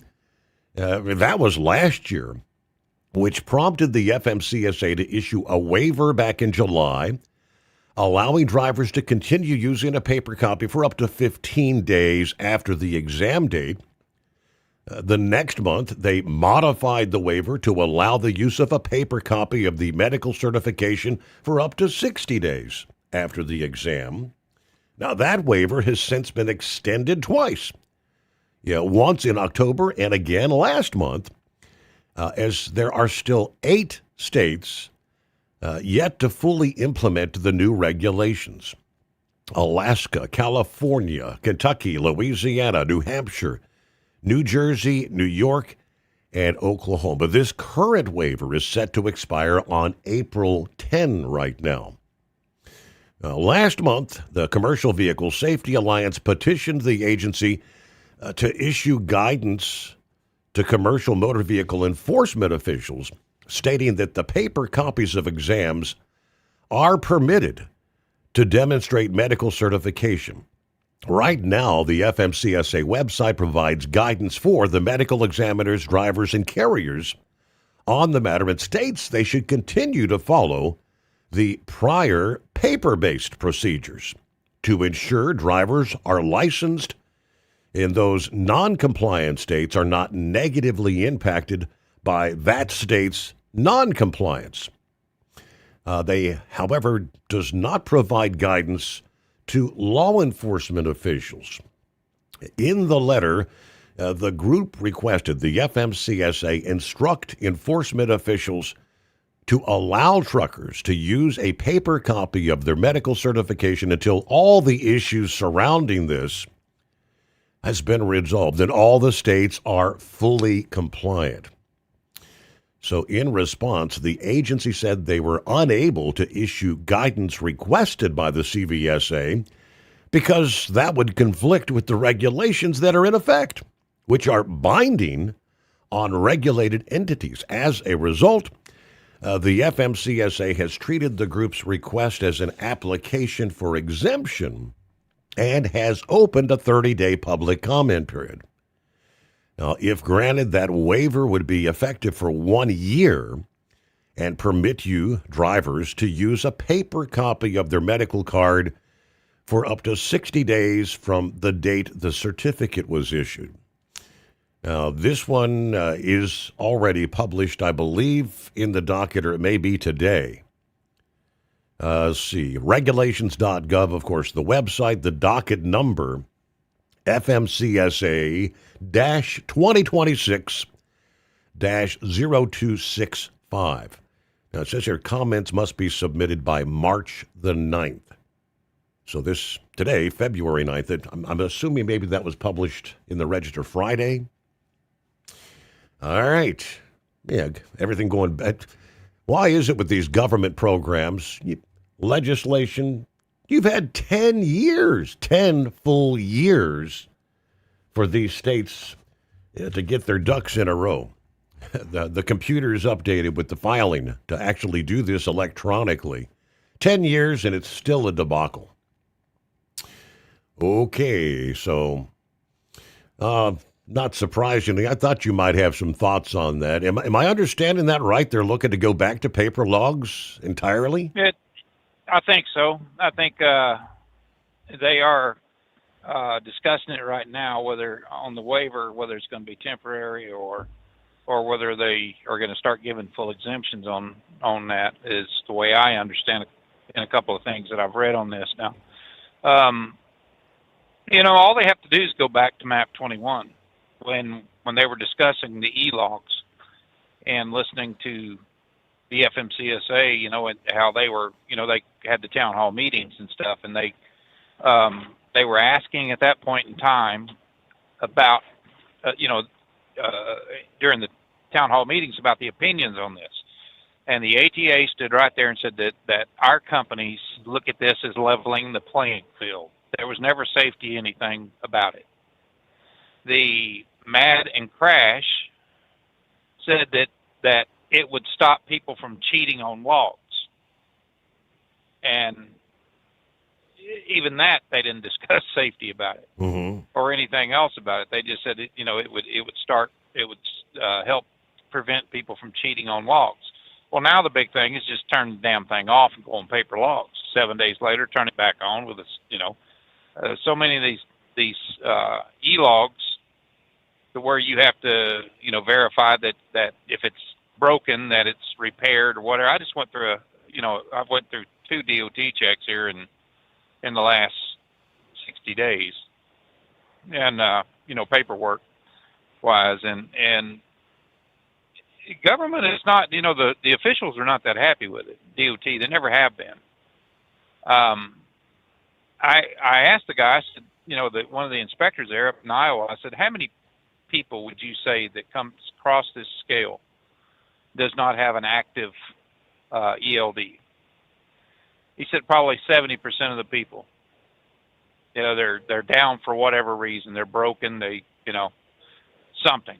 And he said he pointed out, just like mine, they wanted my tablet. I brought it inside, and then it wouldn't connect up to my truck, so they couldn't tell a damn thing about it. So he had to go back out and to the truck and stand out there by it because they don't want to get up in your truck or anything. Well, I wouldn't let them anyway. But these things are fallible. I mean, that's just a fact. They go by terrestrial. I mean, I can be parked, and I've pointed this out to them. I can be parked in a parking spot, pull forward 10 feet. The damn thing will hit another cell site that's 8 or 10 miles away, just from the unit itself trying to triangulate your location. It picks up this other one. It can show it on my log as change the whole town that I'm in 5 seconds. And, then we look at it like this and like this. We don't exactly, really care that much about that. We see that you're off duty or whatever. Mm-hmm. And then, I had an issue where mine goes over. I don't get an alert. I don't get anything. It'll go through an update, and that's what it was doing when I got. I was going down the road, and I wasn't too far from where I was supposed to deliver. Well, I couldn't change the status. The damn thing went through an update for 17 minutes. Took me 8 minutes over my drive time, over my 11 hours, because I'm on a pretty tight schedule. It took 8 minutes over it, and they call that incidental. He said, it's not a violation. It's just incidental. I said, really? I said, well, hell, if that was incidental on a paper log, somebody'd be writing me a damn ticket. That's how they were on the paper logs. But now, touching bases here, Steve, a little bit on this. I had my DOT physical last year, and I asked for a paper copy, and the receptionist that where I had to out front after my physical said, no, we're not giving guys hard copies of that. And I said, well, you're going to start today giving me a hard copy because that's covered under HIPAA laws, and I am required, or you are required, to give me a hard copy of any medical record if I ask for it. That's the law. And she stood there for a second, went and asked talked to somebody else, come back and said, well, the boss says that we're not going to start. I said, I don't give a rat's ass what your boss said. I said, you can either give me a damn hard copy or I'm going to camp out here until you do. So they gave me the hard copy of it. And anybody, it doesn't matter. You can ask for a hard copy. If they tell you no, tell them, by golly, it's covered under the HIPAA laws that you are required to get a hard copy if you request one. So they, just stand your ground with it, because these things is nuts, man. I ain't kidding you. I don't even think it showed up. I kept checking the DMV, and it didn't show up at the DMV for over a month, after I went through my physical. Now, if I hadn't asked for a hard copy and I finally went down to the DMV and paid my $2 or whatever the hell it was, $5 now I think's what it is, which is nothing more than a tax on truck drivers. I paid that. They went on ahead and submitted it, and then it showed up. So, man, I tell you what, this electronic crap, buddy, it is not what it's supposed to be. If we can go back to paper logs, I'll go back in a damn second. For no other reason than to get rid of the expense of this hunk of crap that's staring me in the face right now. Yeah, but a lot of at this point, how many truckers that have come into the biz since the ELD was implemented, they've never used anything but can these guys even do a paper log? I doubt it. And I think what it's going to be is, when it comes down to it, is if you request an exemption, it's going to be basically up to the company that allows you to, if the company that you're leased to, or I don't think our company would say a damn word. They'd be like, go ahead, get rid of that damn thing. But I think, some of these big ATA companies are going to fight it tooth and nail, saying, hey, this gives us the opportunity, as they stood there and lied their ass off and said, this helps the driver manage their time. And I stood up at that point in time. We was out in Tacoma, Washington, and I went to that town hall meeting out there, and one of the ATA guys, he stood right there and he said, we're all for these for two reasons. It levels the playing field, like that talking point, and again, it helps the drivers, it helps dispatch to help the drivers to manage their time. And I stood, when I got to talk, I said, that's the stupidest thing I ever heard in my life. Manage our time. I said, all we need is a load in the damn trailer, and you guys to get on, all these shippers and receivers get on their ass and make them do their job so we can get unloaded and loaded in a timely manner. I said, the old saying, you're not earning if the wheels aren't turning. Well, that's the way it is in trucking. It's always been like that. A lot of places now are going to an hourly rate, and a lot of them are going to percentage and things like that. But the fact of the matter, if you're sitting still somewhere, or something happens that you're shut down for whatever reason, they don't care. They don't give a damn. How are they going to manage my time then? I've been an owner operator for 27 years, and I never thought I'd see see electronic logs and things like that. But it was during those comment periods there, and when they got to looking back on how many people actually commented on whether or not we should have paper logs or electronic logs, 1,700 comments. That was it.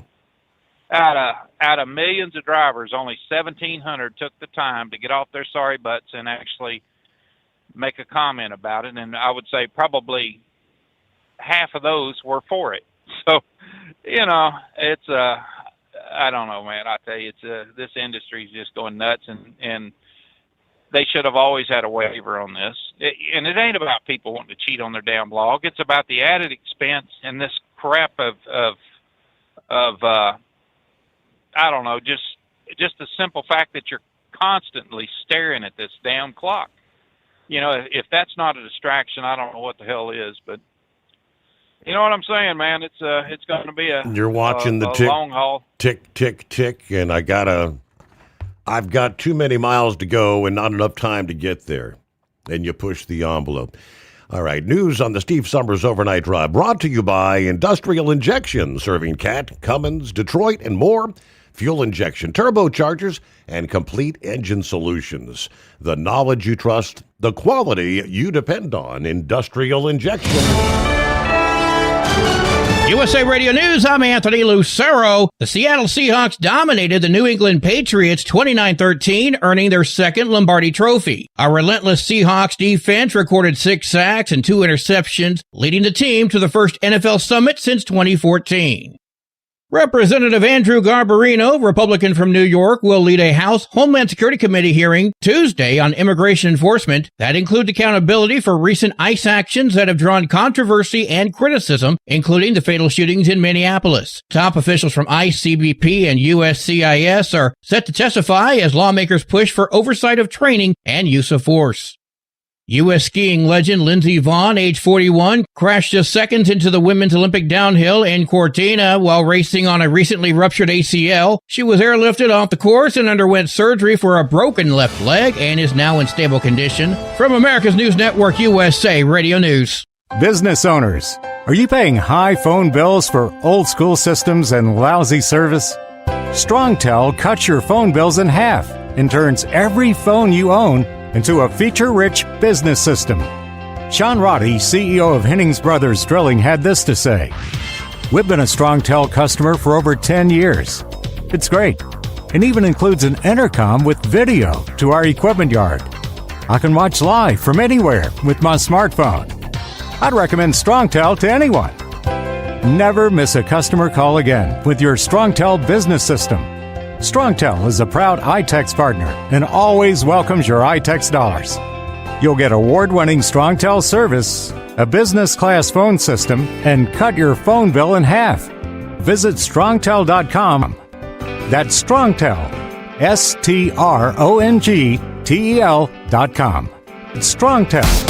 Did you miss an episode of the Steve Summers Overnight Drive? Or just want to relive a little bit of the magic? Don't worry. You can download the Steve Summers Overnight Drive wherever you get your podcasts. Don't miss a single second of the show that was recently named one of the best late night shows in America. Make sure you like and subscribe to the Steve Summers Overnight Drive so you don't miss a single episode. The Steve Summers Overnight Drive. Available wherever you get your podcasts or online at overnightdriveradio.com.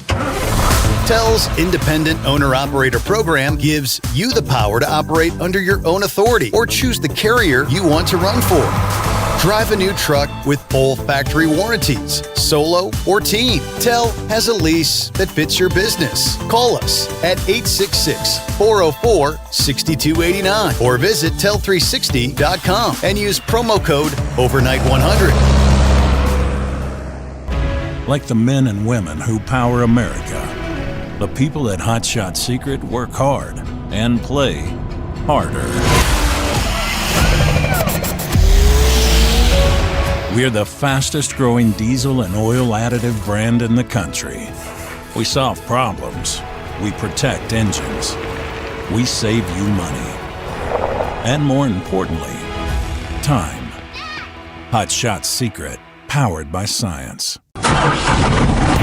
Looking to stretch every mile and every dollar? Go with Speedmax tires, designed specifically for U.S. roads and built tough for long hauls. With a best-in-class mileage-to-cost ratio, you'll get more miles, fewer swaps, and more money in your pocket. Built strong, priced smart. That's Speedmax. Speedmax, built for the long haul, priced for the smart hauler. For more info, call 860-436-4100 or buy online at digitire.com. Want to put your business on a brand that is heard in some of the biggest radio markets on some of the biggest radio stations in the United States? Or maybe you want to have your brand take advantage of the explosive growth in podcasting. Why not do both? The Steve Summers Overnight Drive offers the best of both worlds and is ready to put your business at the front of everyone's waking thoughts. I'm sorry, am I moving too quickly for you? Well, at least you'll be on their mind in there somewhere. For sure, the Steve Summers Overnight Drive was recently named one of the top 15 late-night shows in America. So advertising on the Steve Summers Overnight Drive will put you in front of the very clients you want to walk through your front door. Interested? Maybe you want to take a test drive, kick the tires, do a sample tasting, which might be kind of gross. Get details at overnightdriveradio.com or email rwild@lubricationspecialties.com. And let's put the Steve Summers Overnight Drive to work for you today. Well, we're off the air. For good, I think. The Overnight Drive with Steve Summers. Live from the Hot Shot Secret Studios. Call Steve now. 844-844-3388. That's 844-844-3388.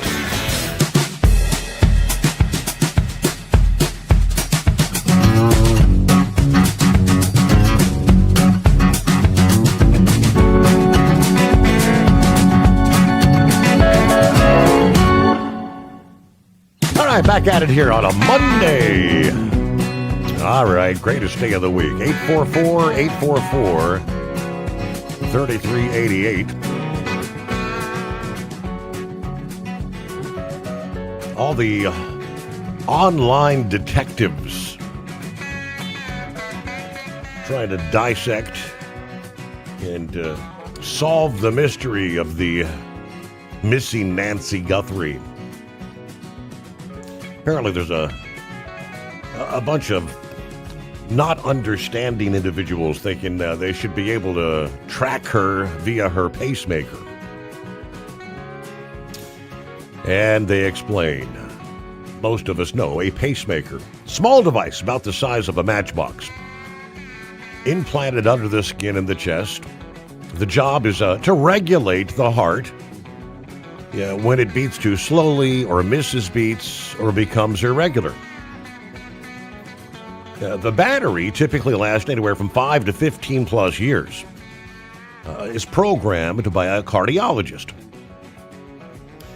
Now this is where the confusion comes in. Many modern pacemakers also have what they call remote monitoring, which is separate from pacing the heart.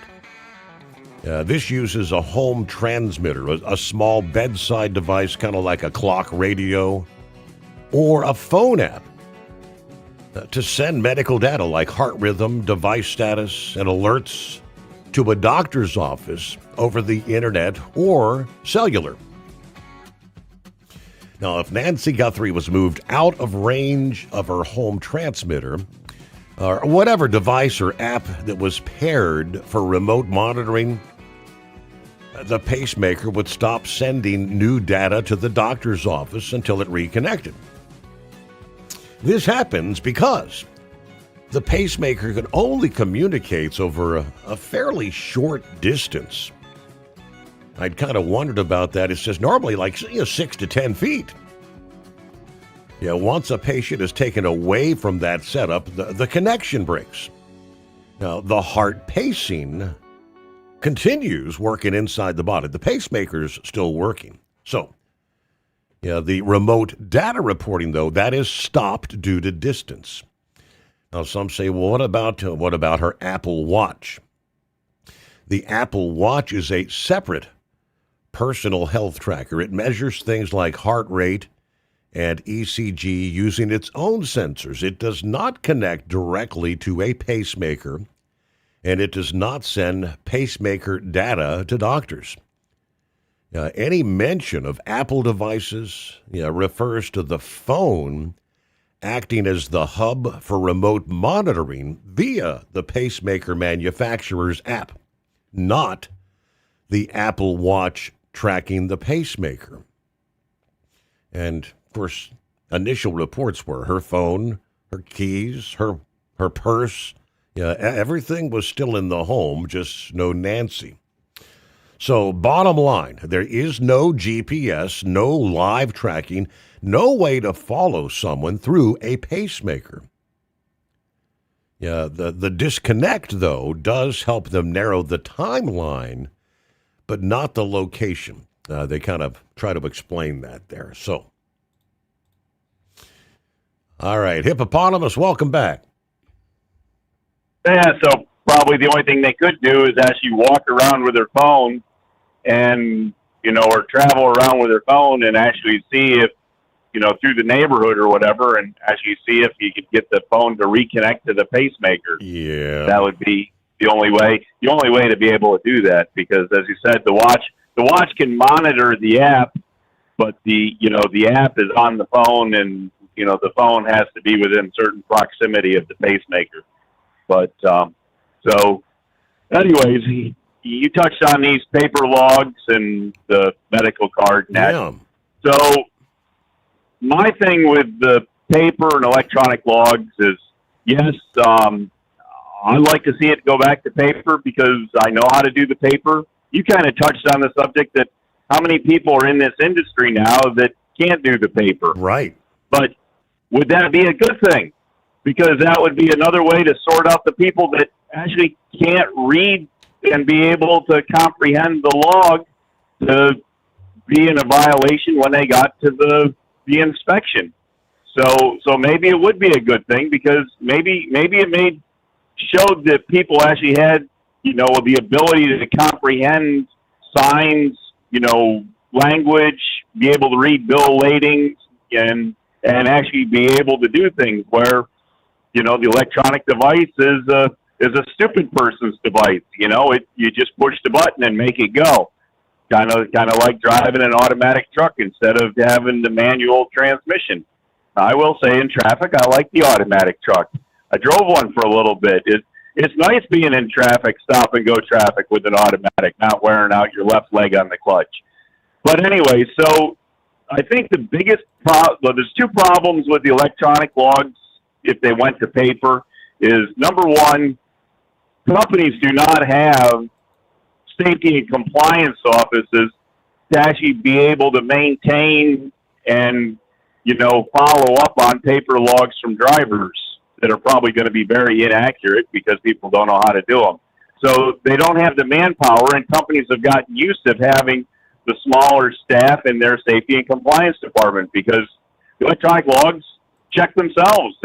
You don't need a person to check them. So there they downsize their employees in the office. And if you go back to paper logs, you're going to have to increase your staff to be able to go through all the logs and have things correct. The other thing the electronic log does is it makes it very, very easy to be able to do your split sleeper berth. This 7 and 3, the 8 and 2. If for some reason they give us the 6 and 4, the 5 and 5, not that I get to benefit from it at all. But the log tells you everything you need to know about it. It's already thinking ahead, and it knows, how far you can drive if you've taken your 2-hour break or your 8-hour break, and then it lets you go so far, and then it says, hey, you got to do the other part of your break now, and so you can keep rolling, all week long doing your 8 and 2 or 7 and 3 or 3 and 7 or however you're doing it.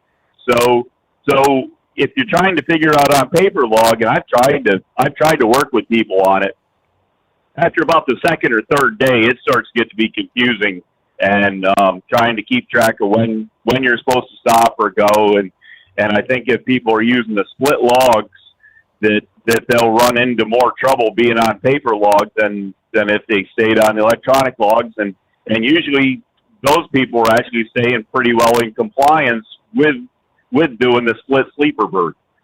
But hey, the other thing about the medical card you were talking about is you were saying to be able to carry the hard copy of the medical card. Mm-hmm. Well, what happened in my position was it wouldn't have mattered if I had a hard copy, if I had an electronic copy, if I had a way to, I don't know, Shazam it through lightning to the DOT officer, because when he looked on his computer, my CDL was suspended because the motor vehicle department didn't update it in their computer.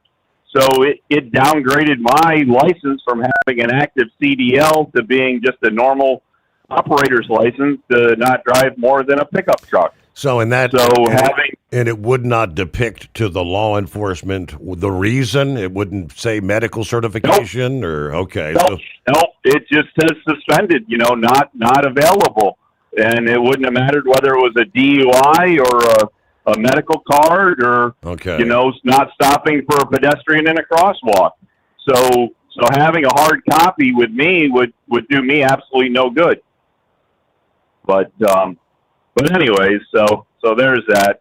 And I don't know. If I wanted to ruffle Puff's feathers one more time here real quick about the Amish and the farming and that, and I can probably ruffle the farming people's feathers too. The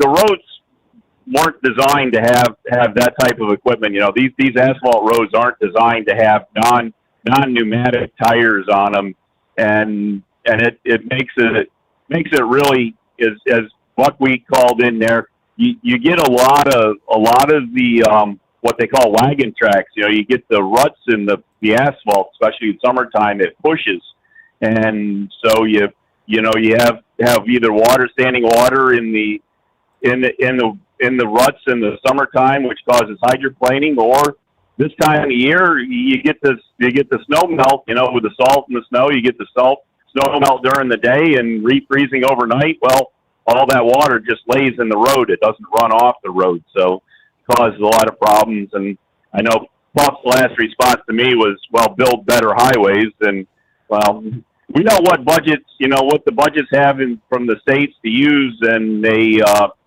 don't have budgets to go out and build better highways. That's, we got pretty much what we got. You got to live with it, but you got to try to make it last. And having a group of people use it that don't pay taxes. And Pennsylvania and Maryland, New York, Amish do not pay any taxes. They do not carry any tags or anything of that on their vehicles. They're just able to use.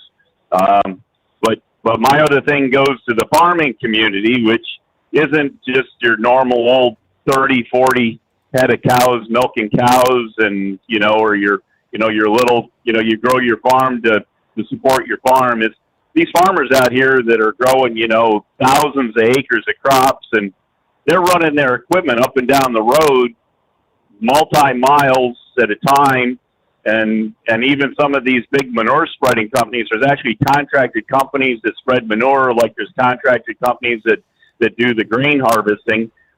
and they're running their equipment up and down the road just by driving the off-road equipment, where for me as a transporter, if I have it on a lowboy, I have to buy a permit, an oversized dimension permit, and go through all the hoops and everything of getting it down the highway, and are regulated by DOT and hours of service and everything. And meanwhile, the farmers are taking 10 wide, 12 wide, 14 wide equipment down the highway, and they're just driving it. And it takes up lane space. They actually, some of the wider stuff, we've actually had some of them running the combines with the big heads left on them, and they're 2 lanes wide, and they actually want traffic to get off the road to get out of their way when they're actually off-road equipment and don't pay to be on the highways. So I don't know. I do have my issues with it, but I know everybody's got to make a living, but there's also, just because you aren't quite regulated, I don't know. Do you get the exemption just because you don't quite fall into the confines of the way something was written? I don't know, but doesn't seem fair. Doesn't seem fair. No. So, anyways, Your Honor, that's what I kind of got, and I hope my little opinion on the, as Grump says there, it's just my opinion, but I hope my little explanation of what I had about the logs and the medical card there kind of lets everybody think about it. And hey, if you have an opinion about it, what do?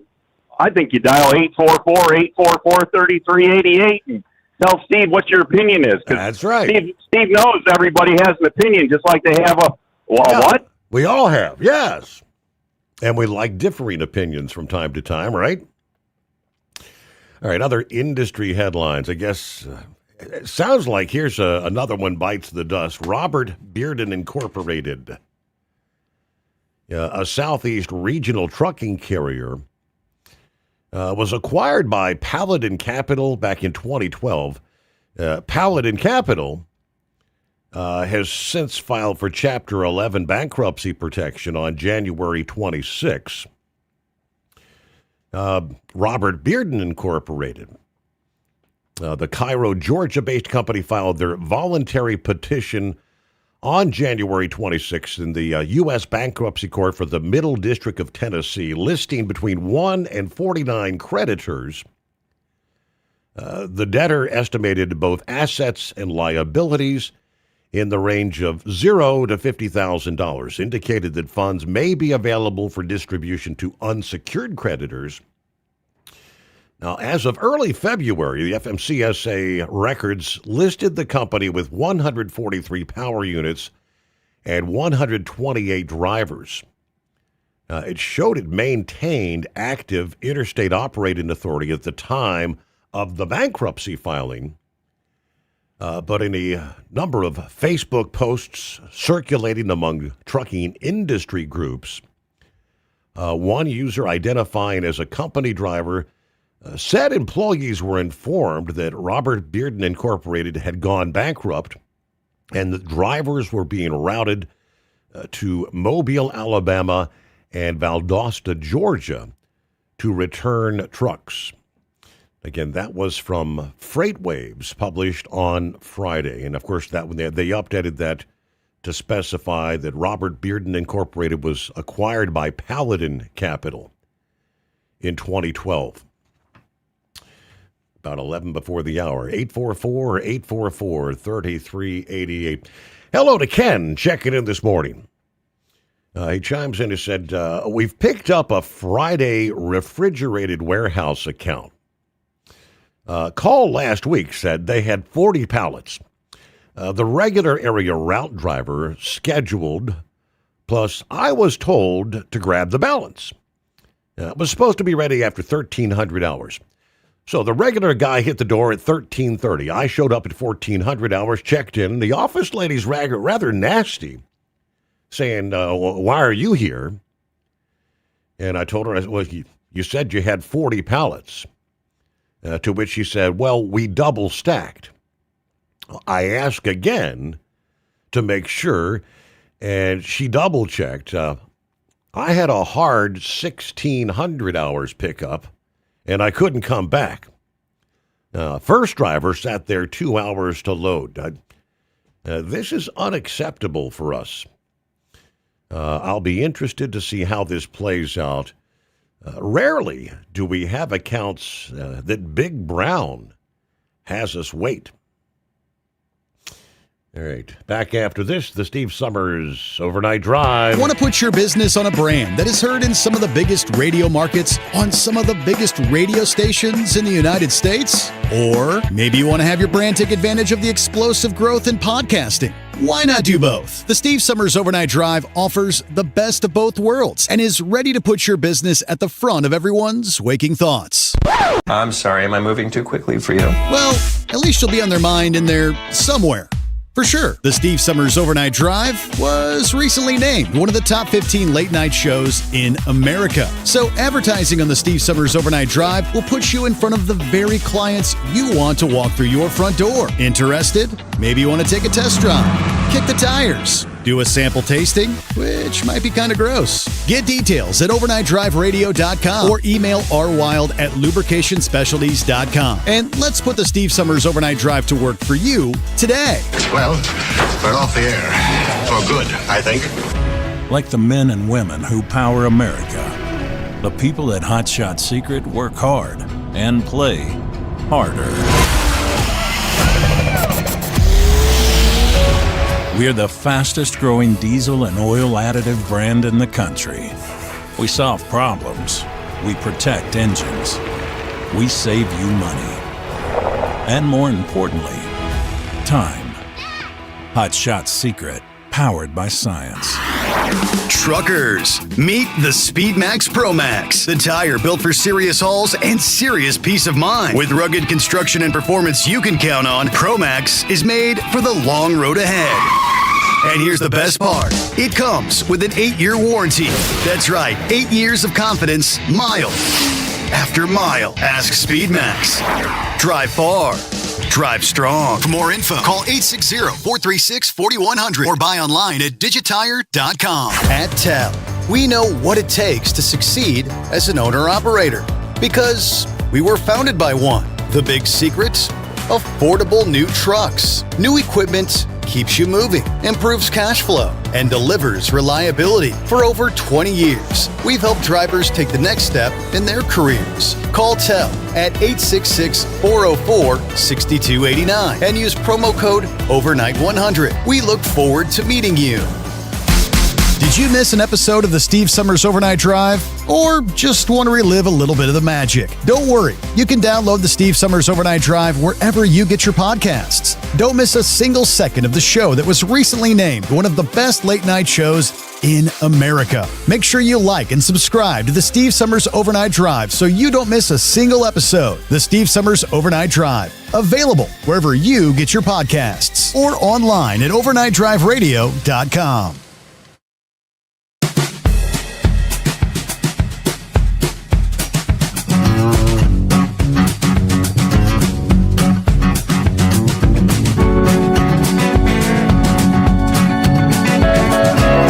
Another topic of discussion, last week's program was yet another fatal truck accident involving an individual who had illegally entered the U.S. behind the wheel.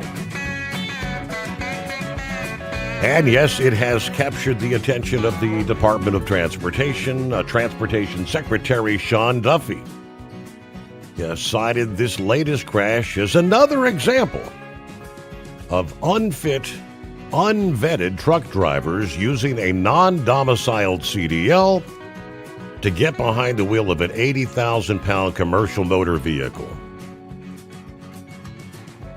Yeah, we're going back to last Tuesday about 4 in the afternoon.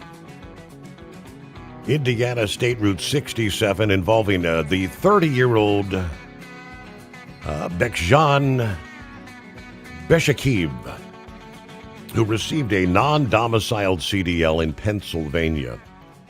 Beshakiv, arrested by Immigration and Customs Enforcement on Thursday of last week, accused of being in the United States illegally and failing to brake or slow the semi-truck for a semi in front of him. The on-site investigation, it said the carrier who put this unfit, unvetted truck driver behind the wheel of a semi, resulting in the deaths of 4 Amish men in Indiana. Sean Duffy posted on social media that there must be accountability for the community of Bryant, Indiana, devastated by the loss of their loved ones.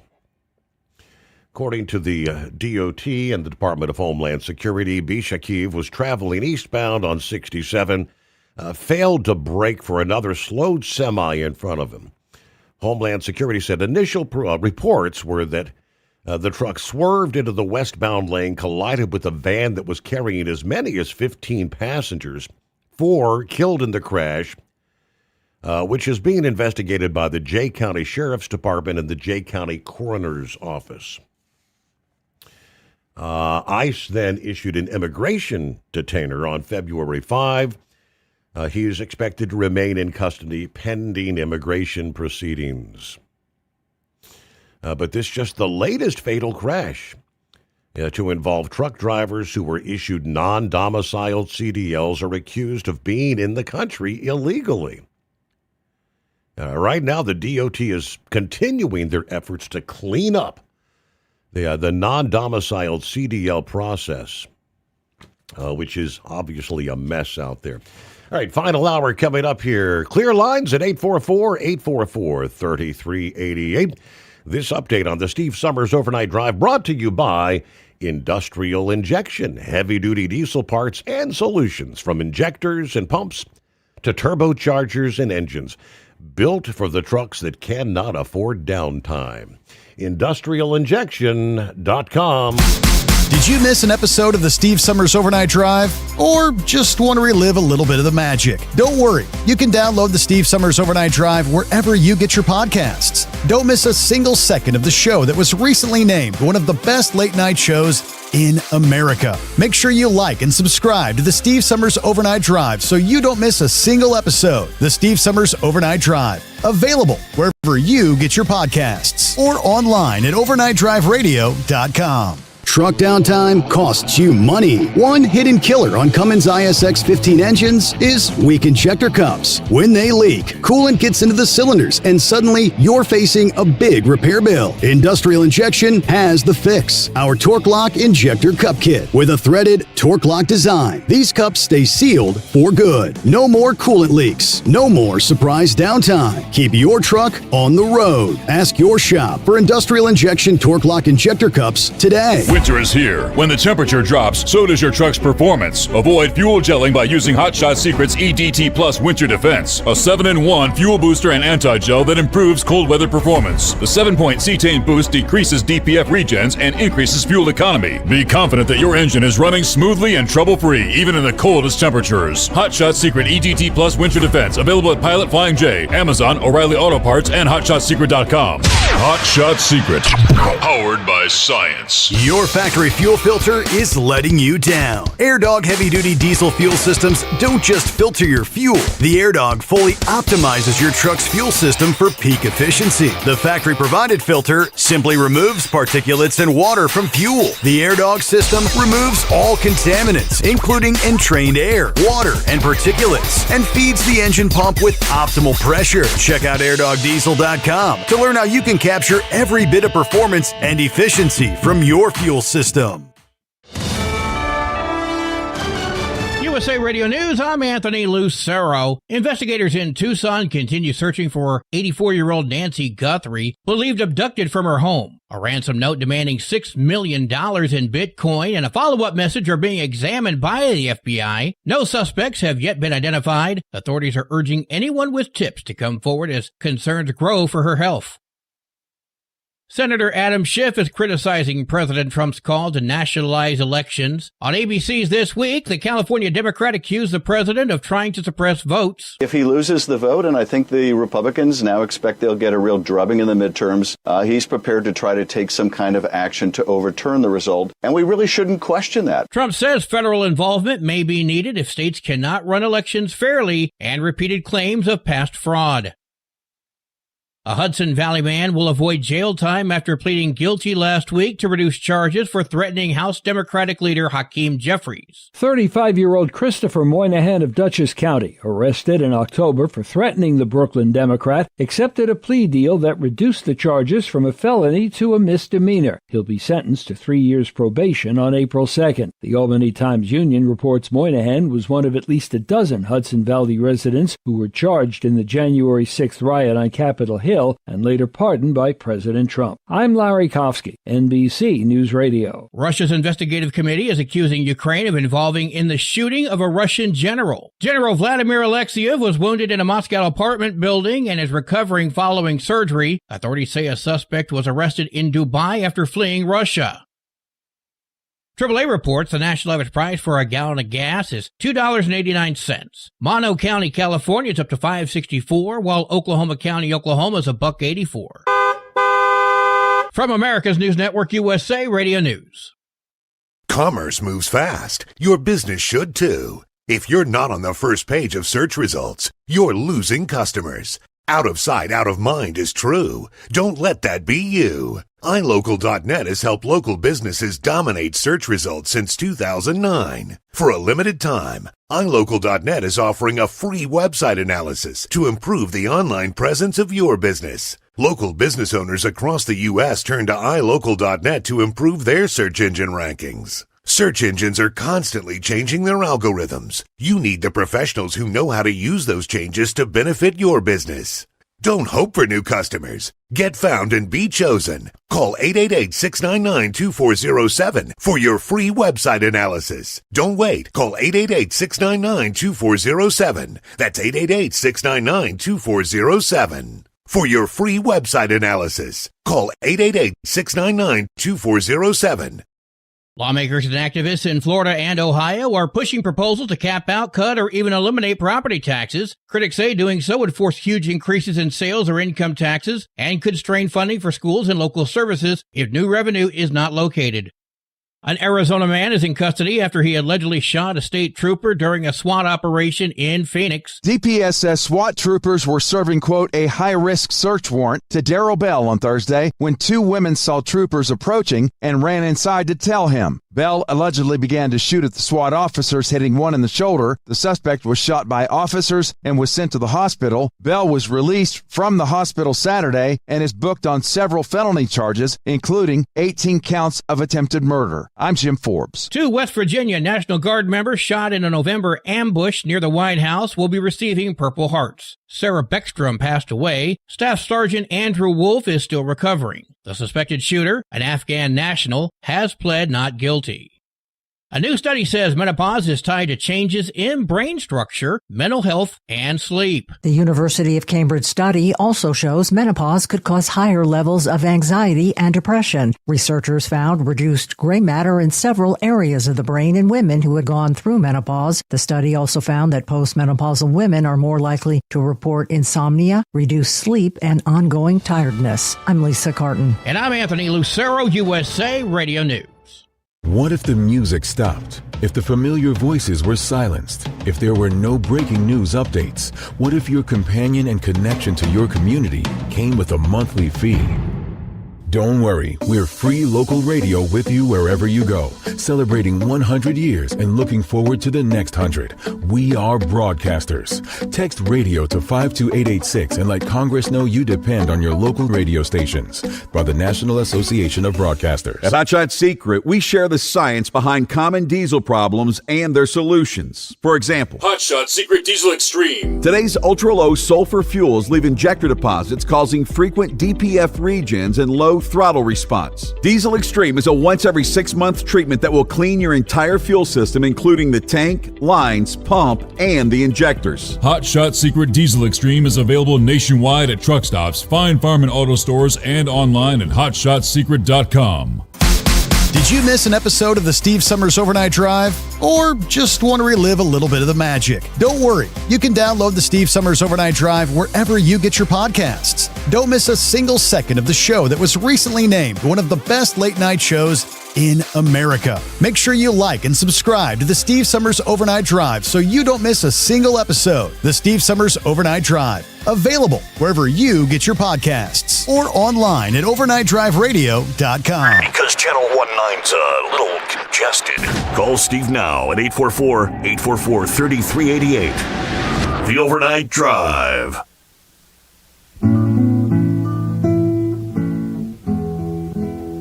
You know, when you grow up in a village the size of Ludowici like I did, you make friends that are solid and hard and fast, and they last you all the life.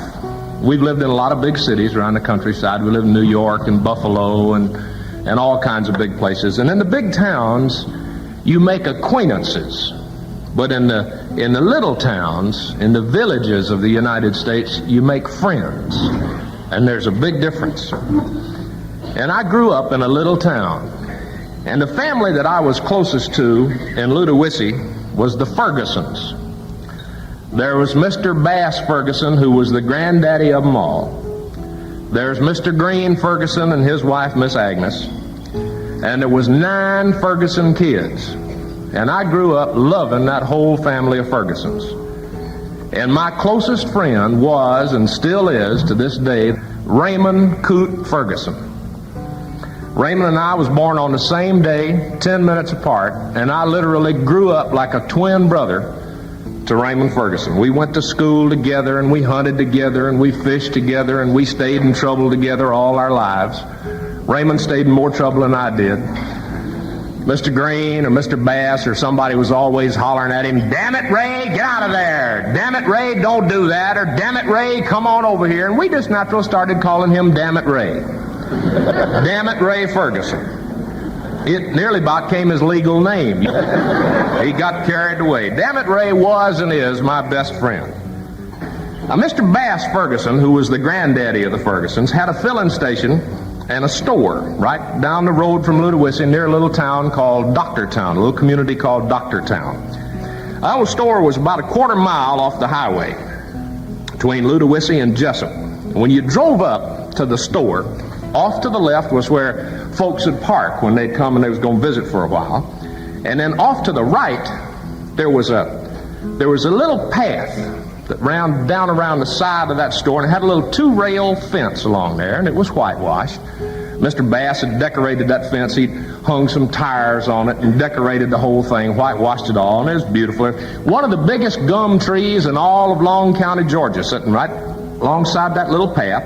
Big branches spreading shade out over the benches where the setters and spitters and whittlers would sit on an afternoon. There was an old grease rack, and there was a little path that led off to the back of that little country store. That store was just a little old whitewashed 3-room building. Well, now, in the back of that store, down that little path, there was 2 privies.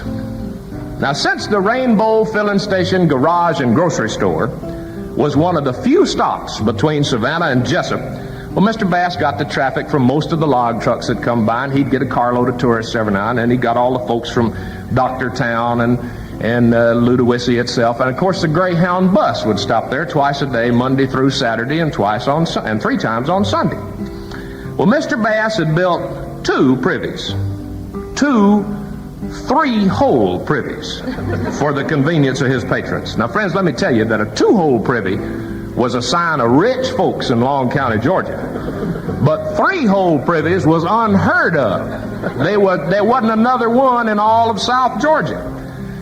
Well, them 2 3-hole privies was the pride and joy of all of us in Little Long County, Georgia. In 1947, when me and Dammit Ray was 14 years old, Dammit Ray sent off to Jacksonville, Florida, and he got one of them kits that you can make a radio and a loudspeaker out of. Dammit Ray liked electrical things. He was a tinkerer, and he fooled around with stuff all the time, and he made himself this radio and loudspeaker set. When he finished that kit, he had him a radio that would pick up WSB in Atlanta, Georgia, and WBT in Charlotte, and the Grand Ole Opry on WSM, and WWL in New Orleans, pick up all the way from down there. We used to get together at night, and we'd listen to mystery programs. We'd listen to Grand Central Station and Inner Sanctum and Mr. District Attorney, and every now and then Dammit Ray would fling that switch, and he'd holler in there like scare us all right out of our drawers. We'd be sitting there listening to that radio. Well, one week, Mr. Bass went into Savannah on the bus. And he came back. That was the most thrilled man I ever saw in my life. He had been to the Greyhound bus station in Atlanta, Georgia, and they had them a PA system where they could announce when the bus was going to leave. And he had gone and bought one of them kits and brought it back and give it to Dammit Ray and me and said, "Build me one of them loudspeaker systems that I can use at the Rainbow Filling Station garage and grocery store." So for the next 2 weeks, me and Dammit Ray worked on building that loudspeaker system. Well, come the big day, man, we got out there and we strung wires and we put that loudspeaker in, and Mr. Bass had gone to Jessup and he'd bought some car radio speakers out of an old junkyard, and he had about 6 of them. And we put one of them up underneath the eaves of the store pointing out toward the road, run them wires across the top of that little whitewash fence with them tires hanging on up into that gum tree and cross back down into them 2 privies. Mr. Bass had wired his filling station garage and grocery store for a PA system. Well, Saturday morning was the big day, the first day we was going to use it. We all got down there about 10 o'clock. Mr. Green, Ferguson, Dammit Ray's daddy was there. Me and my daddy got down there.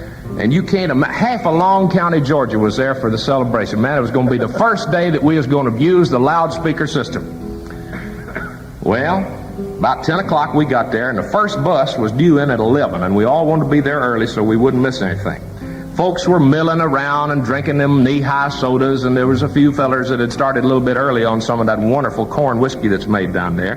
That flock of chickens was strutting around in the front, and that old black and tan hound with the mange and the infected ear was laying right in the middle of that path that went back to them privies, and folks were swapping stories, waiting on that bus to come from Savannah. 11:10, that Greyhound bus pulled in, and all them folks kind of let out a little cheer. And the folks come piling off the bus, and they were all smiling and grinning and wondering what was going on.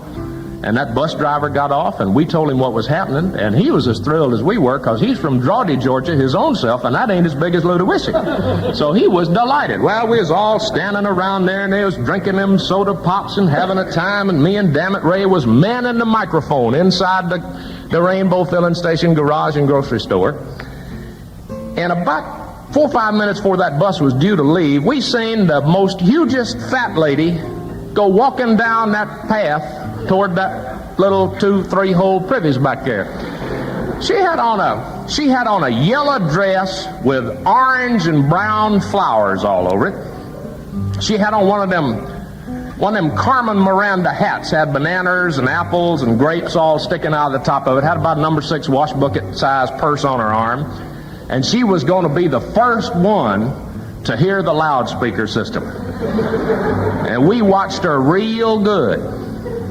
She went in that pink 3-hole privy and shut the door, and we give her about a minute and a half to get herself all settled. And folks, the door of that privy just kind of blew right off the hinges. Woo! That fat woman comes screaming up that thing. She come out of there like she had a bee in her drawers. She is trying to pull her drawers up and her dress down with one hand and hold on her hat with the other and hang on to her purse too. And she'd throwed that toilet paper right up in there, and it was hanging on one of them nanners and stringing along behind her. She come running up that path. She hit that, bounced off that old dog with the mange and the infected ear, tripped over him, bumped into that gum tree, bounced off that grease rack, and just kind of drove herself in one of them tires. That old hound jumped up and looked over there and seen that skirt up over her head and them drawers, them old Martha White drawers hanging down around. He thought he'd treed the coon. Oh! He commenced to bellering and hollering. That bus driver was crying, and he run over there and he shut his eyes and he tried to get her unstuck from that tire she was stuck in. My daddy got to laughing, and he tripped over one of them hoses and fell right face first and killed 6 of them chickens that was strutting around there. And me and Dammit Ray set off to running. Mr. Green come running out of that store, and he grabbed up a 1x4, and he jerked up Dammit Ray by the straps of them overhauls, and he whooped him, beat him, turned him upside down over one of them log truck wheels and started whooping on him. And I was crying and laughing, and I seen my daddy coming, and I quit laughing and started crying full time. And I run over and I grabbed Mr. Green, and I said, Mr. Green, don't beat Dammit Ray no more. I'll tell you what happened. We had run them wires back down to that pink 3-hole privy, and we had put them speakers down inside that hole. And we give that fat lady about a minute and a half to get herself settled, and Dammit Ray snatched up that microphone and he hollered in it and he said, come on, lady, move over to one of them other holes. I'm trying to paint down here. Did you miss an episode of the Steve Summers Overnight Drive?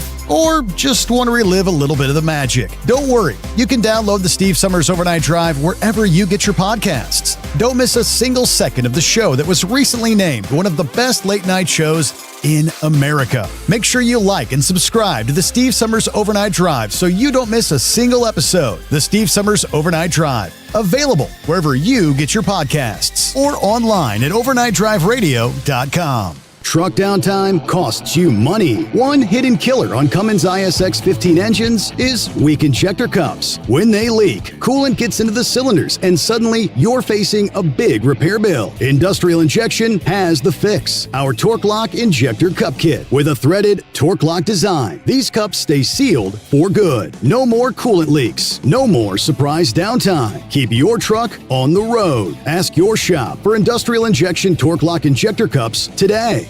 Want to put your business on a brand that is heard in some of the biggest radio markets on some of the biggest radio stations in the United States? Or maybe you want to have your brand take advantage of the explosive growth in podcasting. Why not do both? The Steve Summers Overnight Drive offers the best of both worlds and is ready to put your business at the front of everyone's waking thoughts. I'm sorry, am I moving too quickly for you? Well, at least you'll be on their mind in there somewhere.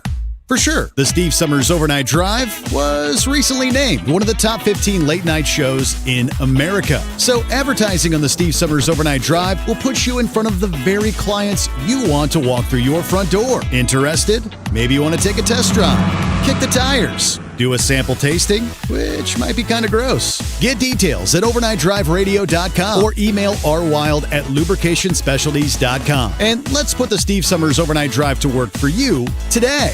Well, we're off the air. For good, I think.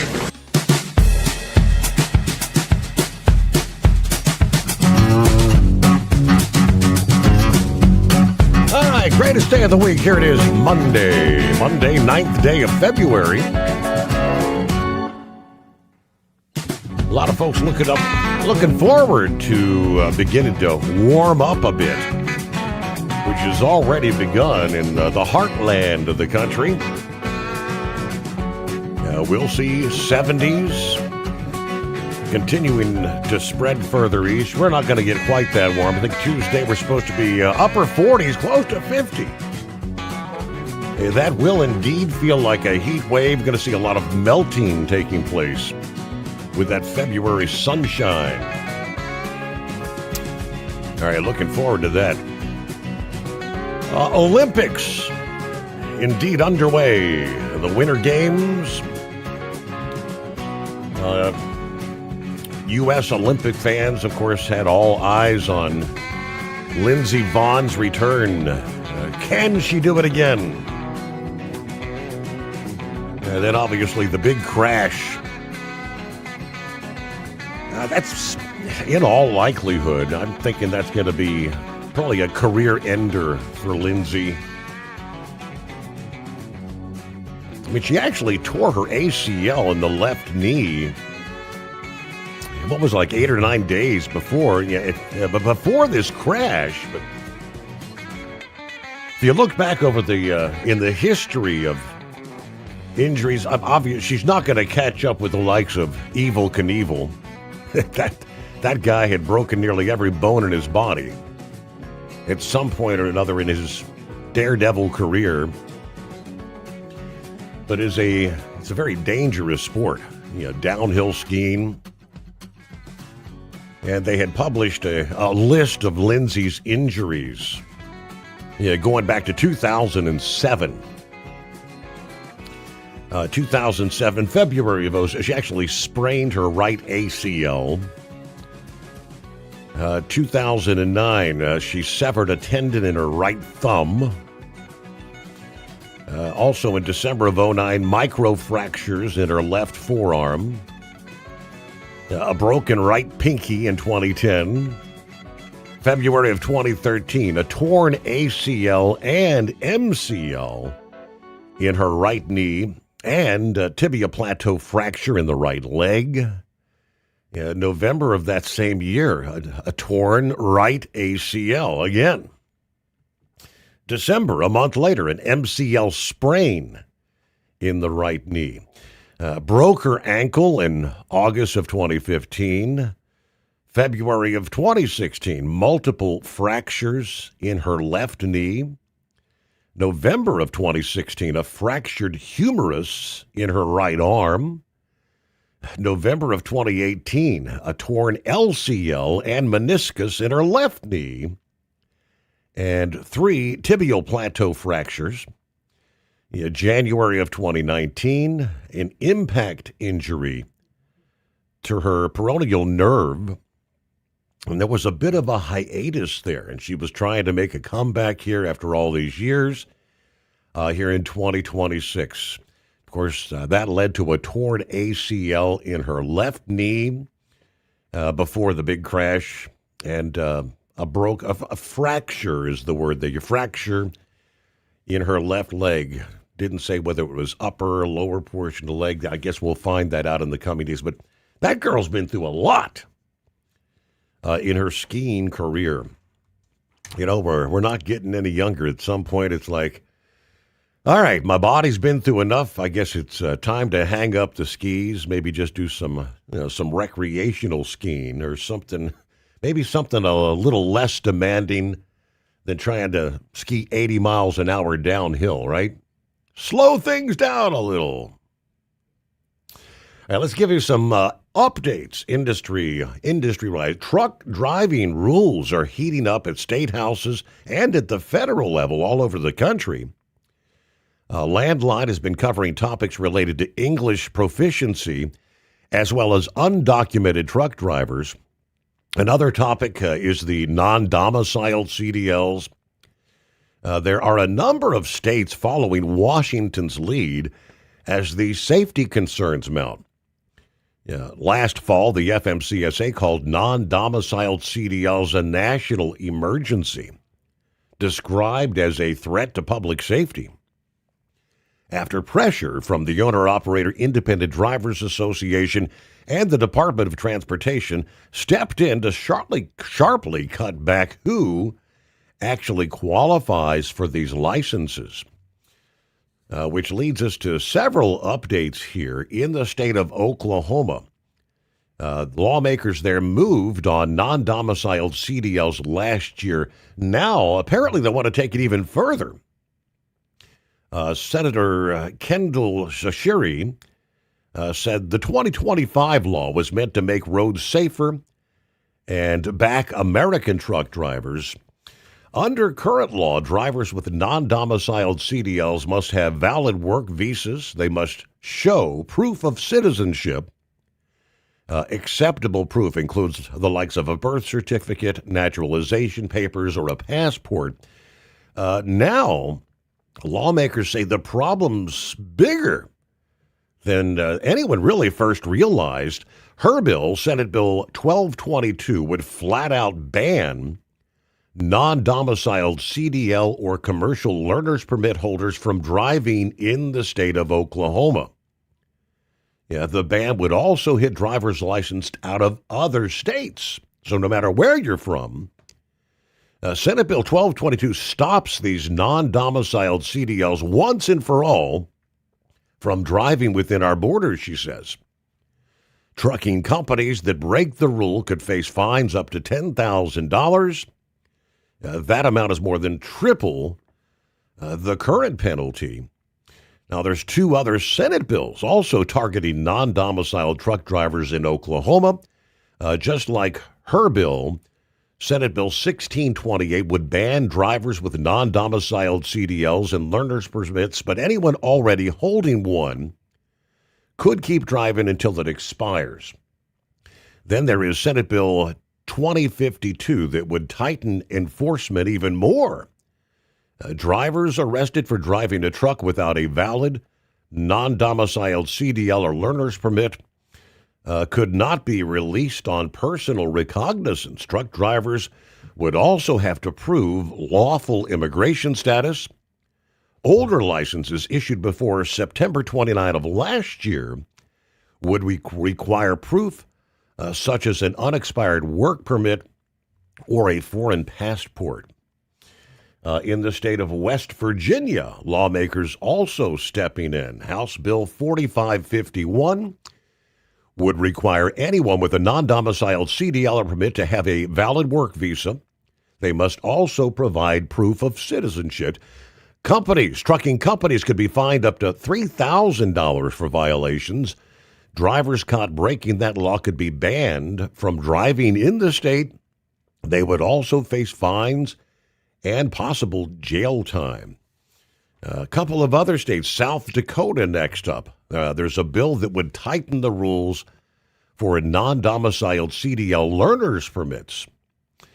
Senate Bill 180 would limit permits to drivers with lawful job-based visa status, such as an H-2A or H-2B or an E-2 visa, or similar status in U.S. territories. Individuals domiciled in states where CDL programs have been decertified by the FMCSA could apply. Non-citizens would need to show an unexpired foreign passport and immigration paperwork tied to their job. Applicants would have to appear in person for renewals, and the license would clearly say non-domiciled. Drivers would have to give up any similar licenses from other states. And lastly, in Missouri, a similar effort is underway in that state. House Bill 1763 would allow the state to issue a non-domiciled CDLs or a learner's permit to foreign workers in certain visa categories. Truck drivers would need proof of a job with a Missouri employer. A valid foreign passport and immigration forms would also be required. The license would be good for up to 1 year, and in-person renewals would also be required in that state. All right, coming up, we'll get a news break here. Coming up, other updates. Cuba on the verge almost of collapse as they're looking to protect essential services as the U.S. moves to cut off their oil supply. They're in dire shape there. More on that ahead as well. First, news on the Steve Sommers Overnight Drive brought to you by Industrial Injection, serving Cat, Cummins, Detroit, and more. Fuel injection, turbochargers, and complete engine solutions. The knowledge you trust, the quality you depend on. IndustrialInjection.com. USA Radio News, I'm Anthony Lucero. The Seattle Seahawks dominated the New England Patriots 29-13, earning their second Lombardi Trophy. A relentless Seahawks defense recorded 6 sacks and 2 interceptions, leading the team to the first NFL summit since 2014. Representative Andrew Garbarino, Republican from New York, will lead a House Homeland Security Committee hearing Tuesday on immigration enforcement that includes accountability for recent ICE actions that have drawn controversy and criticism, including the fatal shootings in Minneapolis. Top officials from ICE, CBP, and USCIS are set to testify as lawmakers push for oversight of training and use of force. U.S. skiing legend Lindsey Vonn, age 41, crashed just seconds into the women's Olympic downhill in Cortina while racing on a recently ruptured ACL. She was airlifted off the course and underwent surgery for a broken left leg and is now in stable condition. From America's News Network USA Radio News. Business owners, are you paying high phone bills for old school systems and lousy service? StrongTel cuts your phone bills in half and turns every phone you own into a feature-rich business system. Sean Roddy, CEO of Hennings Brothers Drilling, had this to say. We've been a StrongTel customer for over 10 years. It's great, and even includes an intercom with video to our equipment yard. I can watch live from anywhere with my smartphone. I'd recommend StrongTel to anyone. Never miss a customer call again with your StrongTel business system. StrongTel is a proud iTex partner and always welcomes your iTex dollars. You'll get award-winning StrongTel service, a business-class phone system, and cut your phone bill in half. Visit strongtel.com. That's StrongTel, StrongTel.com. It's StrongTel. Did you miss an episode of the Steve Summers Overnight Drive? Or just want to relive a little bit of the magic? Don't worry. You can download the Steve Summers Overnight Drive wherever you get your podcasts. Don't miss a single second of the show that was recently named one of the best late-night shows in America. Make sure you like and subscribe to the Steve Summers Overnight Drive so you don't miss a single episode. The Steve Summers Overnight Drive. Available wherever you get your podcasts or online at overnightdriveradio.com. TEL's independent owner-operator program gives you the power to operate under your own authority or choose the carrier you want to run for. Drive a new truck with full factory warranties, solo or team. TEL has a lease that fits your business. Call us at 866-404-6289 or visit tel360.com and use promo code OVERNIGHT100. Like the men and women who power America, the people at Hot Shot Secret work hard and play harder. We're the fastest growing diesel and oil additive brand in the country. We solve problems. We protect engines. We save you money. And more importantly, time. Hot Shot Secret, powered by science.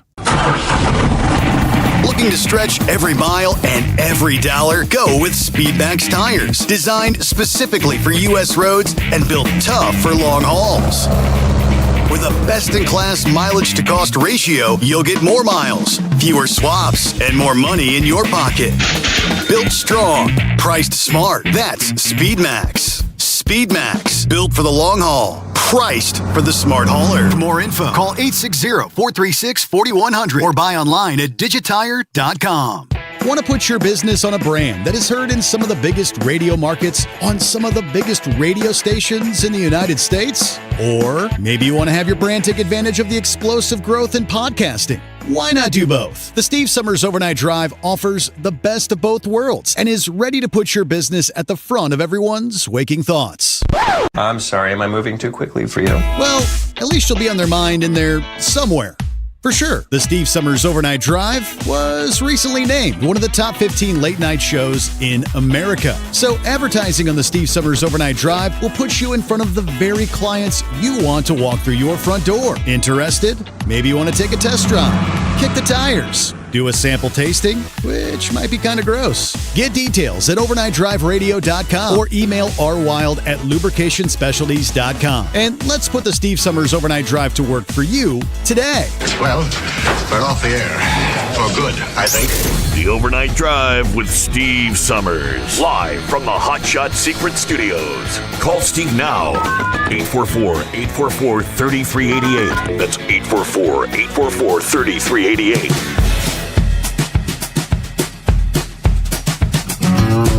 All right, hello to Rick in Columbus.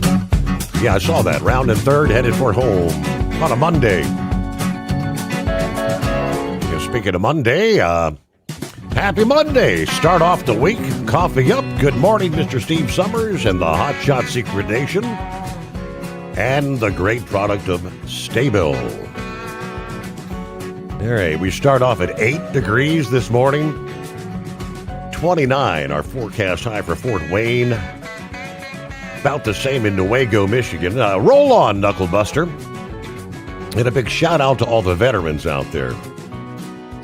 Here we go, ready to depart Fort Wayne for Newaygo, Michigan, and back again. Have a great week, everybody. Semper Fi from none other than Truckin' Phil.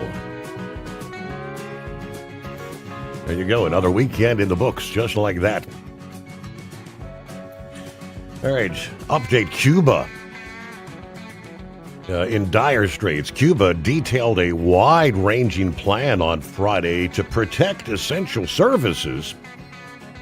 They are rationing fuel as the communist-run government dug in its heels in defiance of a U.S. effort to cut off oil supply to the Caribbean island.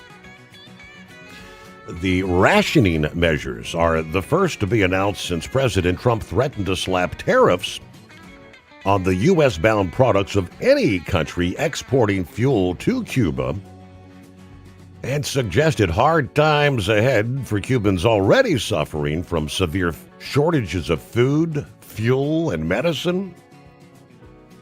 Government ministers said the measures would guarantee fuel supply for key sectors: agricultural production, education, water supply, healthcare, and defense. Their Commerce Minister, Oscar Oliva, striking a defiant tone as he laid out the plans of the government, details of the government plan. This is an opportunity and a challenge that we have no doubt we will overcome, he says. We're not going to collapse. The government will supply fuel to the tourism and export sectors, including for the production of Cuba's world-famous cigars, to ensure the foreign exchange necessary to fund other basic programs. If we don't have income, we will not overcome this situation. Domestic and international air travel will not be immediately affected by the fuel rationing, he said, although drivers will see cutbacks at the pump until supply normalizes. The government said they will protect ports and ensure fuel for domestic transportation in a bid to protect the island nation's import and export sectors. They also announced an ambitious plan to plant 200,000 hectares or 500,000 acres of rice to guarantee an important part of our demand, but acknowledged fuel shortfalls would push the country to depend more on renewable energy for their irrigation needs and animal power for tilling the fields. Their education minister appeared on the same program, said infant care centers and primary schools will remain open and in person, but secondary schools and higher education would implement a hybrid system that will require more flexibility and vary by institution and region. As a priority, we want to leave open the primary schools. Now, top officials also said health care would be prioritized with a special emphasis on emergency services, maternity wards, and cancer programs. It sounds like it's a pretty dire situation there in Cuba. Meanwhile, see what Pup has going on this morning. What's happening, Pup? Hey, good morning, Steve. Hey, I got a question for you after this next statement. My wife and I went over to Salina this last weekend, which takes us right by where that bad wreck was. Mm-hmm. You know, there wasn't one skid mark. Not one. But the question that I had for you on this Mrs. Guthrie. Nancy. Mm-hmm. Uh-huh. Did they ever show proof of life for that lady? No, sir. And that's one of the keys that everybody's talking about right now. The fact that there has been no proof of life raises another big question. And I mean, for the family to say we will pay with their announcement Saturday, like the $6 million in Bitcoin, It's like, Right. do you pay? And I mean, I don't know. I mean, I'd be thinking. Oh, sorry. There's got to be a way for the FBI. I mean, they talk about Bitcoin being untraceable and all that. There's got to be a way that they're going to be able to figure out who gets that cash, wouldn't they? Well, that was my second question, because you remember back when these companies were getting hacked and stuff, Yes. that ransomware and Yeah. stuff? Didn't the FBI put a tracker on those Bitcoins and find the ring group that was doing that? That's exactly what I was thinking. I mean, I know it can be done. I don't know, what it entails, but they've done it before. Gosh, I sure hope that lady's okay. But man, she's went a long time without her medicine and that thing that attaches to her pacemaker. Yeah. Hey, are you all excited about getting up above freezing this week? I am. I mean, upper 40s is going to feel like a heat wave. Yes, I'm ready. Yes. Melt some of. I mean, the ice dams in my gutters are unbelievable. I got to melt this stuff. Oh yeah, we got another 3 inches of snow there Saturday night into Sunday morning. I had to plow the driveway up so the wife could go to church. Wow, we got lucky. I think we got a dusting at best. Did you? Yeah. No. All right, Steve. I just had that question and let you know about them skid marks and stuff. So- Other than that, we're sitting back listening. So it sounds Have like a good show. another scenario where never even hit the brakes. Traffic stopped ahead, right, and just swerved and too late. All right, thank you much, pup. Have a great morning. Switching gears, I think we all had kind of forecast these kind of things coming down the pike. We're taking you back to the COVID. Forced vaccine. How many hundreds of thousands or millions of people were forced to, as they said, take the jab if you want to keep your job. Recall that? A former Chicago White Sox pitching prospect has now filed a federal lawsuit for $19 million, alleging he suffered a career-ending arm injury after being required to receive the COVID vaccination as a condition of continued employment, like so many others. Isaiah Carranza, a right-handed pitcher who was drafted by the White Sox in the 12th round 2018, filing the complaint in the U.S. District Court for the Northern District of Illinois against the Chicago White Sox Ltd. And the Office of the Commissioner of Baseball. Now, according to the complaint, Carranza alleges he was compelled to receive a COVID vaccine in 2021. Defendants mandated that plaintiff, along with other minor league players, receive the vaccination under threat of career-ending consequences. After receiving the vaccine, plaintiff suffered severe adverse health reactions with little to no support from defendants who denied him necessary accommodations, denied that the COVID vaccination was connected to the symptoms, made false statements regarding any potential links between his symptoms and the COVID-19 vaccination, and retaliated against his repeated request for assistance and reasonable accommodations. Ultimately, plaintiff's reaction to the vaccine ended his professional baseball career, they say. Now, Carranza claims he objected to the vaccination and requested accommodations, but ultimately felt he had no meaningful choice if he wanted to continue pursuing his professional baseball career. Shortly after receiving the vaccine, Carranza began experiencing severe pain and dysfunction in his pitching arm. He claims the injury impaired his ability to throw at a professional level, ultimately ended his prospects as a professional pitcher. Now, he alleges the defendants were negligent in enforcing the vaccination requirement and failed to adequately warn him of potential risks. The complaint claims the defendants prioritized compliance with league-wide policies over individual medical concerns and player safety.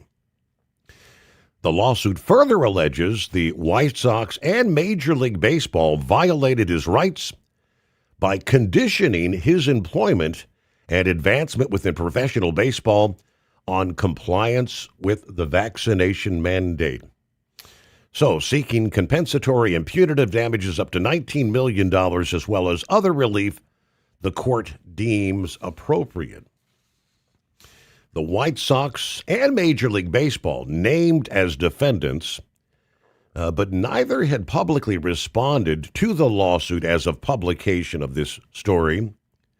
As we recall, those vaccination policies implemented by the minor leagues during the 21 season as part of the broader pandemic safety measures. The policies varied over time and were subject to negotiation with the players' union for major leaguers, although minor league players were not unionized at the time. Now, his lawsuit is among a small but growing number of legal challenges nationwide alleging injuries linked to workplace COVID requirements. And when it comes to the vaccination, we'll see. The court will determine whether the case proceeds to trial, or is resolved through pretrial motions or a possible settlement. But we're kind of reflecting back.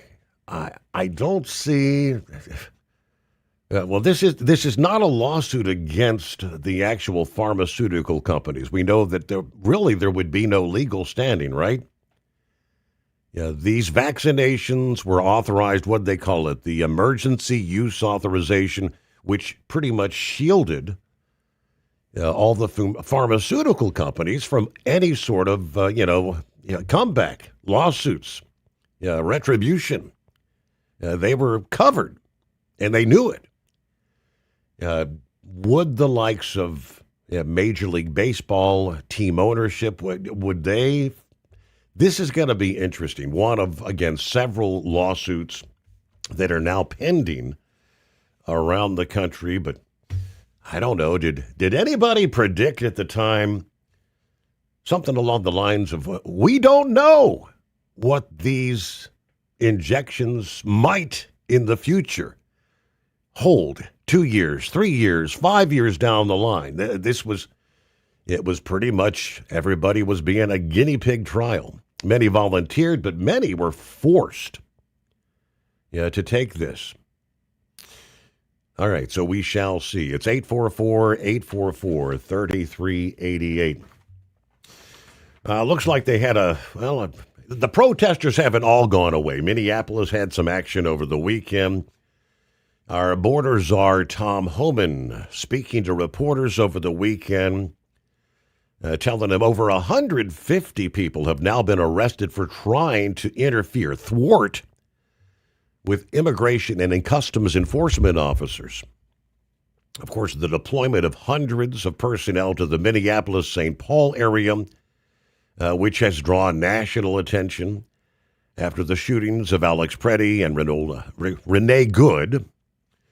Homan told reporters, on Wednesday of last week, ICE had arrested over 250 criminals, including 14 convicted of homicide, before discussing how many people had been charged under Code 18 U.S.C. 111. At the same time, professional law enforcement officers should and need to be able to perform their sworn duties without being harassed, impeded, or assaulted. He said, I want anyone, to report instances of alleged misconduct or wrongdoing. And there is a way to report that.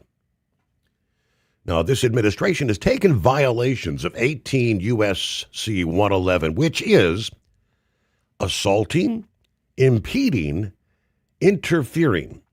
We are taking that seriously, Homan said. If you violate the law, you will be federally prosecuted. In the past month, 158 people have been arrested for violation of 18 U.S.C. 111. 85 cases have been already accepted for prosecution, and the rest are still pending.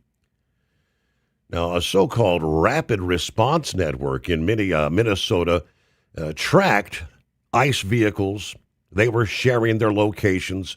They requested backup to engage with those agents, which, as we've all witnessed, occasionally led to physical confrontations. Yeah, both good and pretty were involved in such a network. Meanwhile, Homan also said ICE has taken over 250 criminals into custody during the operation. As part of the surge, numerous criminal aliens have already been arrested. Taking a lot of bad people off the street. Everybody should be grateful for that. Now, we know that the president declared an end of the temporary protected status for Somalis on November 22nd, days after the City Journal published that report on the fraud in Minnesota. After that surge of enforcement was announced, that's when you had the mayor, the Democrat Mayor Fry, who said at the time police would not be cooperating with the operation, would not be assisting immigration and customs enforcement there in any form or fashion. Last week, of course, announcing the drawdown of some 700 federal personnel, but there are still approximately 2,000 on the ground there in the Minneapolis-St. Paul area. Want to put your business on a brand that is heard in some of the biggest radio markets on some of the biggest radio stations in the United States? Or maybe you want to have your brand take advantage of the explosive growth in podcasting. Why not do both? The Steve Summers Overnight Drive offers the best of both worlds and is ready to put your business at the front of everyone's waking thoughts. I'm sorry, am I moving too quickly for you? Well, at least you'll be on their mind in there somewhere. For sure, the Steve Summers Overnight Drive was recently named one of the top 15 late-night shows in America. So advertising on the Steve Summers Overnight Drive will put you in front of the very clients you want to walk through your front door. Interested? Maybe you want to take a test drive, kick the tires, do a sample tasting, which might be kind of gross. Get details at overnightdriveradio.com or email rwild@lubricationspecialties.com. And let's put the Steve Summers Overnight Drive to work for you today. Well, we're off the air. For good, I think.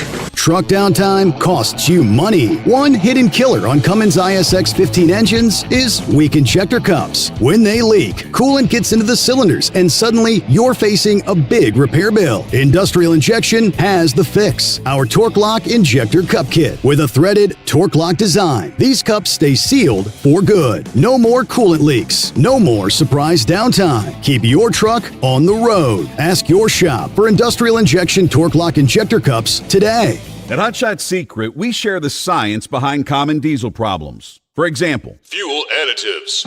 Most fuel additives either impact performance or provide protection. Hot Shot Secret Everyday Diesel Treatment provides both performance enhancement and fuel system protection. Everyday Diesel Treatment delivers a 6-in-1 premium fuel treatment for every fill-up, every time. Everyday Diesel Treatment is available at truck stops, Tractor Supply, O'Reilly's Auto Parts, and online at HotShotSecret.com. Your factory fuel filter is letting you down. AirDog heavy-duty diesel fuel systems don't just filter your fuel. The AirDog fully optimizes your truck's fuel system for peak efficiency. The factory-provided filter simply removes particulates and water from fuel. The AirDog system removes all contaminants, including entrained air, water, and particulates, and feeds the engine pump with optimal pressure. Check out airdogdiesel.com to learn how you can capture every bit of performance and efficiency from your fuel system.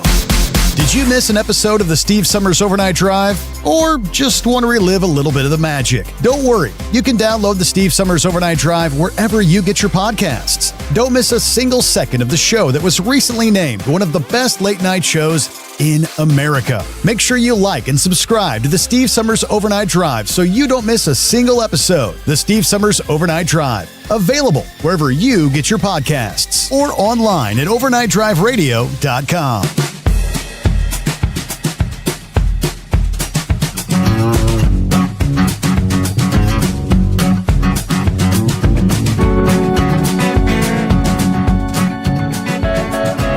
Meanwhile, I about guarantee there'll be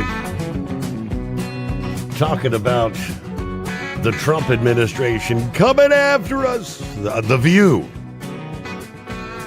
Yes, ABC's long-running daytime talk show, The View. Apparently, the Federal Communication Commission launching a probe into The View over what they call the equal time rules for political candidates. After an interview with the Texas Democrat, James Tallarico. According to the report over the weekend from Reuters News, Tallarico appeared on the show, I guess, last Monday. Now, we've all heard about this equal time rule over the years. The FCC's equal time requires broadcast television and radio stations to provide legally qualified political candidates equal opportunities to use the airwaves if one candidate's given airtime. Obviously, a policy that's designed to prevent broadcasters from favoring one contender, or I should say party, over another. Yeah, the rule applies only to over-the-air broadcast, not the likes of podcast and things of that nature, Facebook, YouTube.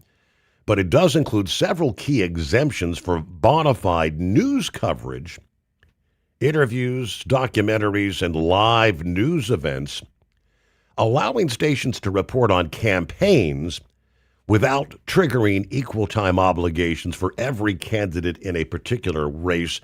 It was just here a few weeks ago the FCC clarified their guidance on the equal time rules to include the likes of talk shows under the statutory equal opportunities requirement, including their airing of late night or even daytime talk shows, which that's the category they will fall under. Now, while the FCC has historically allowed a bona fide exemption for news programming that avoids equal time obligations, they now say they've seen no evidence that interview segments on today's late night or daytime talk shows meet that standard in any fashion. Moreover, the program that's motivated by partisan purposes, for example, would not be entitled to an exemption under the long-standing FCC precedent. Any program or station that wishes to obtain formal assurance that the equal opportunities requirement does not apply in whole or in part is encouraged to promptly file a petition for a declaratory ruling that satisfies that requirement for a bona fide news. Is The View a bona fide news source? No, it's a daytime talk show. So hey, we wrap up a Monday. Thanks for being with us. The Steve Sommers Overnight Drive.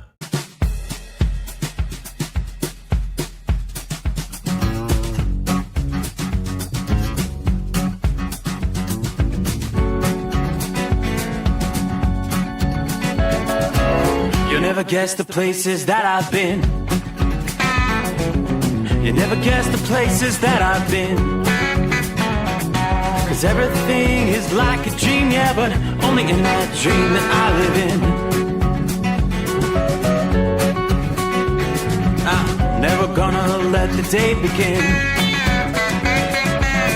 Never gonna let the day begin. 'Cause everything is like a dream, yeah, but only in that dream that I live in. Oh, don't wake me up before you go, and I'll just make this bed my home. Oh, darling, please just let me sleep. Give me my dreams.